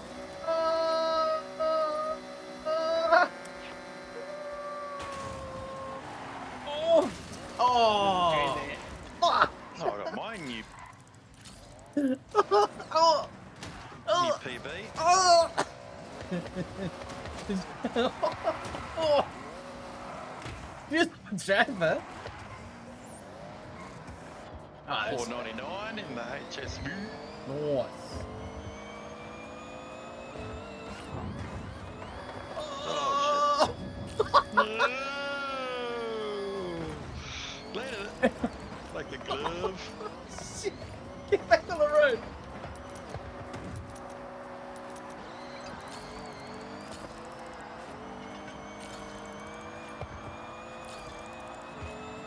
There you guys, alright. You good there? I'm good. Sorry. It's even funny when you're in the car.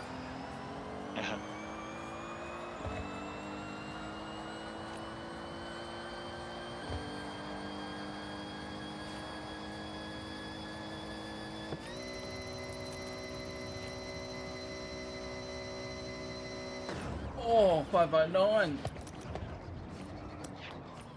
The new PB. Nah, 525. Oh!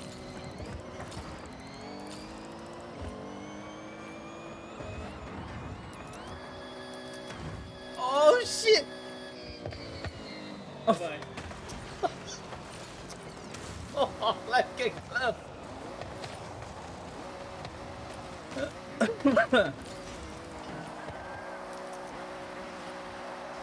Oh, baby!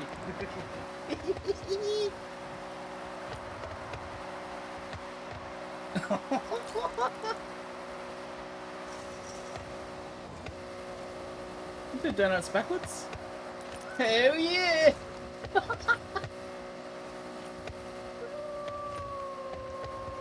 Oh, donuts backwards. Yeah! That was a record for the longest donut.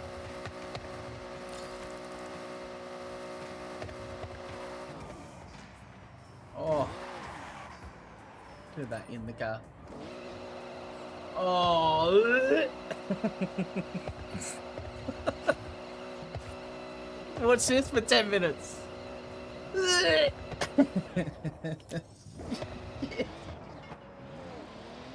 Alright. Let's get the what else is quick? What else we got?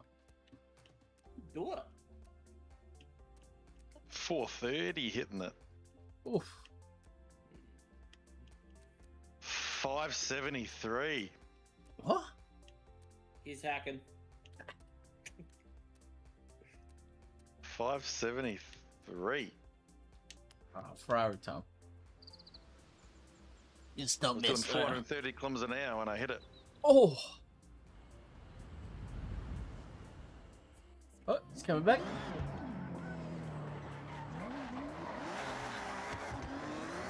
Oh. Backwards.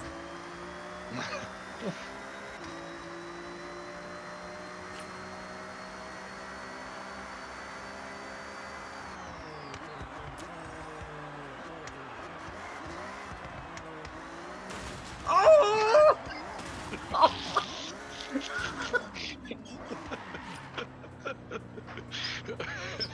What do you mean? It's slowing down nice and easy. Bang! Oh, fuck. Alright, let's go. The Ferrari.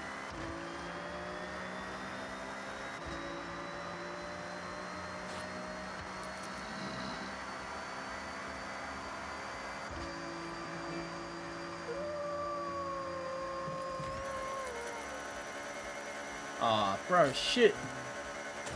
380. See ya. That was shit out. 594. What? What are you doing in it?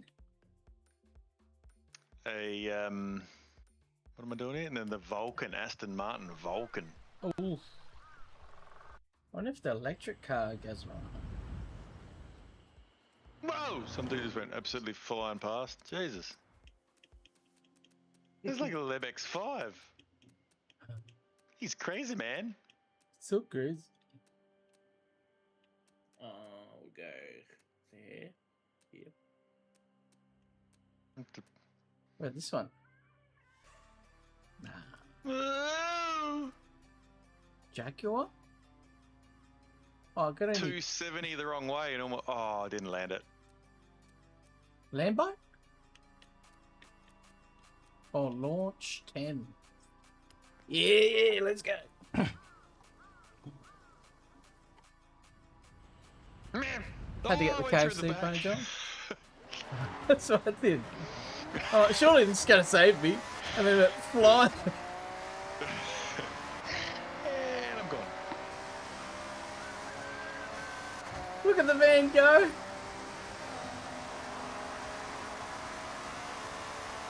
Good for a tune on it.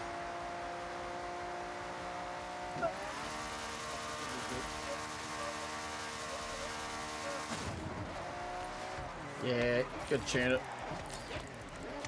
No tune. Tune. It's out of tune.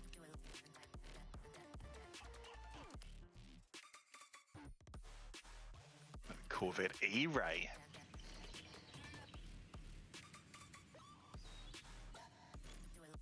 I don't even know if I'll put a tune on it. Might be driving it stock. Hmm.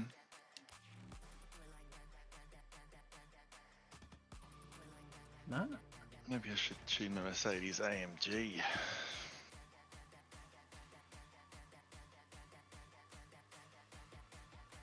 Get in car. 429.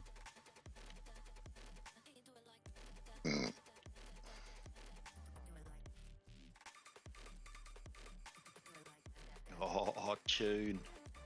Tune it.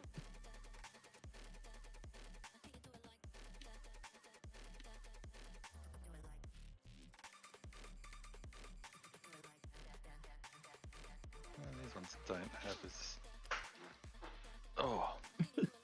faster buddy top speed. What are these? Are all shit tunes. Mm.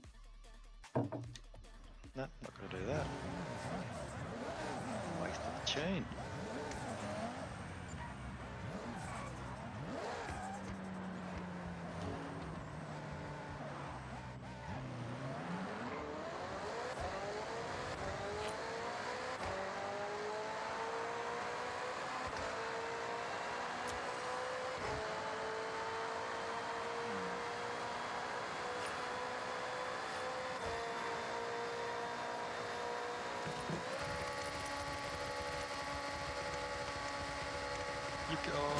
can do it. 489. I didn't even get the 3 out. 400 once someone hit it.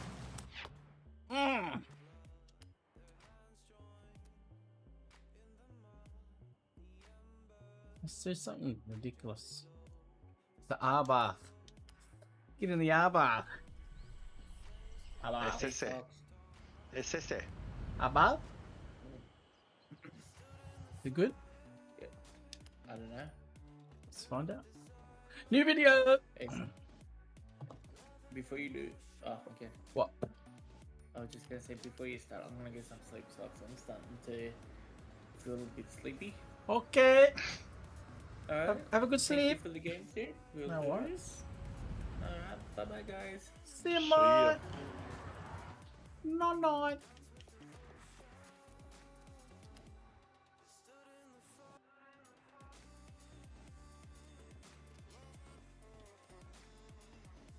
Why has it got failed? Hey! It says failed. 67. 0 to 100 failed. Oh, that's previous. Maybe I've already done it up. 10, 8, 10, 7, 7.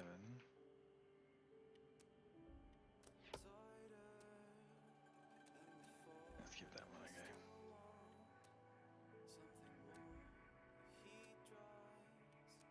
go. Lucky, got lots of money.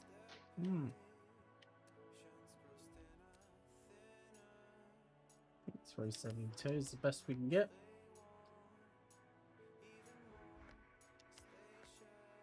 Don't have enough credits. Oh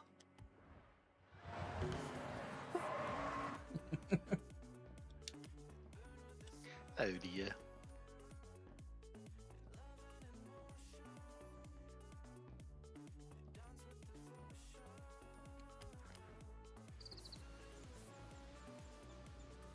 Maybe get some money.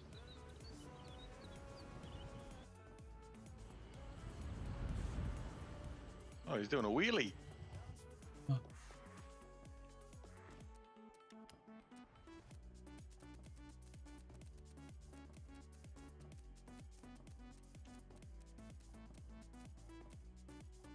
And I get to 380 kilometers an hour.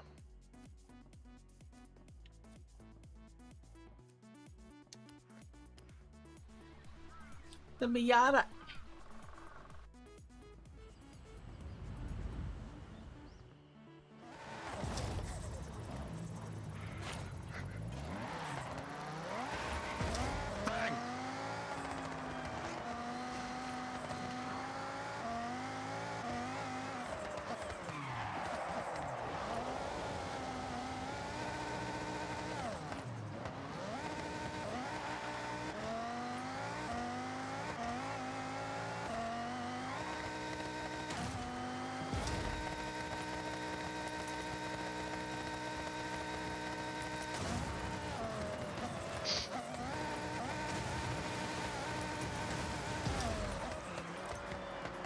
You baby.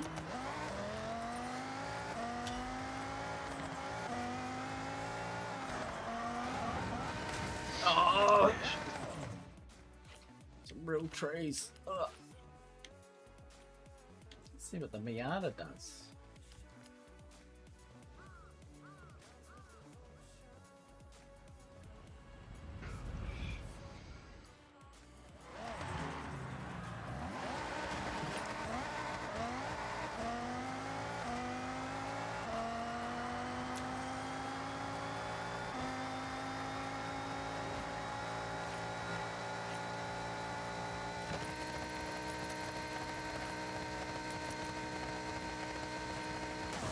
Oh, 606 in the Miata. Yeah, I saw somebody else doing that in the other. I haven't changed the tune, I don't think. Must have. Oh, I'm gonna land on the tents.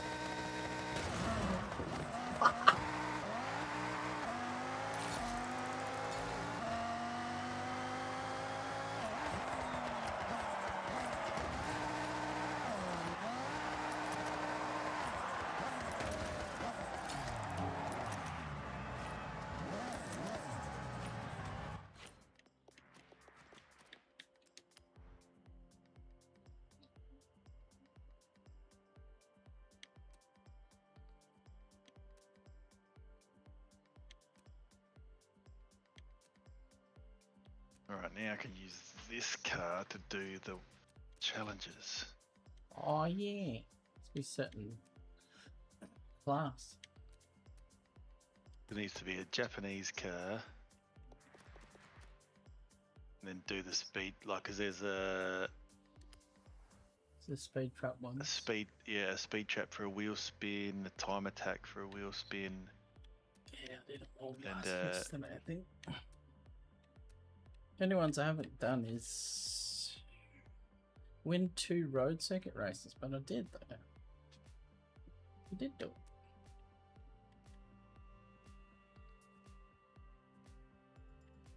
I had 3 stars at Trailblazer. I did that. Oh, active in 3 days. Yeah, win 2 road circuit races. I thought I did that. Alright, I'll be back.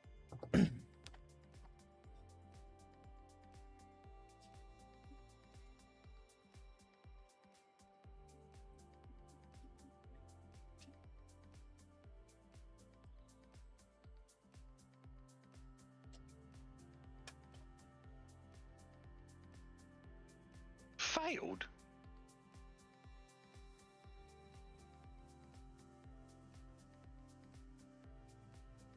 A mirror fall off. That was weird.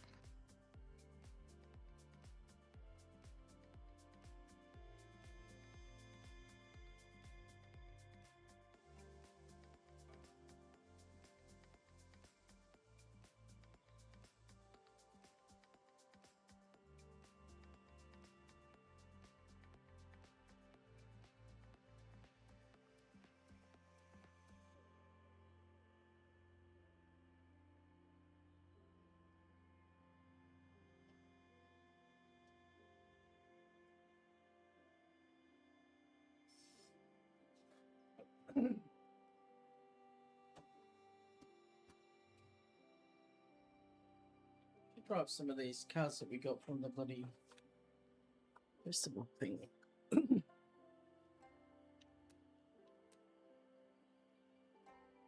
Aurora. Yeah, got it. MCL Sabre. Seasonal objective complete. Nice.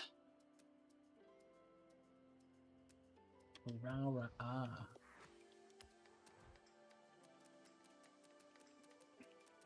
Now let's go here into the speed trap. Hurrah. What's the fucking Aurora? What model is it?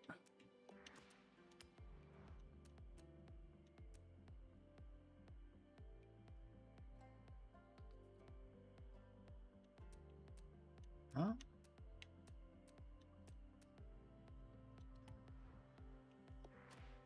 Cars. Twitter. A legendary.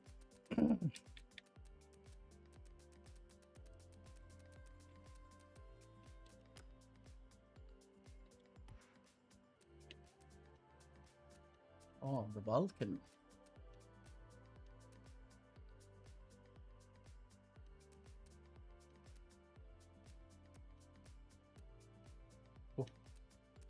Oh, this one's a speed trap, okay. I mean, not a speed trap, but... Oh, there it is. Spagani. That's what it is.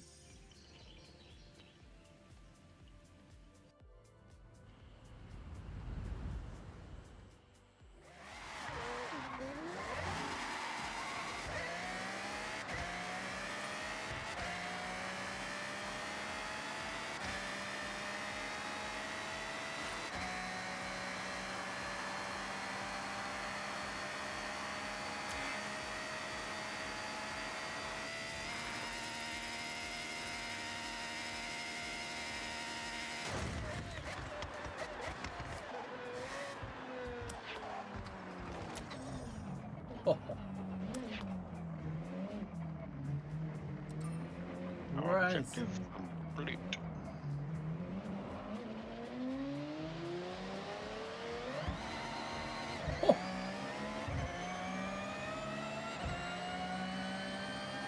Pagani.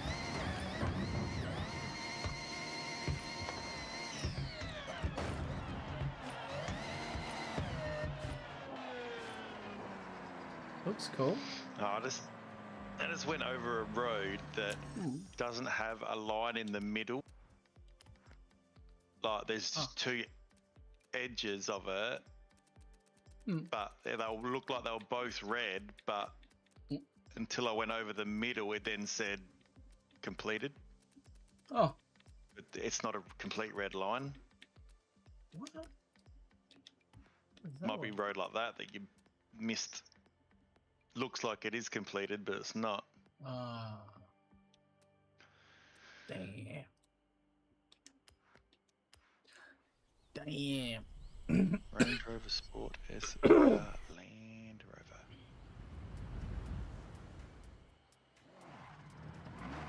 Oh, skip some.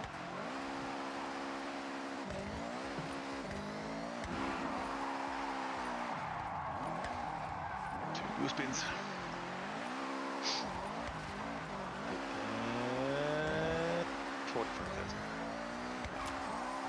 Almost got the jumper.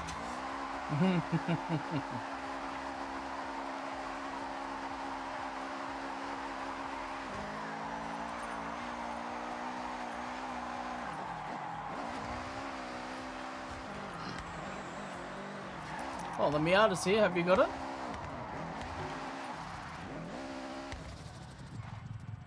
What? Have you got the Miata? Don't think so. It's here. It's at the drag strip. What did? Wasn't there before. It's insane. Okay, stop showing me that message.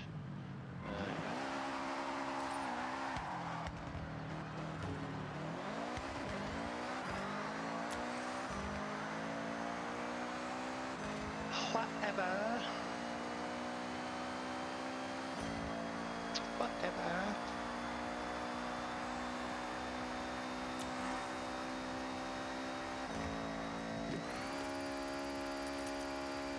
No, it's a BMW M3 for me. What? Really? Yep. The same for everyone. Oh, that's stupid.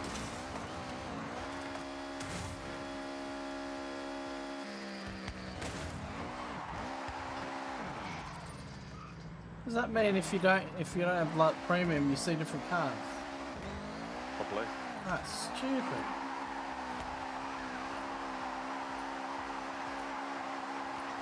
Probably.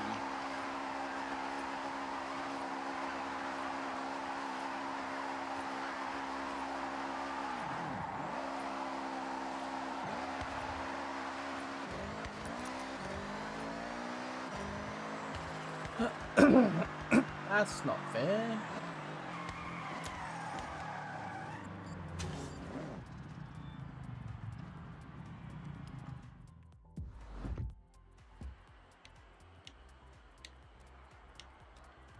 That's silly. Yeah, get that.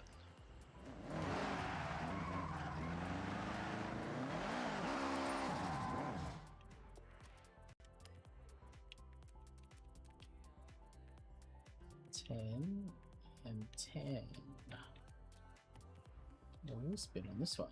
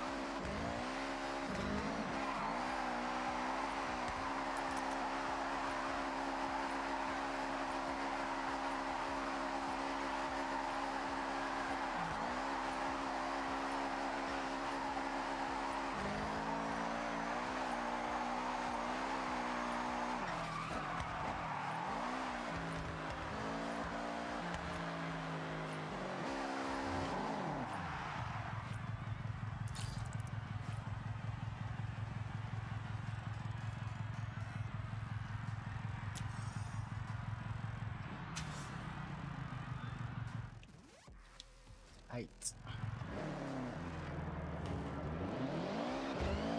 Get out of the way, car.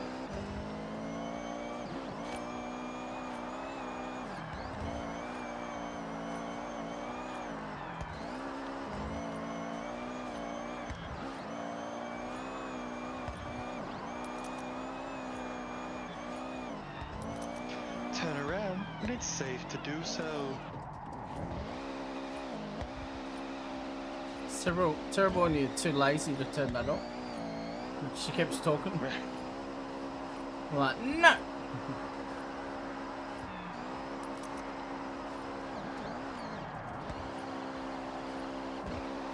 Oh, 360.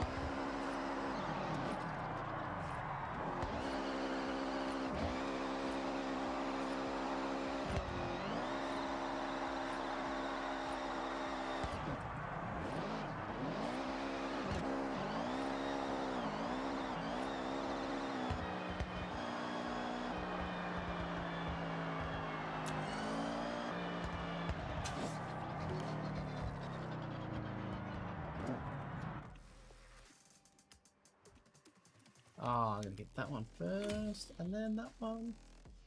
Instant super spin.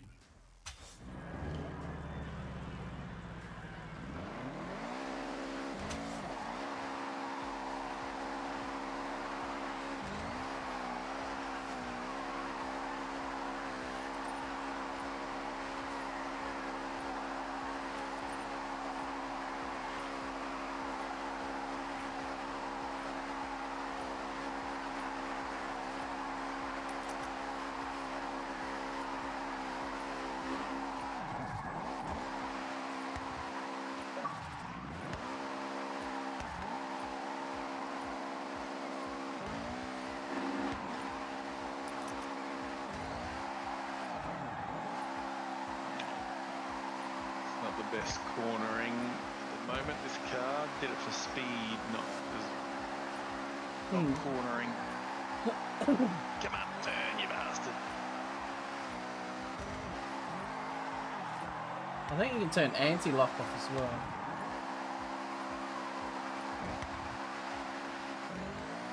I had something like that in Lambo yesterday.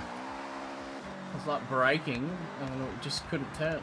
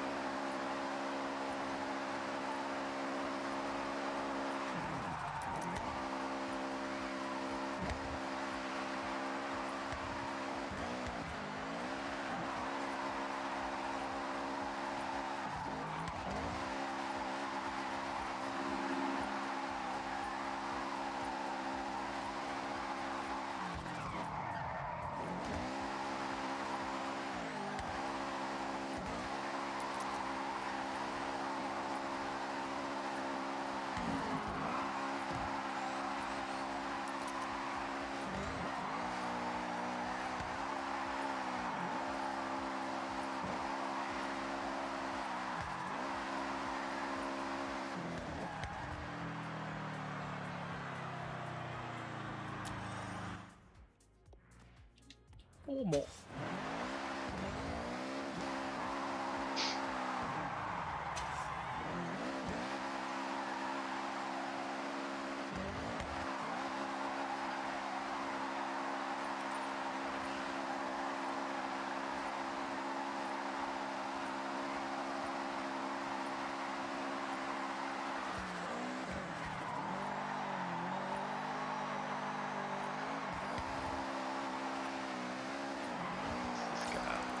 Focus.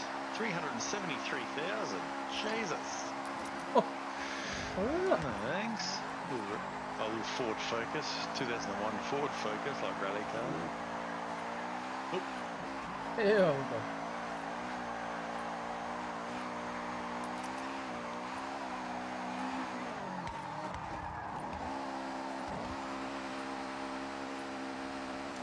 qualified to race a giant mech. Hey.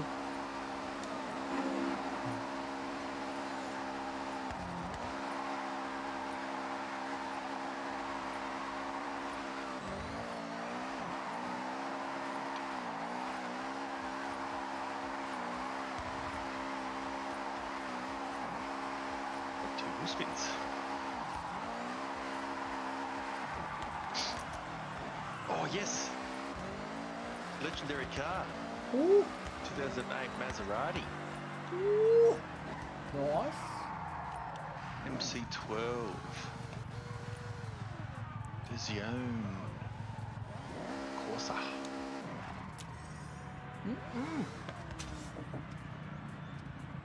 Alright. Super spin.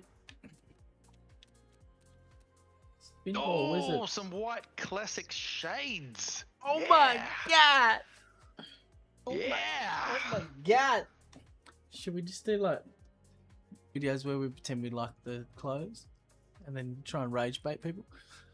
Oh my god! Get like a theme song. We love clothes. Yeah, we do. Alright, we got.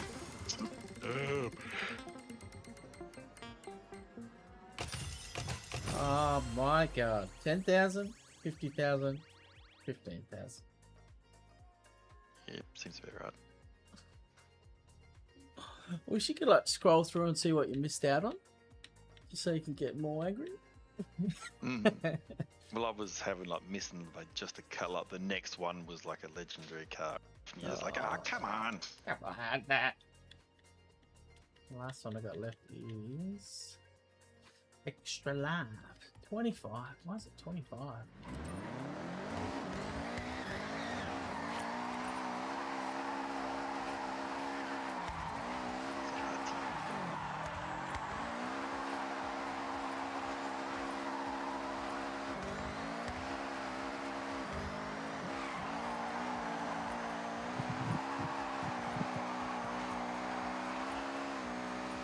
Finish chasing the dog, chasing the cat. What are we doing out there?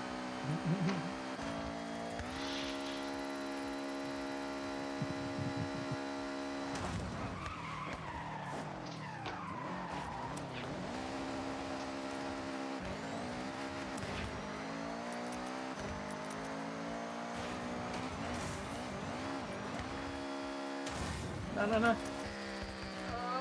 Oh, yes.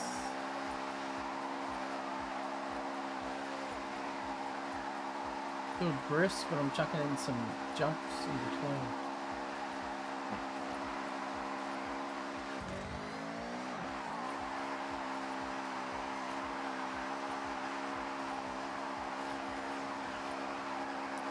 Oh.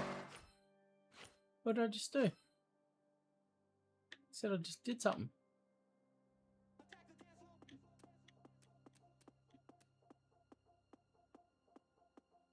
What? What did I do?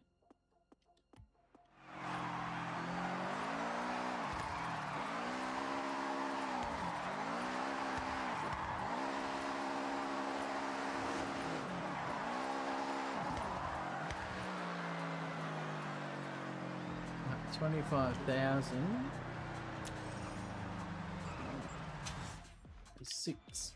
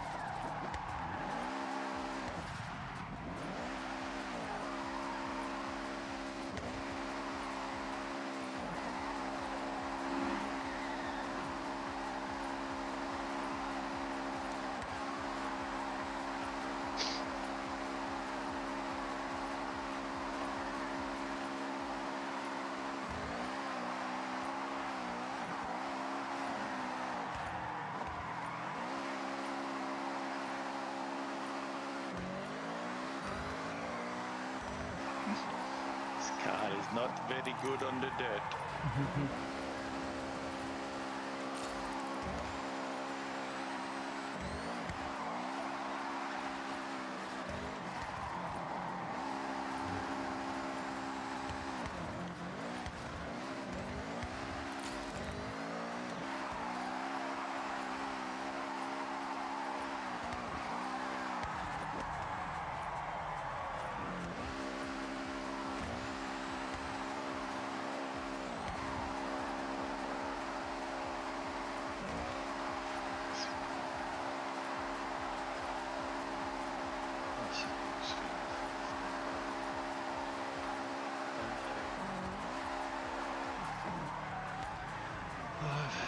Eight,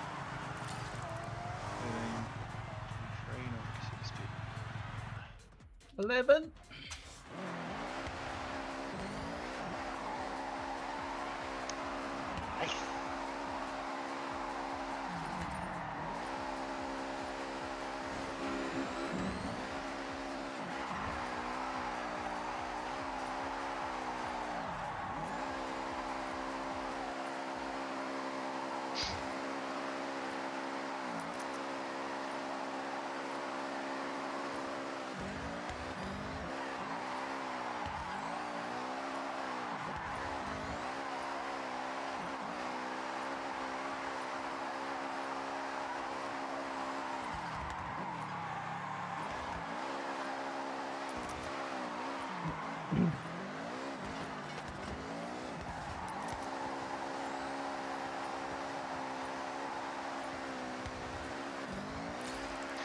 These bloody tunes look good, like it's all high numbers.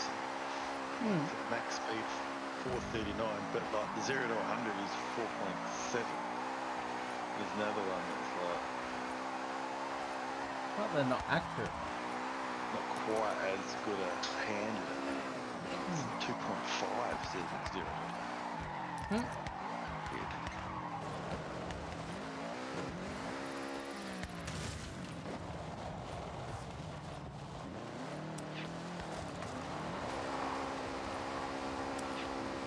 Most of the tunes that have high speed and 0 to 100.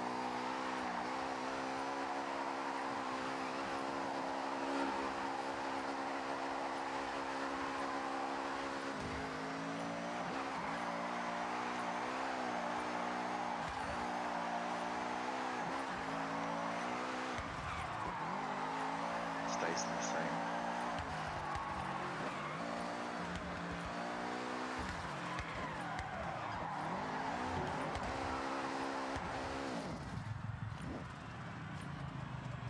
How many Zacks?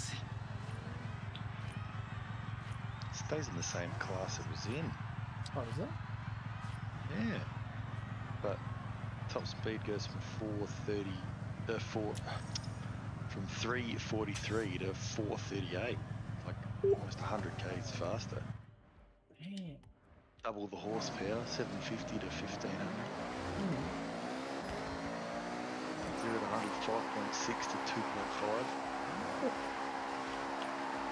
And it's like rate, it's previous is R, like it's an R rate at 912, and now it goes to an R 7.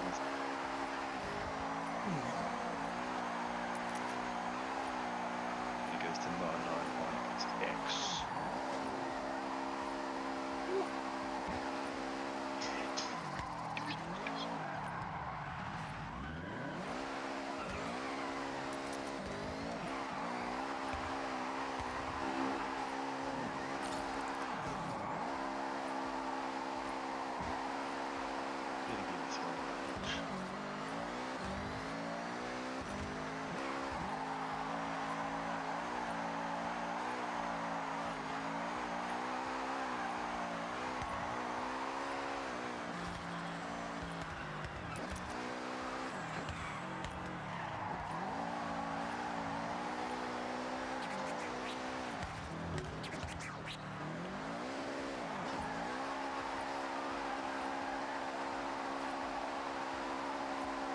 Oh, yeah, she takes off quick. Oh.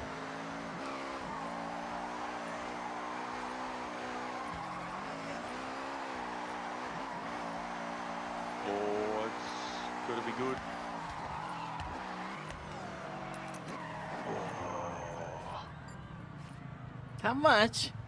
Not as good. Only 570. It depends how heavy it is as well. Yeah, I don't know. Alright, But when it 25 flies through the exactly. air. There we done. Super is fully skewered Oh, out. do a barrel roll. Oh! Just come out of the menu. You just go, woo! Flips over. Didn't think I'd see it. I could come out of the menu and it's like,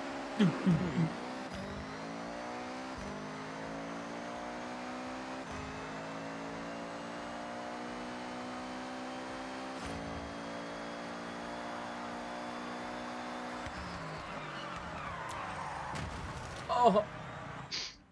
Hit it. Alright. What do we got? What do we got? What do we got? What do we got? What do we got? Vulcan? No. Let's give it another go. Alright, ready. Go. Cool, but what's something that's 10 speed? Really fast up to 400. Oh, this one. 433.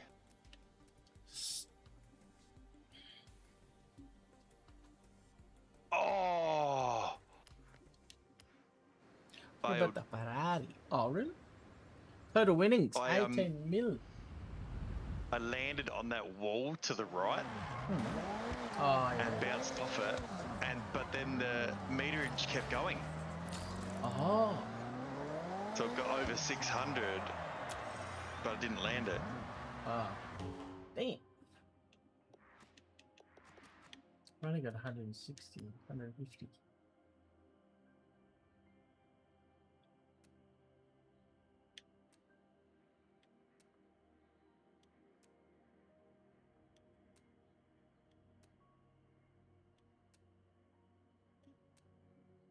Builds these are crazy. 441. Handling.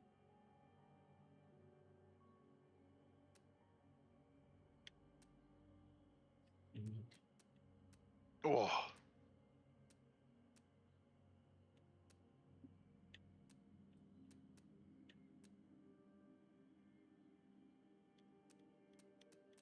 Let's see one that's got speed and 10.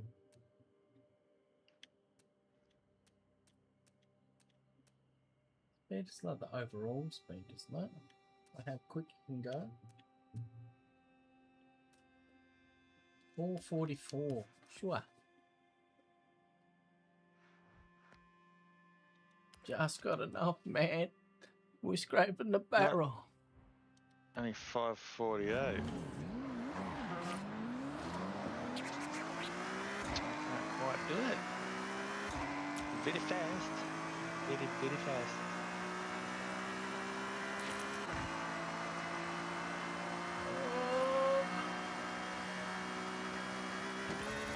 Here he comes. Oh, he's going sideways.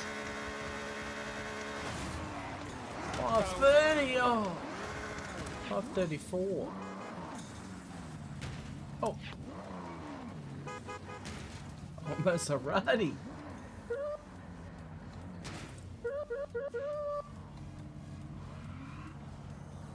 Yeah, it doesn't fly very well. No. It's fast. Yeah. Oh.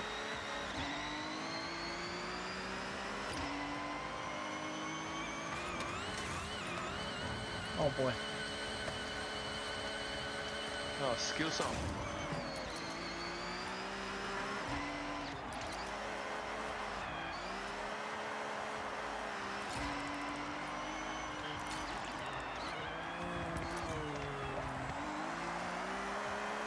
I don't have skill song.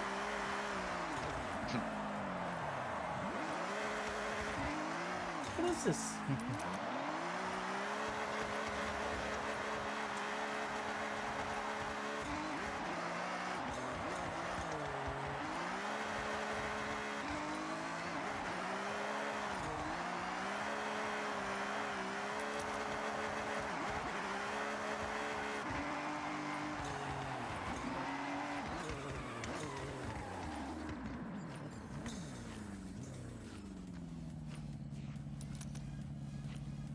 Alright, what do we get in this car?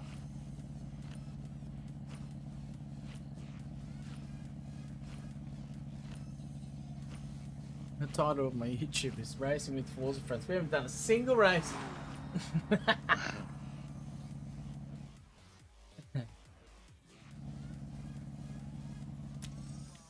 that's 3 for that.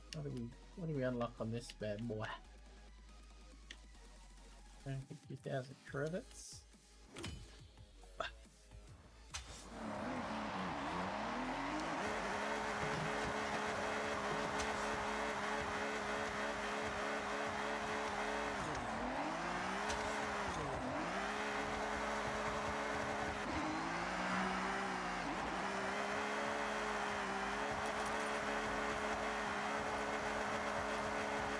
Okay, watch the drift.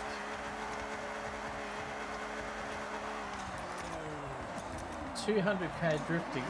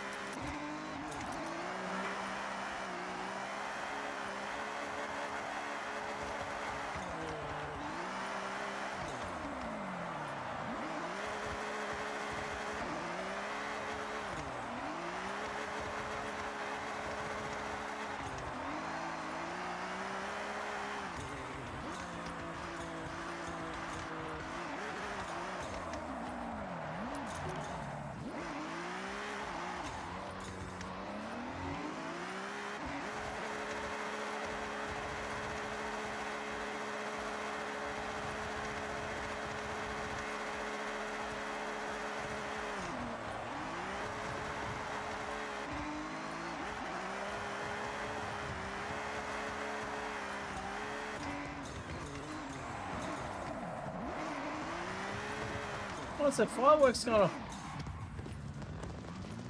The fuck? A fireworks show.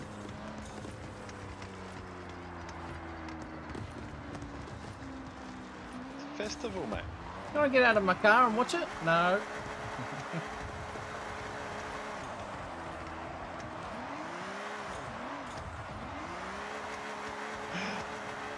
Oh, you motherfucker! Tiniest little tap. You fucking kidding. That happened to me 3 times last night when I was on 150 on the skill song. And I just turned the game off. I'm like, nah, that's it. Fuck you.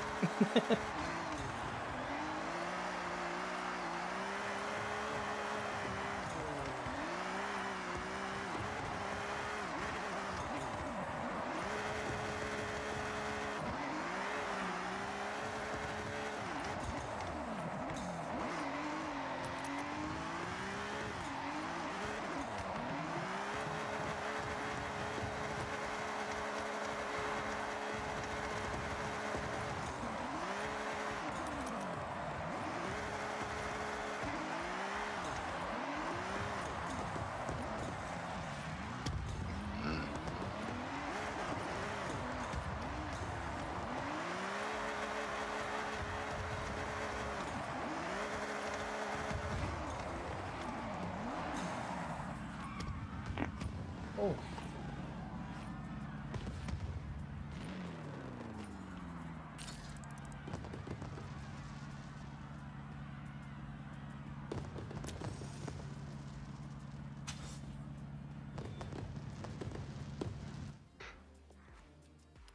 Seven.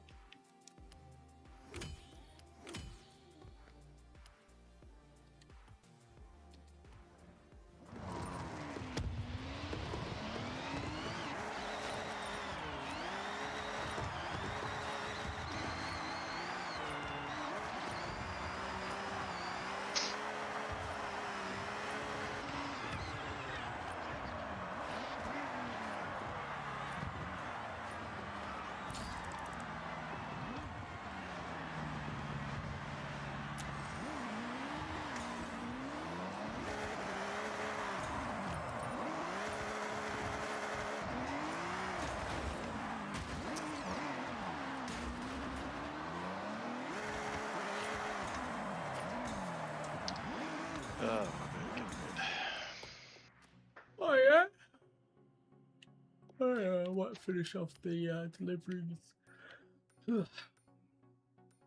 Yeah, I was going to do some of that stuff in the storyline and we're into it. I don't know how many I've got left. That's so many. Wait, is it over yet?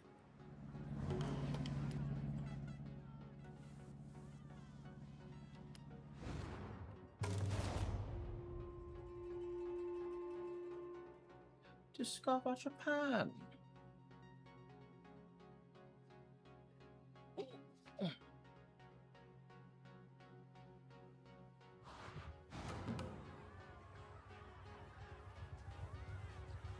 I should get a delivery driver like outfit.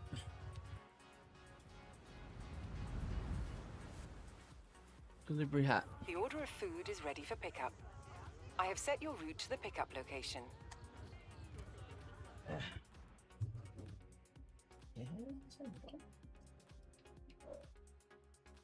Yeah, got it.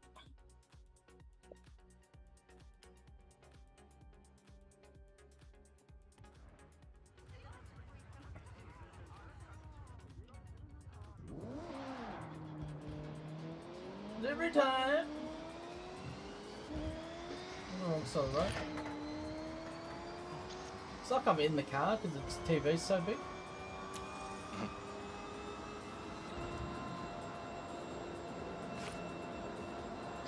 Alright, chat to you later, man. Alright, mate. Alright. In 400 meters, Alright, see ya. Good, mate. turn left.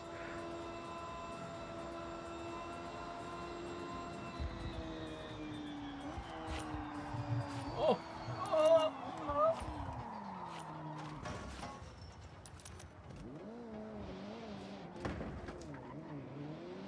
Turn left.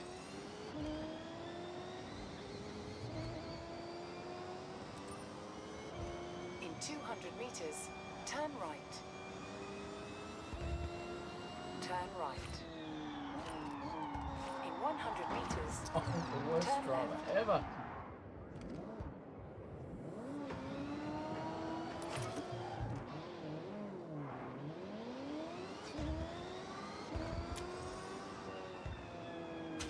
In 200 meters, turn right. Oh. Turn I'm right. alright for the first part. Oh. Shit. Yeah.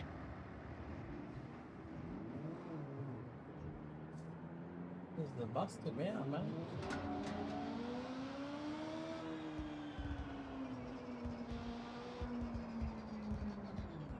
You have arrived at your destination. I think I can put the handbrake on this. All right, here.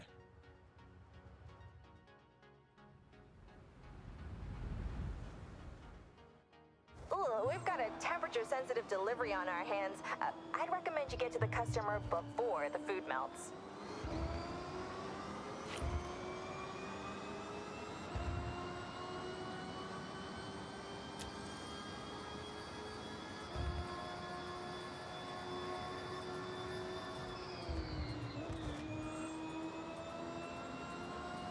In 400 meters, turn left.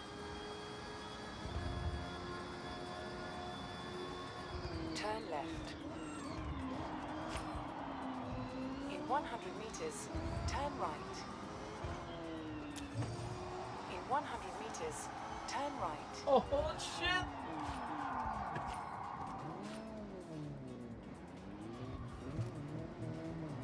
Oh, shit!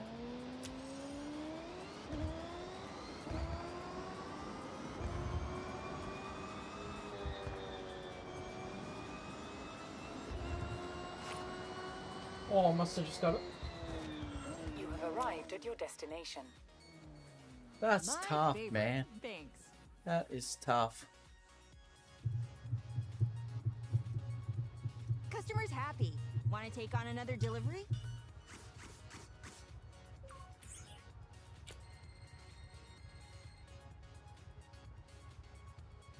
The first delivery with the wheel. That's tough. That is tough, boys.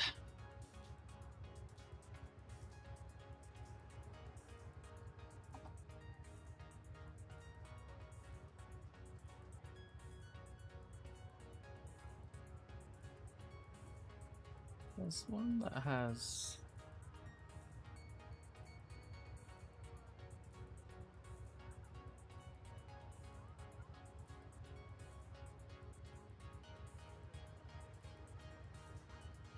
Where's the buy one get one free, man? Pizza, pizza, pizza. One of them did buy one get one free.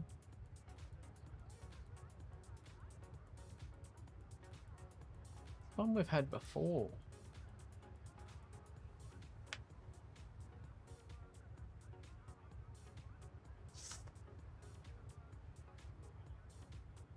So I don't do it anymore.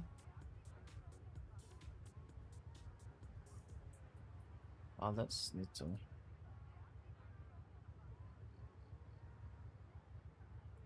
They're closed now, I think.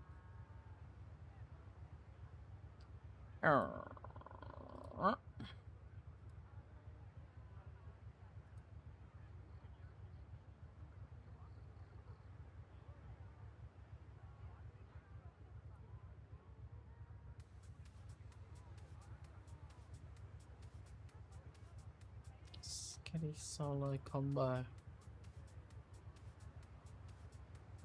Carbonara.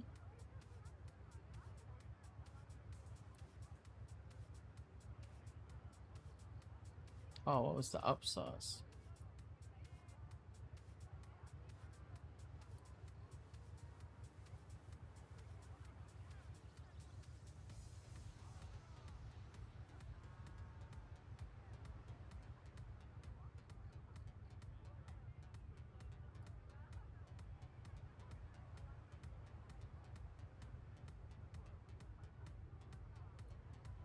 $8 to upsize.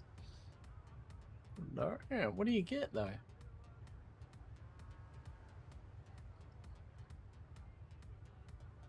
Oh, yep. It's alright.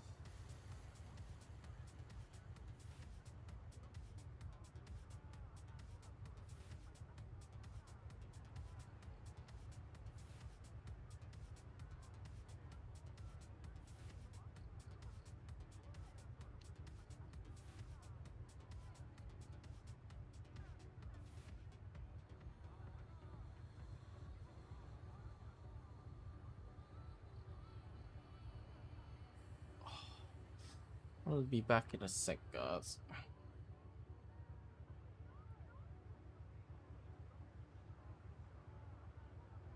I already got quite already.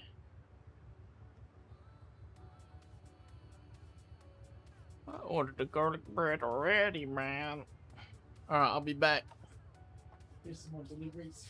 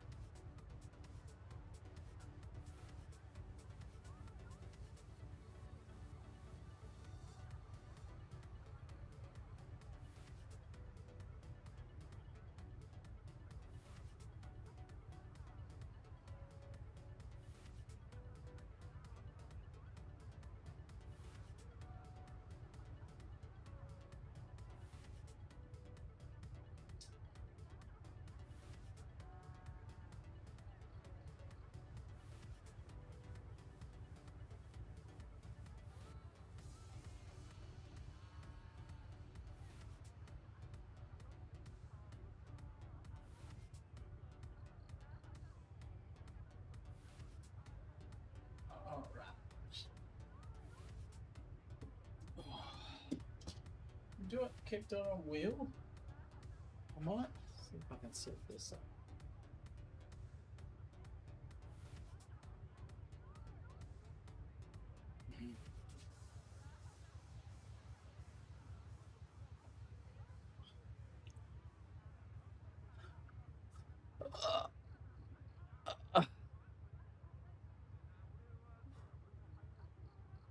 Where's the droid? Okay. There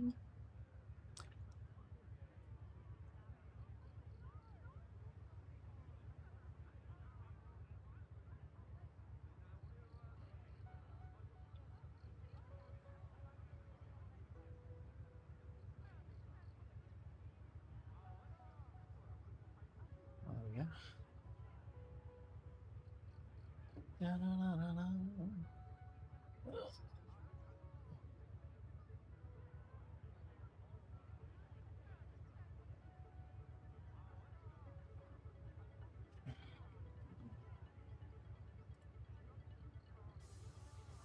Oh, that's not it. That's it.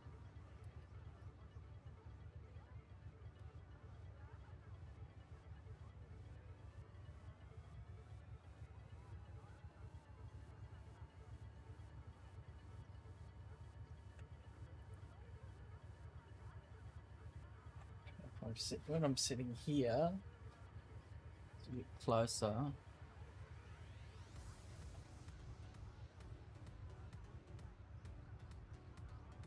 Oh, I can always move the camera.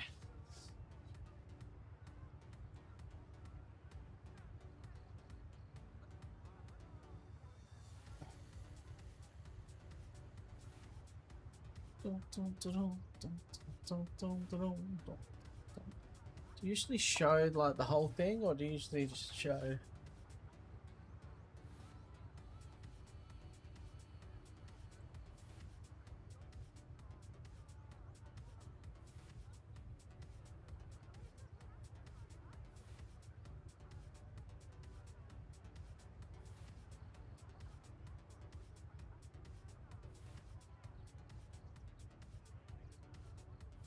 Maybe it needs to be like that, wouldn't it? Let's find out.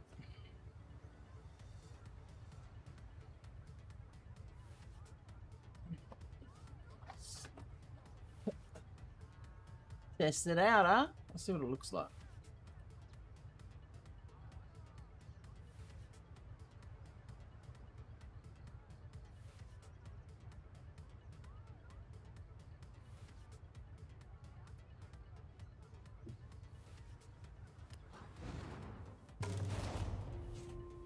I'm scared. Don't drink and drive.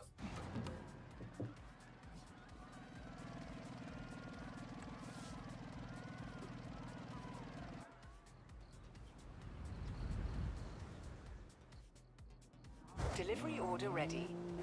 I have changed the set route to the pickup destination.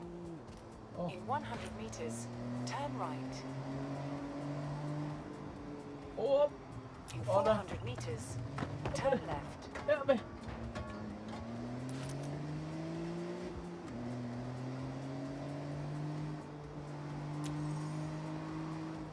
Excuse me. Turn left. Oh. No, the wrong way.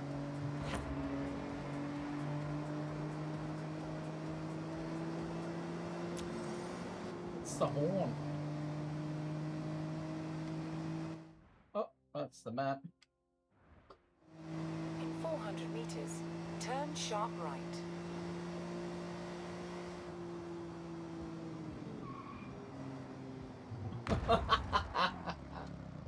Shit, man. That's not even the wrong. It's not even the right turn. Shit. Alright, let's see what it looks like after this.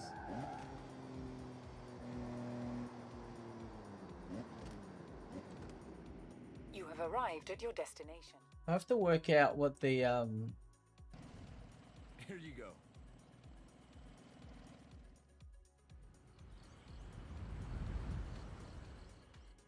It wouldn't be Horizon Let's without go a see. little race, right? There's another one of our drivers with an order for the same customer you're headed to. What do you say to a little competition?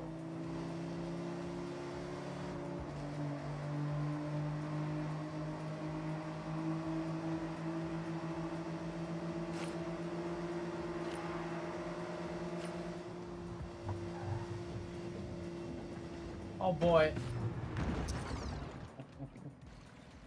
Let's rewind. X is rewind on the steering wheel.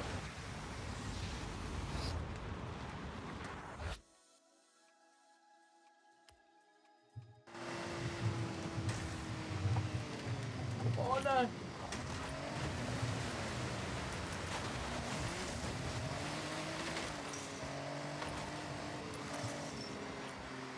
Oh, the best shortcut ever. Oh! Why is it pulling to the right?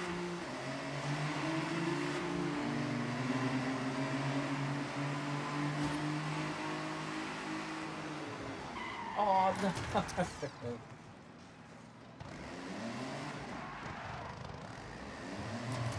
Oh no! I was wondering why the camera view is shit.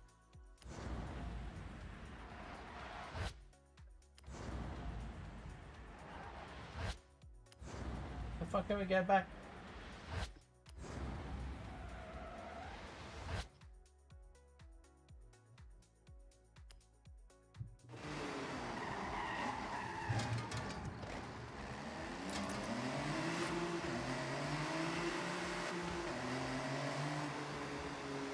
Gate? Oh, excuse me. This one.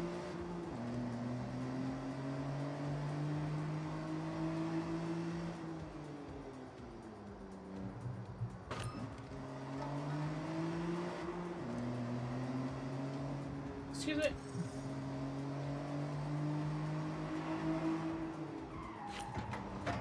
What's the handbrake?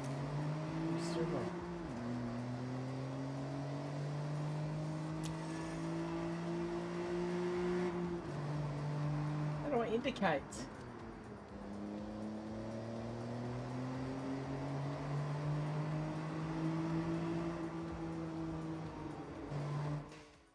Great, thanks. Oh my god, that's so bad.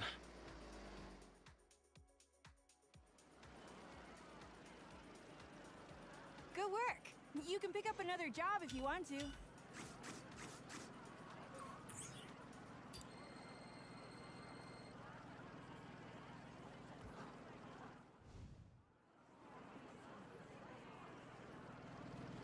I don't think I'll be able to race.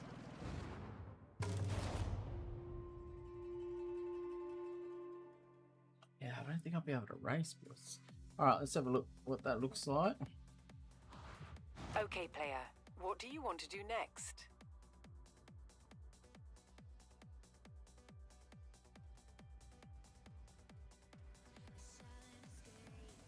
Oh no. 400 meters. Turn left. Help me.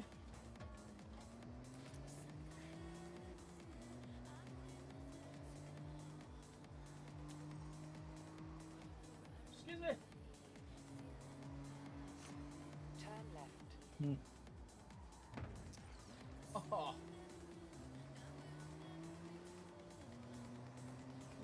To your destination. I have to work it. Oh my god, that's so bad. How do other people do their wheels?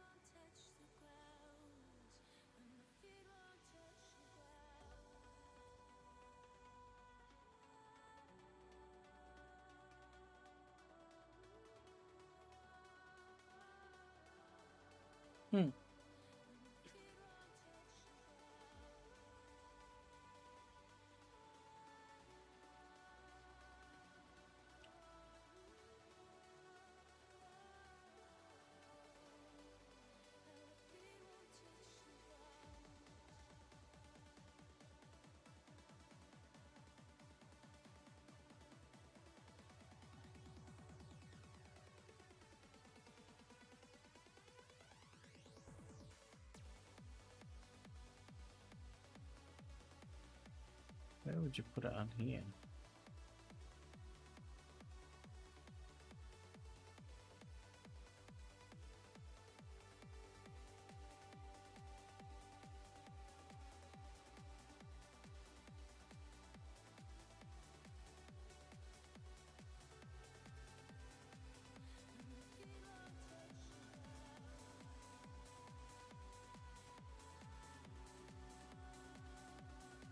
La la la.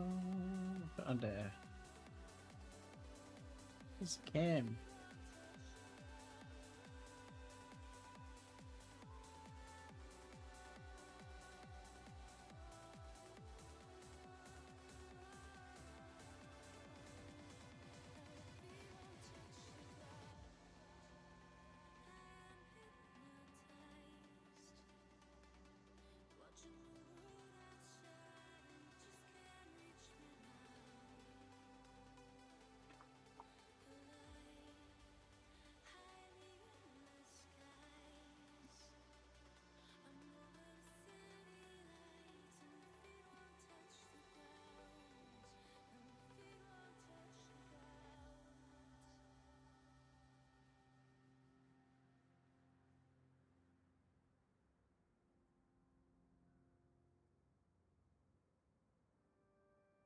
Let's get past them.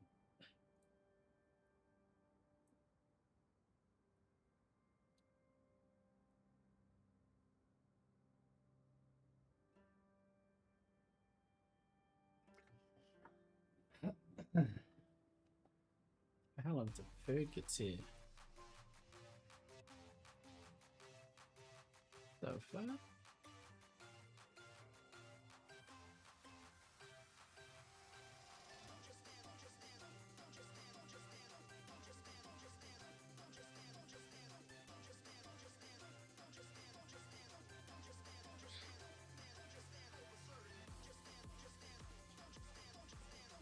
Hands controller.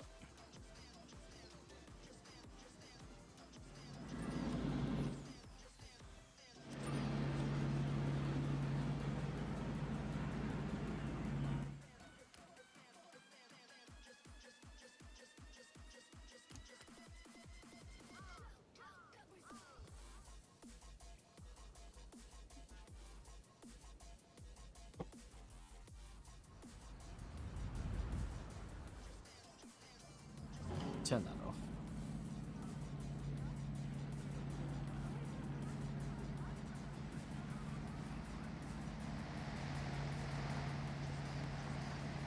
Turn it off.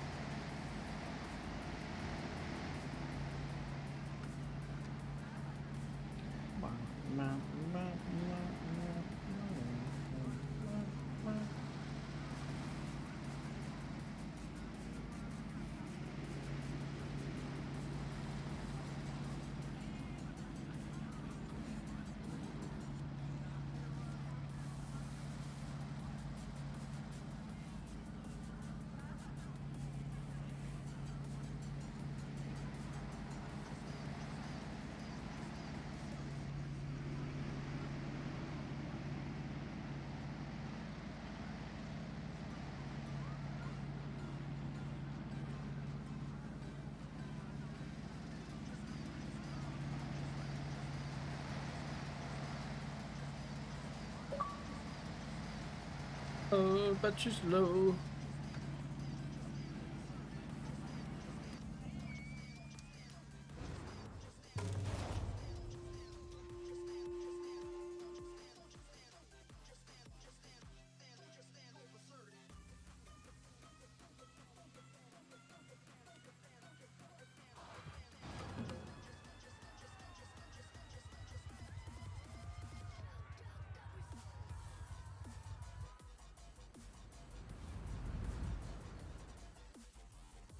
The delivery package is ready.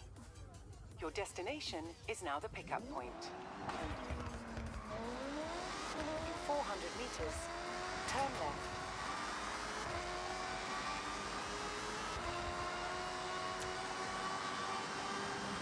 Turn left. In 100 meters, turn left.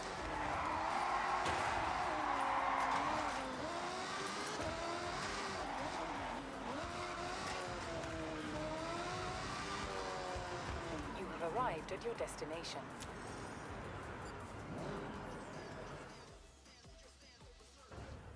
Package ready. Thank you, sir. What's up? Got a customer note for you. They're a festival goer and want you to style it up on your drive to them. Get them in the Horizon spirit. Turn right. In 100 meters, turn right.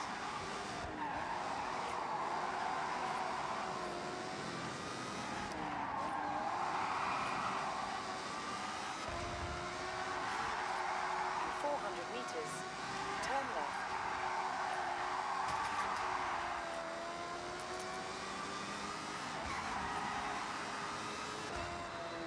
Turn left.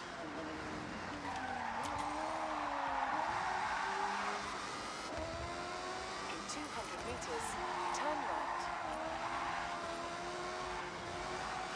Turn right.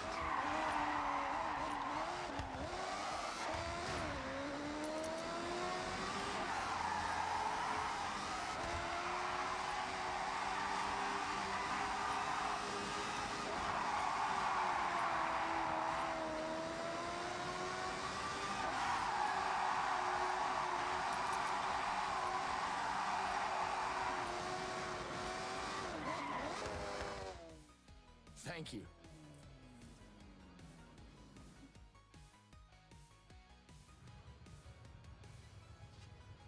Great.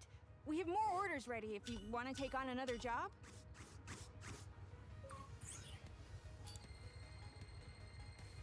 Sure.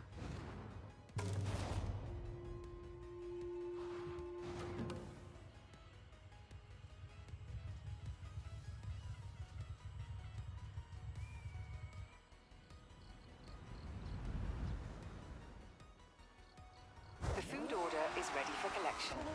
Route to pickup has been plotted. In 100 meters, turn sharp left.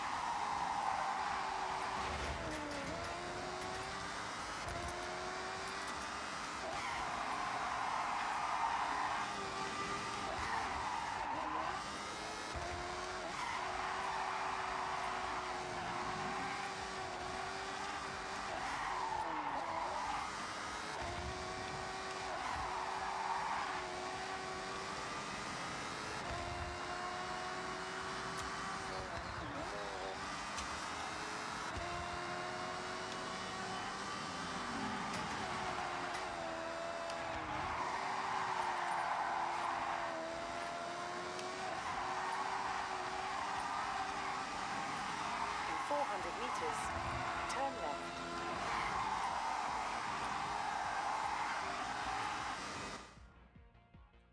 Damn! How come we got backup?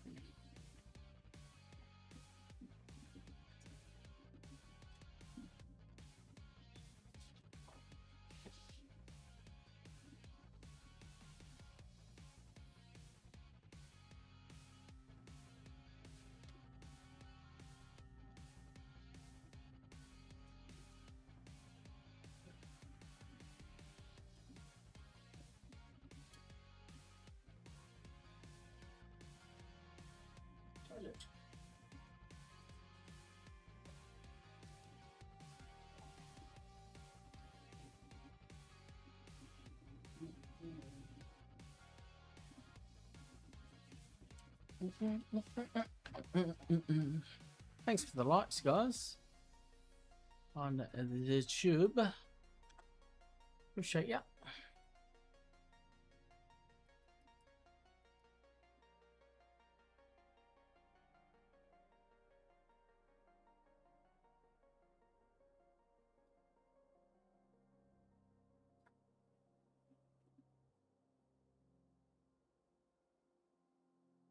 Huh?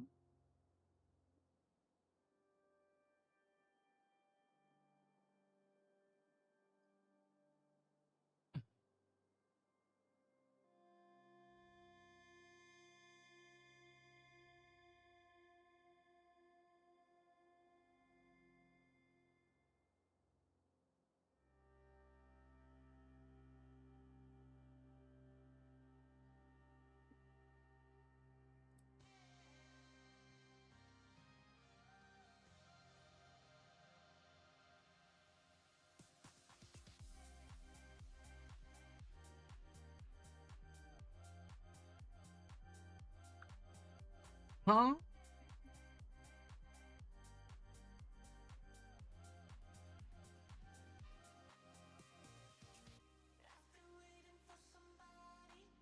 It's like you.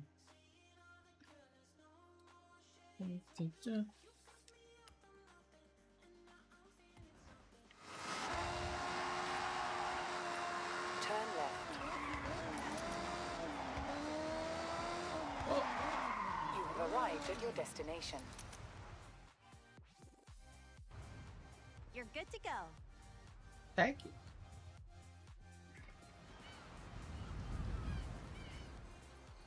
Okay, the restaurant has let us know that the order of udon shouldn't be allowed to cool at all. Get to the customer as speedy as possible. In 400 meters, turn right.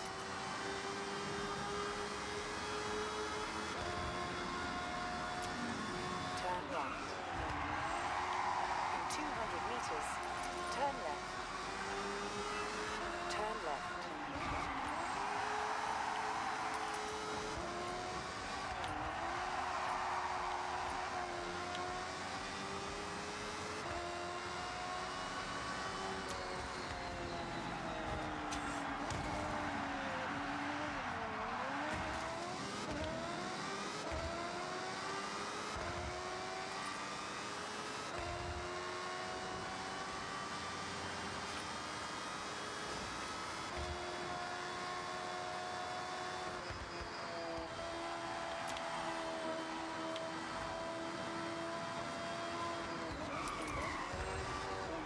You have arrived at your destination. Thank you, driver. We made it.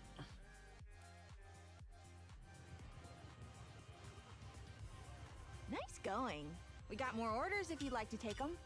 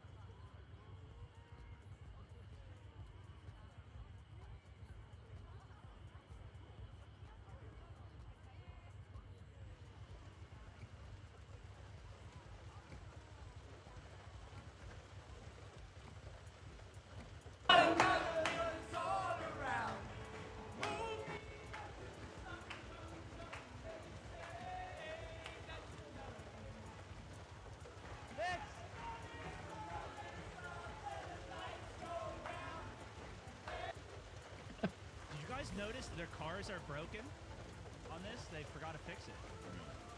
Like my car's driver's seat's on the wrong side. Oh, you got that bug? Was it a bug? Yeah. I feel like that's a pretty obvious oversight. We're working on it. Don't worry. Horizon 7, it's gonna be the better one. Did you guys notice their cars are broken on this? They forgot to fix it. Like my car's driver's seat's on the wrong side. Oh, you got that bug? Was it a bug? Yeah. I feel like that's a pretty obvious.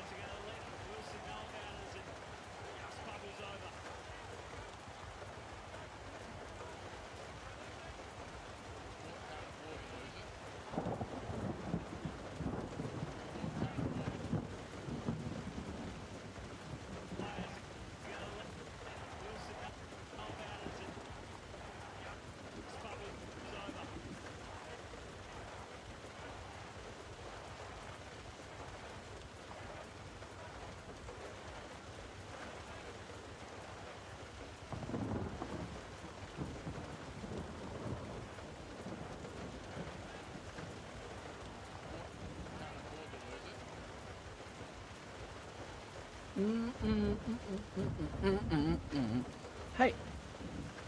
Hey.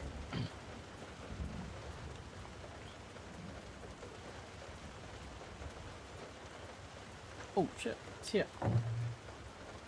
I'll be back.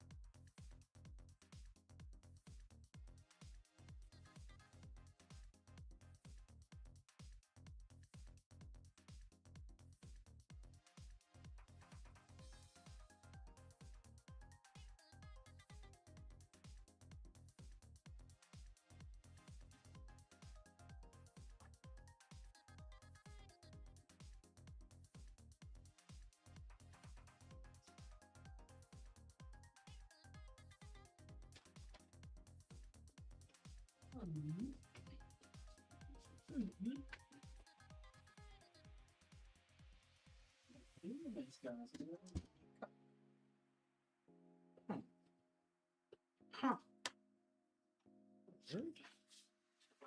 Kind of rude, isn't it?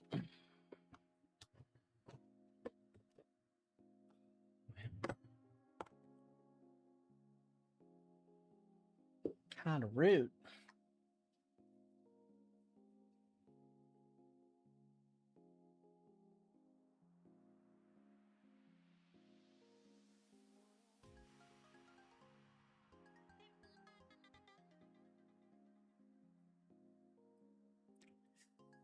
All right.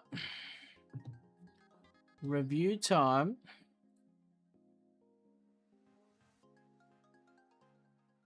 Too close. A bit too zoomed in there. Zoom out, man.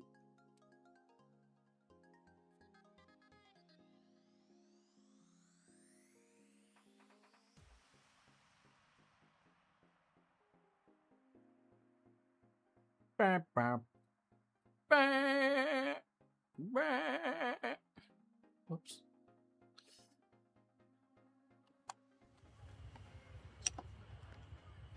Yeah, I turned it off. All right. What's this place called again?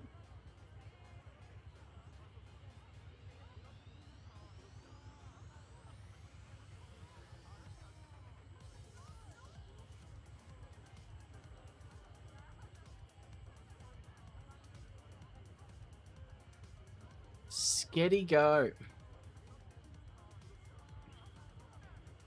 On Pulteney Street. They do pastas, chicken pastas, sketty feast for 2, creamy garlic prawns, pollo rosa, sketty. I got the sketty combo solo combo, carbonara penne, some garlic bread and a Coke Zero, but unfortunately the Coke Zero didn't count, so I had to put in a complaint. Give me a refund for the whole thing. Just could have just refunded me for the drink. But alright, let's have a look at it. It's pretty nice. Bacon. Garlic bread, not bad, not bad. Give the garlic bread a taste. Mmm. Good crunch.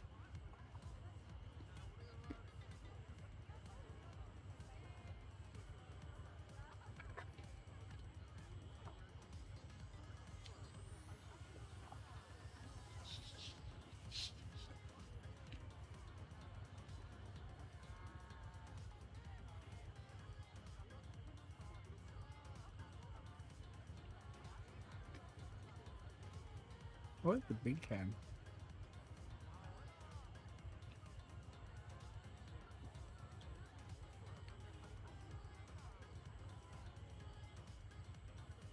Two soxes.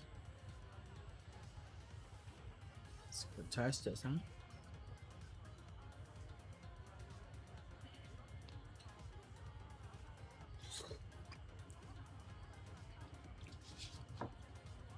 Penne carbonara is my favorite.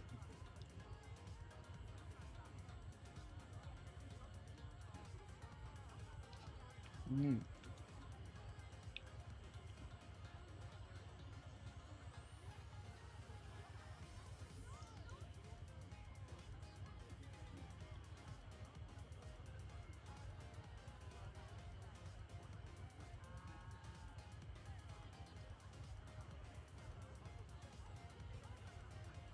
It's really nice. Oh.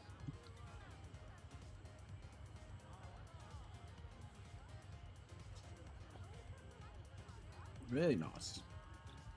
You guys eat pasta? Fork? Spoon? Fingers? Big fork, I don't know.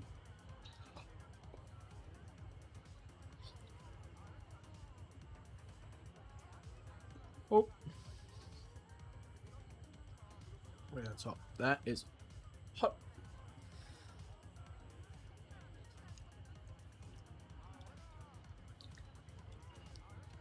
I didn't even upsize. This is upsize apparently.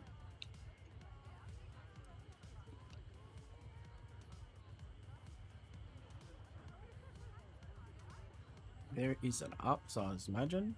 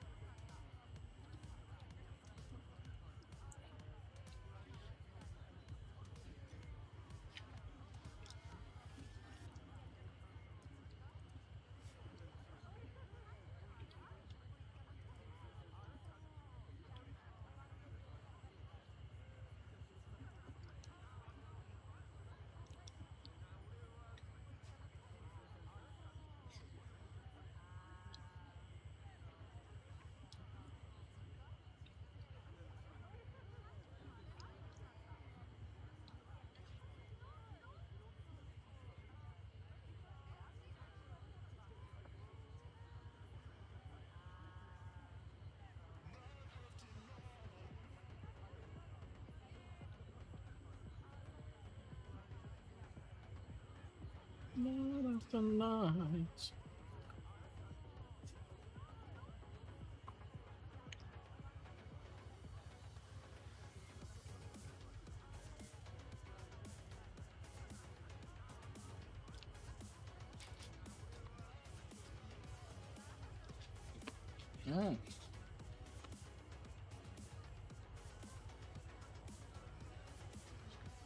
Dipping the old G bread in the carbonara.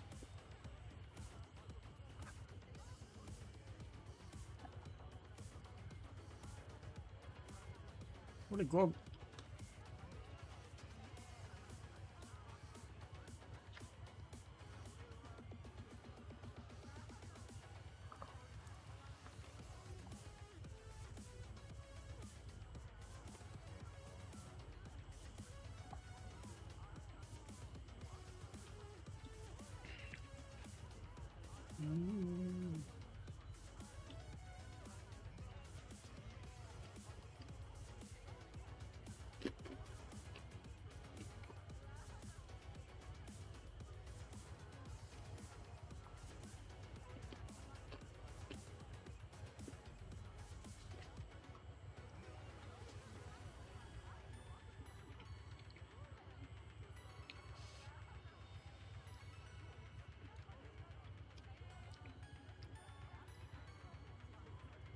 Alright, so I've had pasta,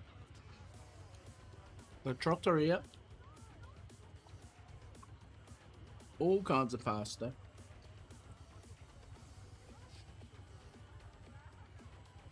This one is definitely up there.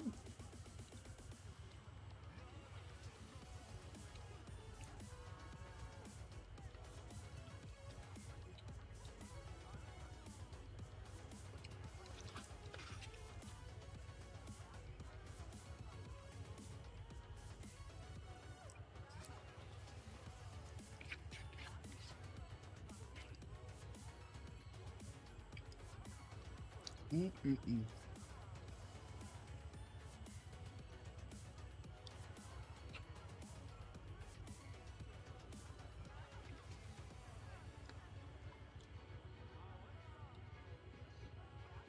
Mm-mm. I'd have more later, but it tastes so good.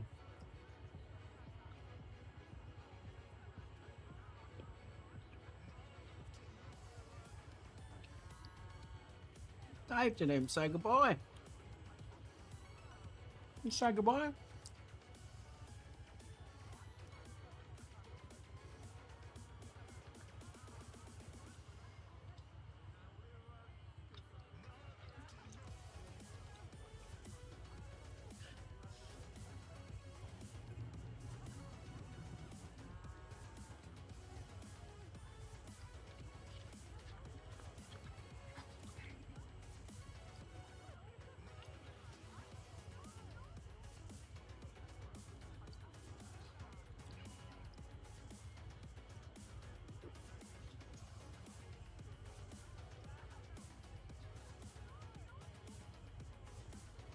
This is the extended mix.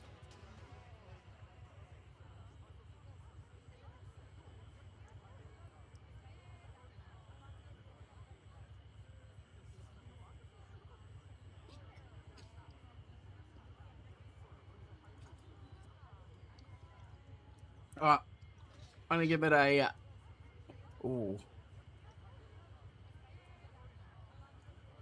9.1. I didn't get my drink, but the pasta is amazing. The garlic bread is divine.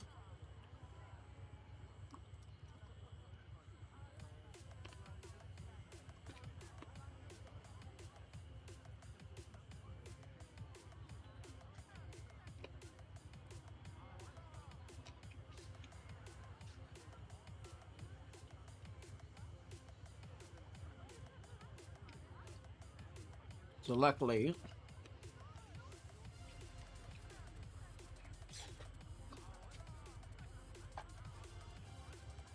I have some cola.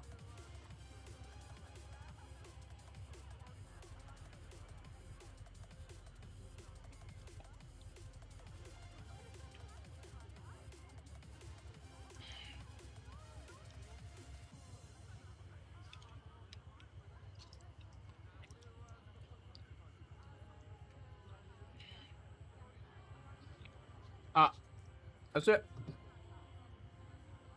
That's a review.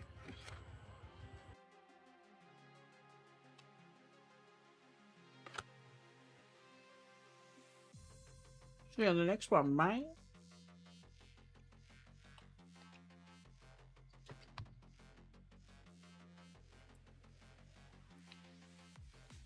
Oh. I didn't hit record. Oh my god.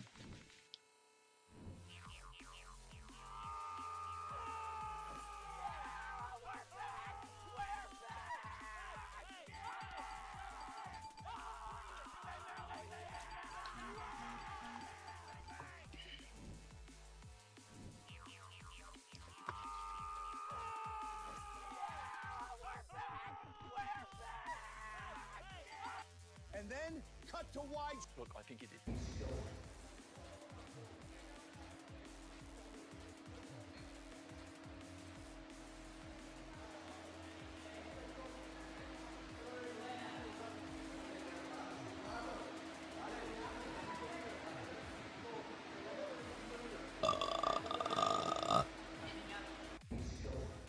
Normally I come to my car to cry and be upset away from my family, but this time I come here saying, we are back!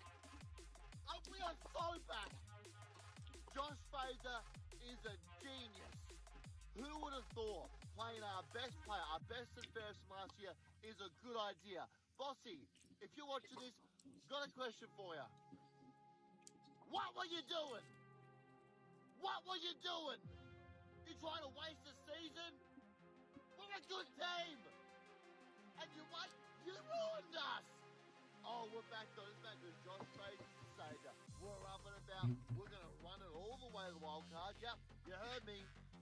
We're making finals. And I said I wouldn't get excited, but I'm all the way back in on this team and what we can do. We're going to make a wild card, and you do not want a part of the new era Blues. Normally I come to my car to cry and be upset away from my family, but this time I come here saying, we are back! Normally I come to my car to cry and be upset away from my family, but this time I come here saying, we are back! We are so back! Josh Fraser is a genius. Who would have thought playing our best player, our best and fairest from last year is a good idea? Bossy, if you're watching this, got a question for you. What were you doing? What were you doing? You trying to waste the season? We're a good team! And you ruined us! Oh, we're back though. It's back with Josh Fraser's the Savior. We're up and about. We're going to run it all the way to the wild card. Yep, you heard me. We're making finals.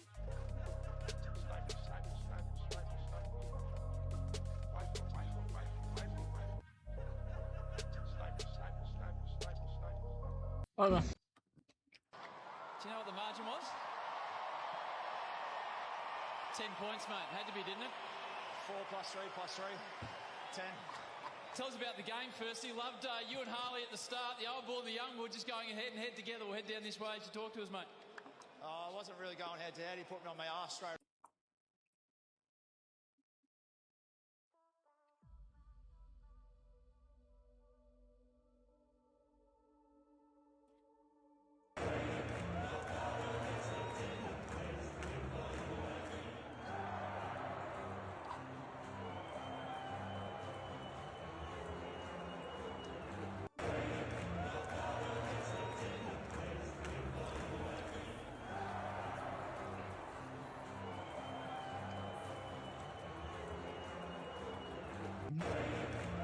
How do you know?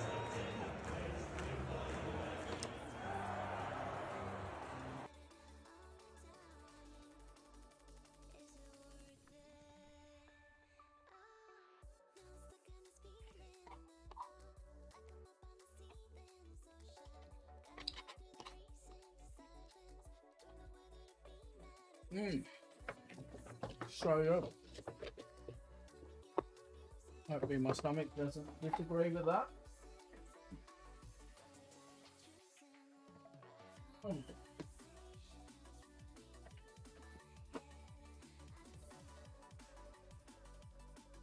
la, la, la, la. Ah.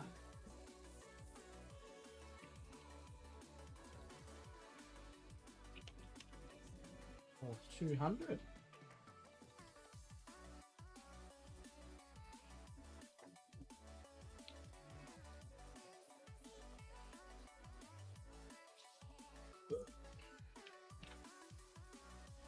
Alright, let's go.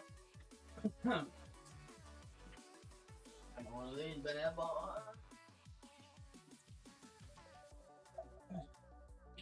One of these bad boys.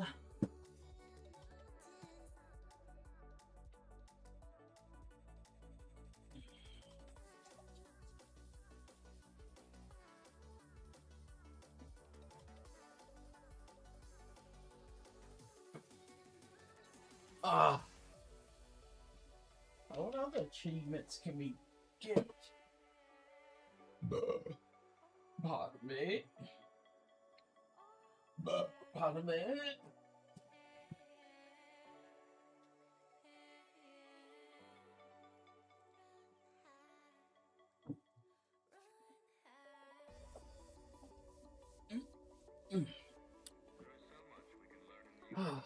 Let's go.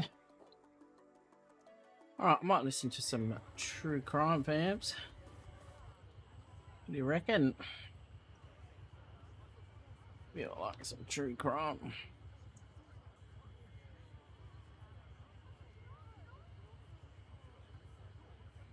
Rapper made over $100 million selling virtual farm animals that apparently had a better investment strategy than half of crypto. Yeah, this is definitely one of those stories that I'm sitting here like, how did this happen? Why did this happen? I can't believe that it happened. I just have so many questions about it. As I was researching this video, I'm sitting here like, kind of in disbelief.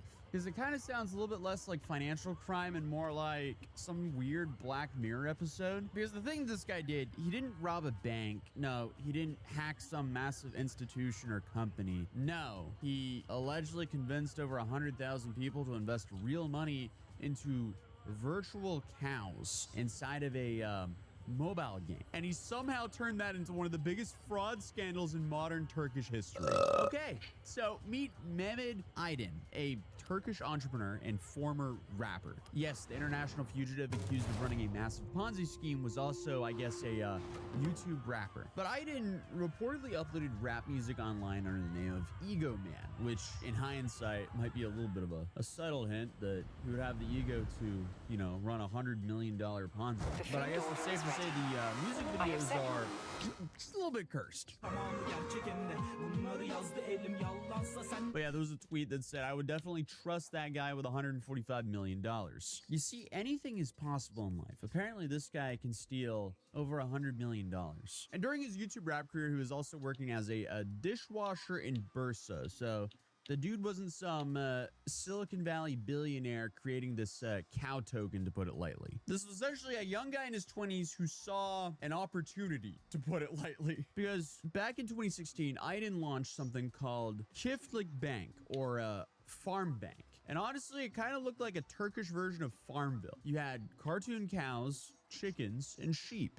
It had little farms with cutesy graphics. But the big difference is people weren't farming for fun. No, they were investing real money. The idea is simple. You start and manage your own farm. You use gold as a currency to buy animals like chickens, goat, cattle, and bees. You earn cash back by selling the honey, eggs, and milk that your animals produce. You can then use the profits from these sales to buy more livestock and so on. You can also pay real money to buy virtual gold and run your farm. And that's not just some pay-to-win model. If your farm does well and you make some proper virtual gold, you can exchange your virtual proceeds back into real money. So the idea was users could buy virtual livestock and farming equipment inside of the app. And according to the company, that money would actually go towards funding actual agricultural projects and livestock farms in the real world. And in return, players were promised a portion of the profits. And at the time, the pitch actually hit people from multiple angles.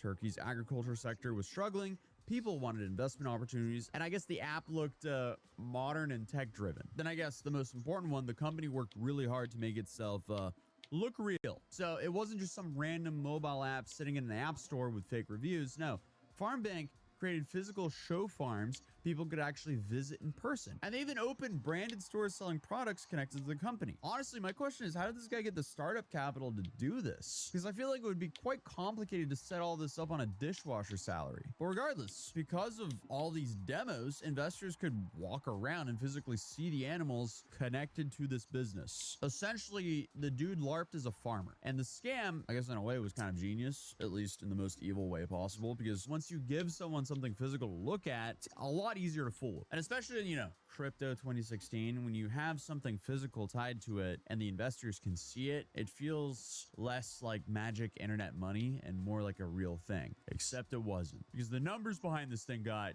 insane very fast, because within a year and a half, FarmBank exploded across Turkey. And reports varied about this, but people were saying somewhere between 75,000 and 130,000 people actually invested into this.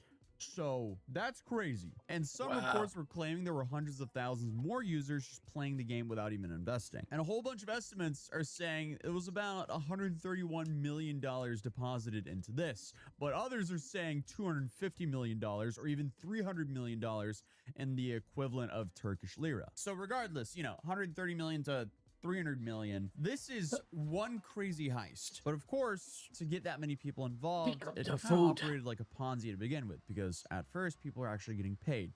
So, you know, the new money seemed like it was paying the people who got in first. And then it just kept recycling like that. So players were reportedly saying they were earning money from their virtual livestock, which then made the whole thing feel legitimate. So people then started telling friends and family that the app actually worked. And once people started saying, no, seriously, I made money from this, people started dogpiling in. And of course, the app itself encouraged consistent reinvestment. So users weren't just like buying animals once. No, they also had to spend money on upkeep. So they had to do, you know, supplies, storage, and maintenance tied to the hypothetical livestock that was tied to their money in the virtual currency.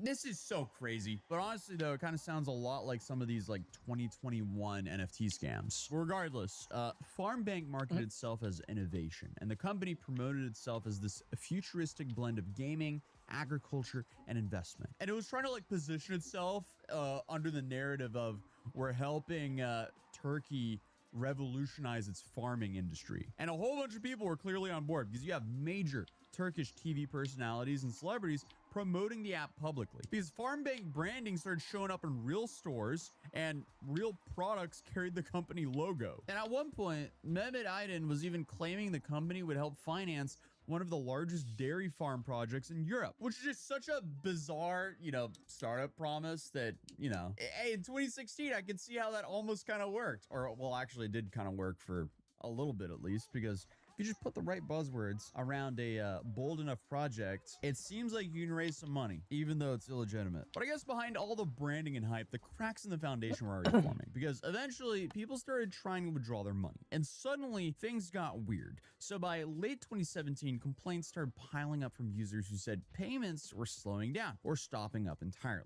And this usually means that, you know, we're at the end phase. We're at the end game of the Ponzi schemes when the payments stop, or well, the start of the end game at least. Because the scheme only works as long as new money's flowing in. So if people start saying, uh-oh, we can't get our cash out, that pretty much halts all the new money coming in. And that's when Turkish regulators started paying a lot more attention after growing complaints from users who claimed they weren't receiving profits anymore. So authorities began investigating into this company, and suddenly Farmbank's exciting image, just collapsed overnight. So after Farmbank started to collapse, Mehmet Ayan's response to all this pushback was quite odd, to put it lightly, because instead of, like, you know, calming investors down, reports say he sold all of his shares in the company and started backing away from the business right as panic was at its peak. That's kind of like the financial equivalent of you're sitting on a plane, intense turbulence hits, and suddenly you see the pilot leave the cockpit in a parachute, open the door, and jump out. Yeah, it's not a good sign. Well, then in early 2018, Farmbank announced that it would stop accepting new users and suspended profit payments. And authorities eventually seized company assets and launched a criminal investigation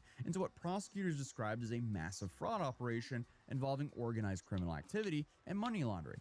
And then Mehmet Aydin disappeared. He was just gone. According to reports, he fled Turkey with enormous amounts of money, while thousands of investors was left essentially empty-handed. And somehow, despite being international wanted, the dude was allegedly spotted in Uruguay driving around in a Ferrari, which is something I will never understand, because imagine you scam people for millions of dollars and you now desperately need to lay low. Why would you ever want to drive a bright, loud car to bring as much attention as possible to you? But obviously, because of this genius move, Interpol got involved, because people suddenly were like, wait a minute, who's that young guy in the Ferrari here in Uruguay? We've never seen him before. So reports claimed that victims became so furious that bounty posters were starting to offer hundreds of thousands of dollars for information just about this guy. So that's not good either. So again, why are you driving around a Ferrari then? What he really should have done was the 3 years in Dagestan bit. I guess that meme didn't really exist at that time, but still, he should have just vanished. Bro could have became a real farmer in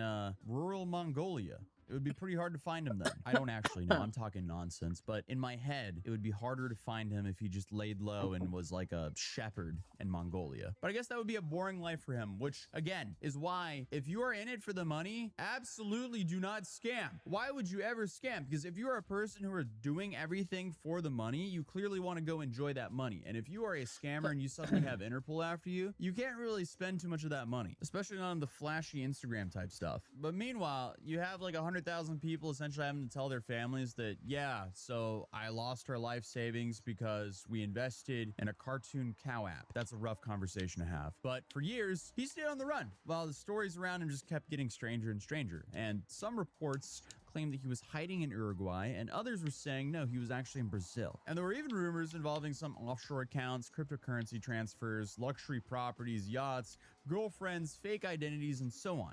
But meanwhile, back in Turkey, the legal case just kept growing, and dozens of people connected to Farmbank were investigated or charged. So prosecutors accused Aydin and others of running a criminal organization, fraud, and money laundering. And apparently at one stage, Turkish prosecutors were seeking over 75,000 years in prison for him. So they really wanted him, because, you know, that you would think that would be like 74,900 years overkill. But I guess while all this was happening, Aydin was still insisting that he never intended to scam anyone. Because in videos and court statements, he repeatedly claimed that he was also a victim and argued that the business had simply collapsed after authorities froze assets and disrupted operations. Which I guess is one way to frame disappearing internationally with millions of dollars. But in 2021, after more than 3 years on the run, something unexpected happened. He surrendered. Aydin walked into the Turkish consulate in Sao Paulo, Brazil, turned himself in, and days later, he was extradited back to Turkey, where he was immediately detained and brought before authorities. And the footage of him returning is like slightly surreal, because this wasn't some like mysterious criminal mastermind in a suit. No, this was just some 29-year-old former rapper named Tunçukçuk. Did I pronounce that right? Tunçukçuk.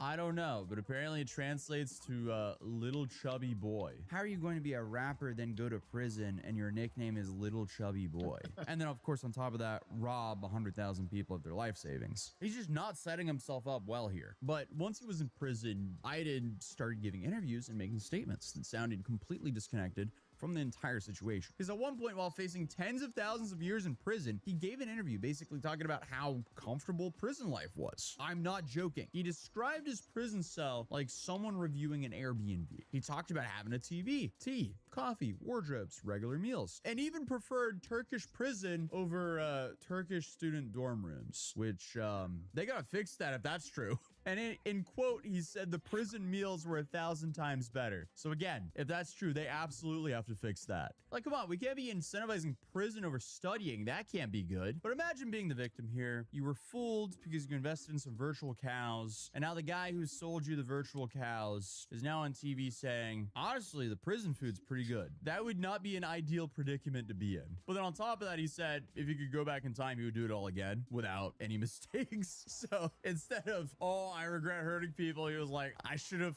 made sure the scheme could have gone on for longer. I don't know. But then you have one of the more interesting legal defenses I've heard, because authorities charged him for his use of the word bank because he called his company Farm Bank. And that wasn't licensed as an actual bank. So Iden's defense was basically like, well, the word bank can also mean a park bench. I don't know where he's going with that. And no, I'm not making that up. He reportedly argued that maybe he meant a literal bench and people just misunderstood him. Meanwhile, prosecutors kept building the case against him, and the numbers attached to the scandal just became more and more ridiculous because thousands of plaintiffs were named in this, and authorities claimed that hundreds of millions of lira had flowed through his operation. Investigators also accused him of transferring huge amounts of money into personal and offshore accounts. And at one stage, reports said that Turkish prosecutors wanted more than 88,000 years in prison for Mehmet. 88,000 years in prison. How is that worse from the 75,000 years in prison? There's no difference between 88,000 years and 75,000 years. Well, hey, I guess they're just really stacking them on now. But eventually, after years of hearings, investigations, extraditions, and international headlines, the court finally made its decision. In February 2025, a Turkish court officially sentenced Mehmet Aydin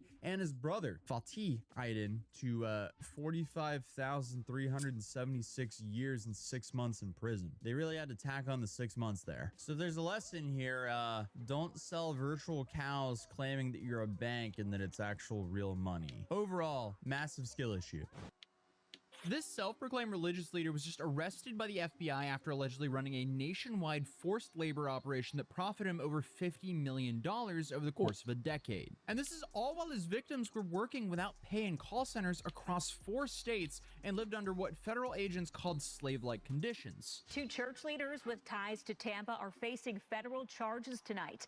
They're at the center of what investigators are calling a multi-million-dollar conspiracy involving money laundering, forced labor, and abuse. But you may be asking, how did we get here? Well, it is quite the wild story, because what started as a small ministry in Michigan ended up turning into one of the most shocking human trafficking cases the FBI has seen in years. And when federal agents conducted raids across multiple states last year, they uncovered a sophisticated operation that for years used religion as a means to manipulate and exploit the vulnerable. And this is not some small-time scam either, but instead a multi-state enterprise with luxury mansions, call centers disguised as prayer lines, and a leader who lived like a king while his followers essentially worked for nothing. So meet David Taylor, a 53-year-old man who referred to himself as an apostle and claimed to be Jesus Christ's best friend. Yeah, that sounds a lot like a cult. And according to federal documents, he told people that God had personally given him the keys to the kingdom on earth. So now he just sounds even more like a cult leader. And to make things worse, his official church website stated that God had personally taught David about the mysteries of the kingdom of God by the way of face-to-face visitations from the Lord. What mysteries, do you ask? Well, according to him, God gave David the ability to not only cure disease, but also raise people from the dead. Okay, definitely not a red flag at all. Now, this story isn't just about David, but also his right-hand man, 56-year-old Michelle Brannon. Michelle served as the executive director of the organization called Kingdom of God Global Church, formerly known as Joshua Media Ministry International. That just sounds like an MLM, at least the previous name. Michelle, from her gigantic mansion in Tampa, helped David control every aspect of the operation. David started this whole thing in the mid-2000s in Taylor, Michigan, where he established his first call center. What began as a small ministry eventually expanded into this multi-state operation with locations in Florida, Texas, and Missouri. By the time federal agents shut it all down, they were operating 9 separate call centers across 4 different states. And David's organization essentially ran these call centers where they would make cold calls to people across the country, asking for donations for the church. And these workers would tell potential donors that their money would be used for charitable purposes, such as providing water wells for impoverished communities overseas, or supporting victims of human trafficking or slavery. And judging from that house that we saw earlier, I don't think too much of that money went to that. However, these weren't definitely your typical telemarketing jobs, because the workers weren't actually getting paid anything. According to the federal indictment, David convinced people to come work for him full-time as unpaid volunteers. He would then tell them that anyone who defied his orders and commands were defying God and would suffer in hell. And to make things even wilder, some of these workers were called armor bearers, who basically were David's personal servants who had to fulfill his demands around the clock. And the armor bearers, they would have some pretty disturbing responsibilities, like transporting women from ministry houses, airports, or any other location to David's, and then ensuring that they took Plan B after they interacted with David. We're just getting into the story, and somehow it sounds like Surviving R. Kelly already. But these call centers operated every single day, and workers were given some out-of-the-pocket daily, weekly, and monthly, and even yearly monetary goals, like raising $164,000 in a single day. And if they didn't hit those numbers, well, things just got worse for them. The federal investigators said that David and Michelle Brannon controlled particularly every aspect of the workers' lives. The victims slept either at the call center facilities themselves or in what they called ministry houses, and they weren't allowed to leave without permission. Workers were also required to cut off contact with any family or friends who questioned the church's righteousness, and David would demand that any full-time staff give up outside employment entirely and dedicate their lives fully to the ministry. And allegedly, the organization also had a twisted system where they forced workers to apply for government assistance like EBT cards and food stamps by claiming they were homeless. Then the workers had to turn over these benefits to the church staff to buy food for the organization. Dude, that mortgage must have been killer. Sorry, I'm still hung up on the house because bro literally had to have slaves to fund that thing. That's how big it was. And I guess lie that he was raising money to end slavery as he was having slaves fund the thing. I mean, it's crazy. This is wild. It's like he was trying to do the whole like P. Diddy thing without a successful music career or owning the Ciroc vodka brand. I guess he just did all of this off of call centers. But when workers failed to meet their quotas or disobeyed orders, they faced a range of punishments that the prosecutors laid out in detail. These included like public humiliation, food restrictions, sleep deprivation, physical assaults, and something called rebukings. And I had no idea what a rebuking was, so I found out it was essentially a yelling and humiliation and violence ritual, which does not sound too fun at all. This whole situation sounds pretty awful to me. Very not swag. Oops. And then to make things worse, when workers weren't performing up to David's standards, he would sometimes have water thrown at them to wake them up, or he would cut down their sleeping hours even shorter. Because obviously that is how you get a sales rep to perform better. I love that he's not only a horrible human being, but he's also just a massive idiot. Because like the dude would also tell workers that they were serving God through their suffering and that questioning him was like the same as questioning divine authority. Come on, dude. Imagine the burden of living with yourself being that much of a piece of shit. I mean, that's probably why he had to distract himself with all the pleasures. But hey, while his workers were living under these like inhumane conditions, David was using these millions of dollars in donations, or I guess, see, the donors thought they were actually donating something good. So this money was then used to fund his incredibly lavish lifestyle. As you clearly saw by that house. Yeah, I'm still stuck on that house. That's a massive crib. But hey, since 2014, the organization has brought in approximately $50 million through these call centers. And the federal indictment lists some of these like crazy purchases that he did, including what is this? A Mercedes-Benz? Doesn't specify what, but he paid $63,000 for it. So that could be like an older S-Class or like a C63. He has a Bentley Continental here. He has a Crown Line boat. He also has another Bentley Continental. He has a Bentley Mulsanne. He has another Mercedes-Benz and another Mercedes-Benz and another Mercedes-Benz. He has 5 ATVs, 2 jet skis, 1 jet ski trailer, oh, and 2 more jet skis and a jet ski trailer, and 125 pounds of super colossal Red King crab legs. I love how that's just like listed in there with all the whips and boats and stuff. Then he has a Rolls-Royce Cullinan, of course, and then he has 4 bulletproof automotives here. Okay. Dude, why is he buying so many like similar cars? Like, do you really need 4 Mercedes-Benz? Do you need 2 Bentley Continentals? And why are you buying Bentleys and Rolls? Wait, no, 3. Okay, no, wait. He had 2 Bentley Continentals and a Mulsanne. Why are you buying a Mulsanne, 2 Continentals, and a Rolls-Royce? Why don't you switch it up with something like, I don't know, something a little sporty, something a little more fun? Like the Continental is kind of sporty, but he has 2 of them. I don't know, essentially he just bought a bunch of cars that drive like boats. I'm just kind of confused in how he scammed $50 million and somehow does not own a GT3 RS. That's just poor judgment. I say that as a joke because everything here is just incredibly poor judgment. Anyway, David also owned multiple luxury properties, including a massive 28,000 square foot mansion in Tampa. Okay, that explains the size of that thing. That's a behemoth.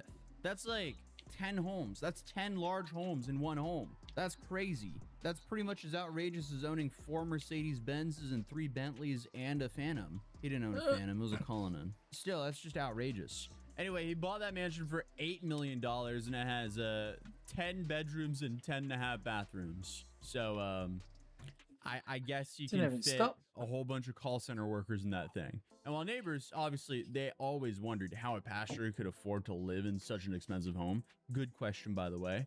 What they didn't know was the Tampa Bay mansion wasn't just a personal residence, but also it was being used as a call center. But I guess it's just a business expense. So see, I mean, if you're paying too much in tax, this simple trick of starting a cult and then having slaves live off of EBT and food stamps, working at a call center in your house could help you depreciate a portion of your house as a business expense. So obviously you can call 1-800-something to guarantee yourself at getting audited like this guy did. Yeah, I digress, but 8 specific victims are now named in this federal indictment, and their stories show just how long some people were trapped in the system. And the timelines are kind of shocking because one victim was allegedly subjected to forced labor for about 10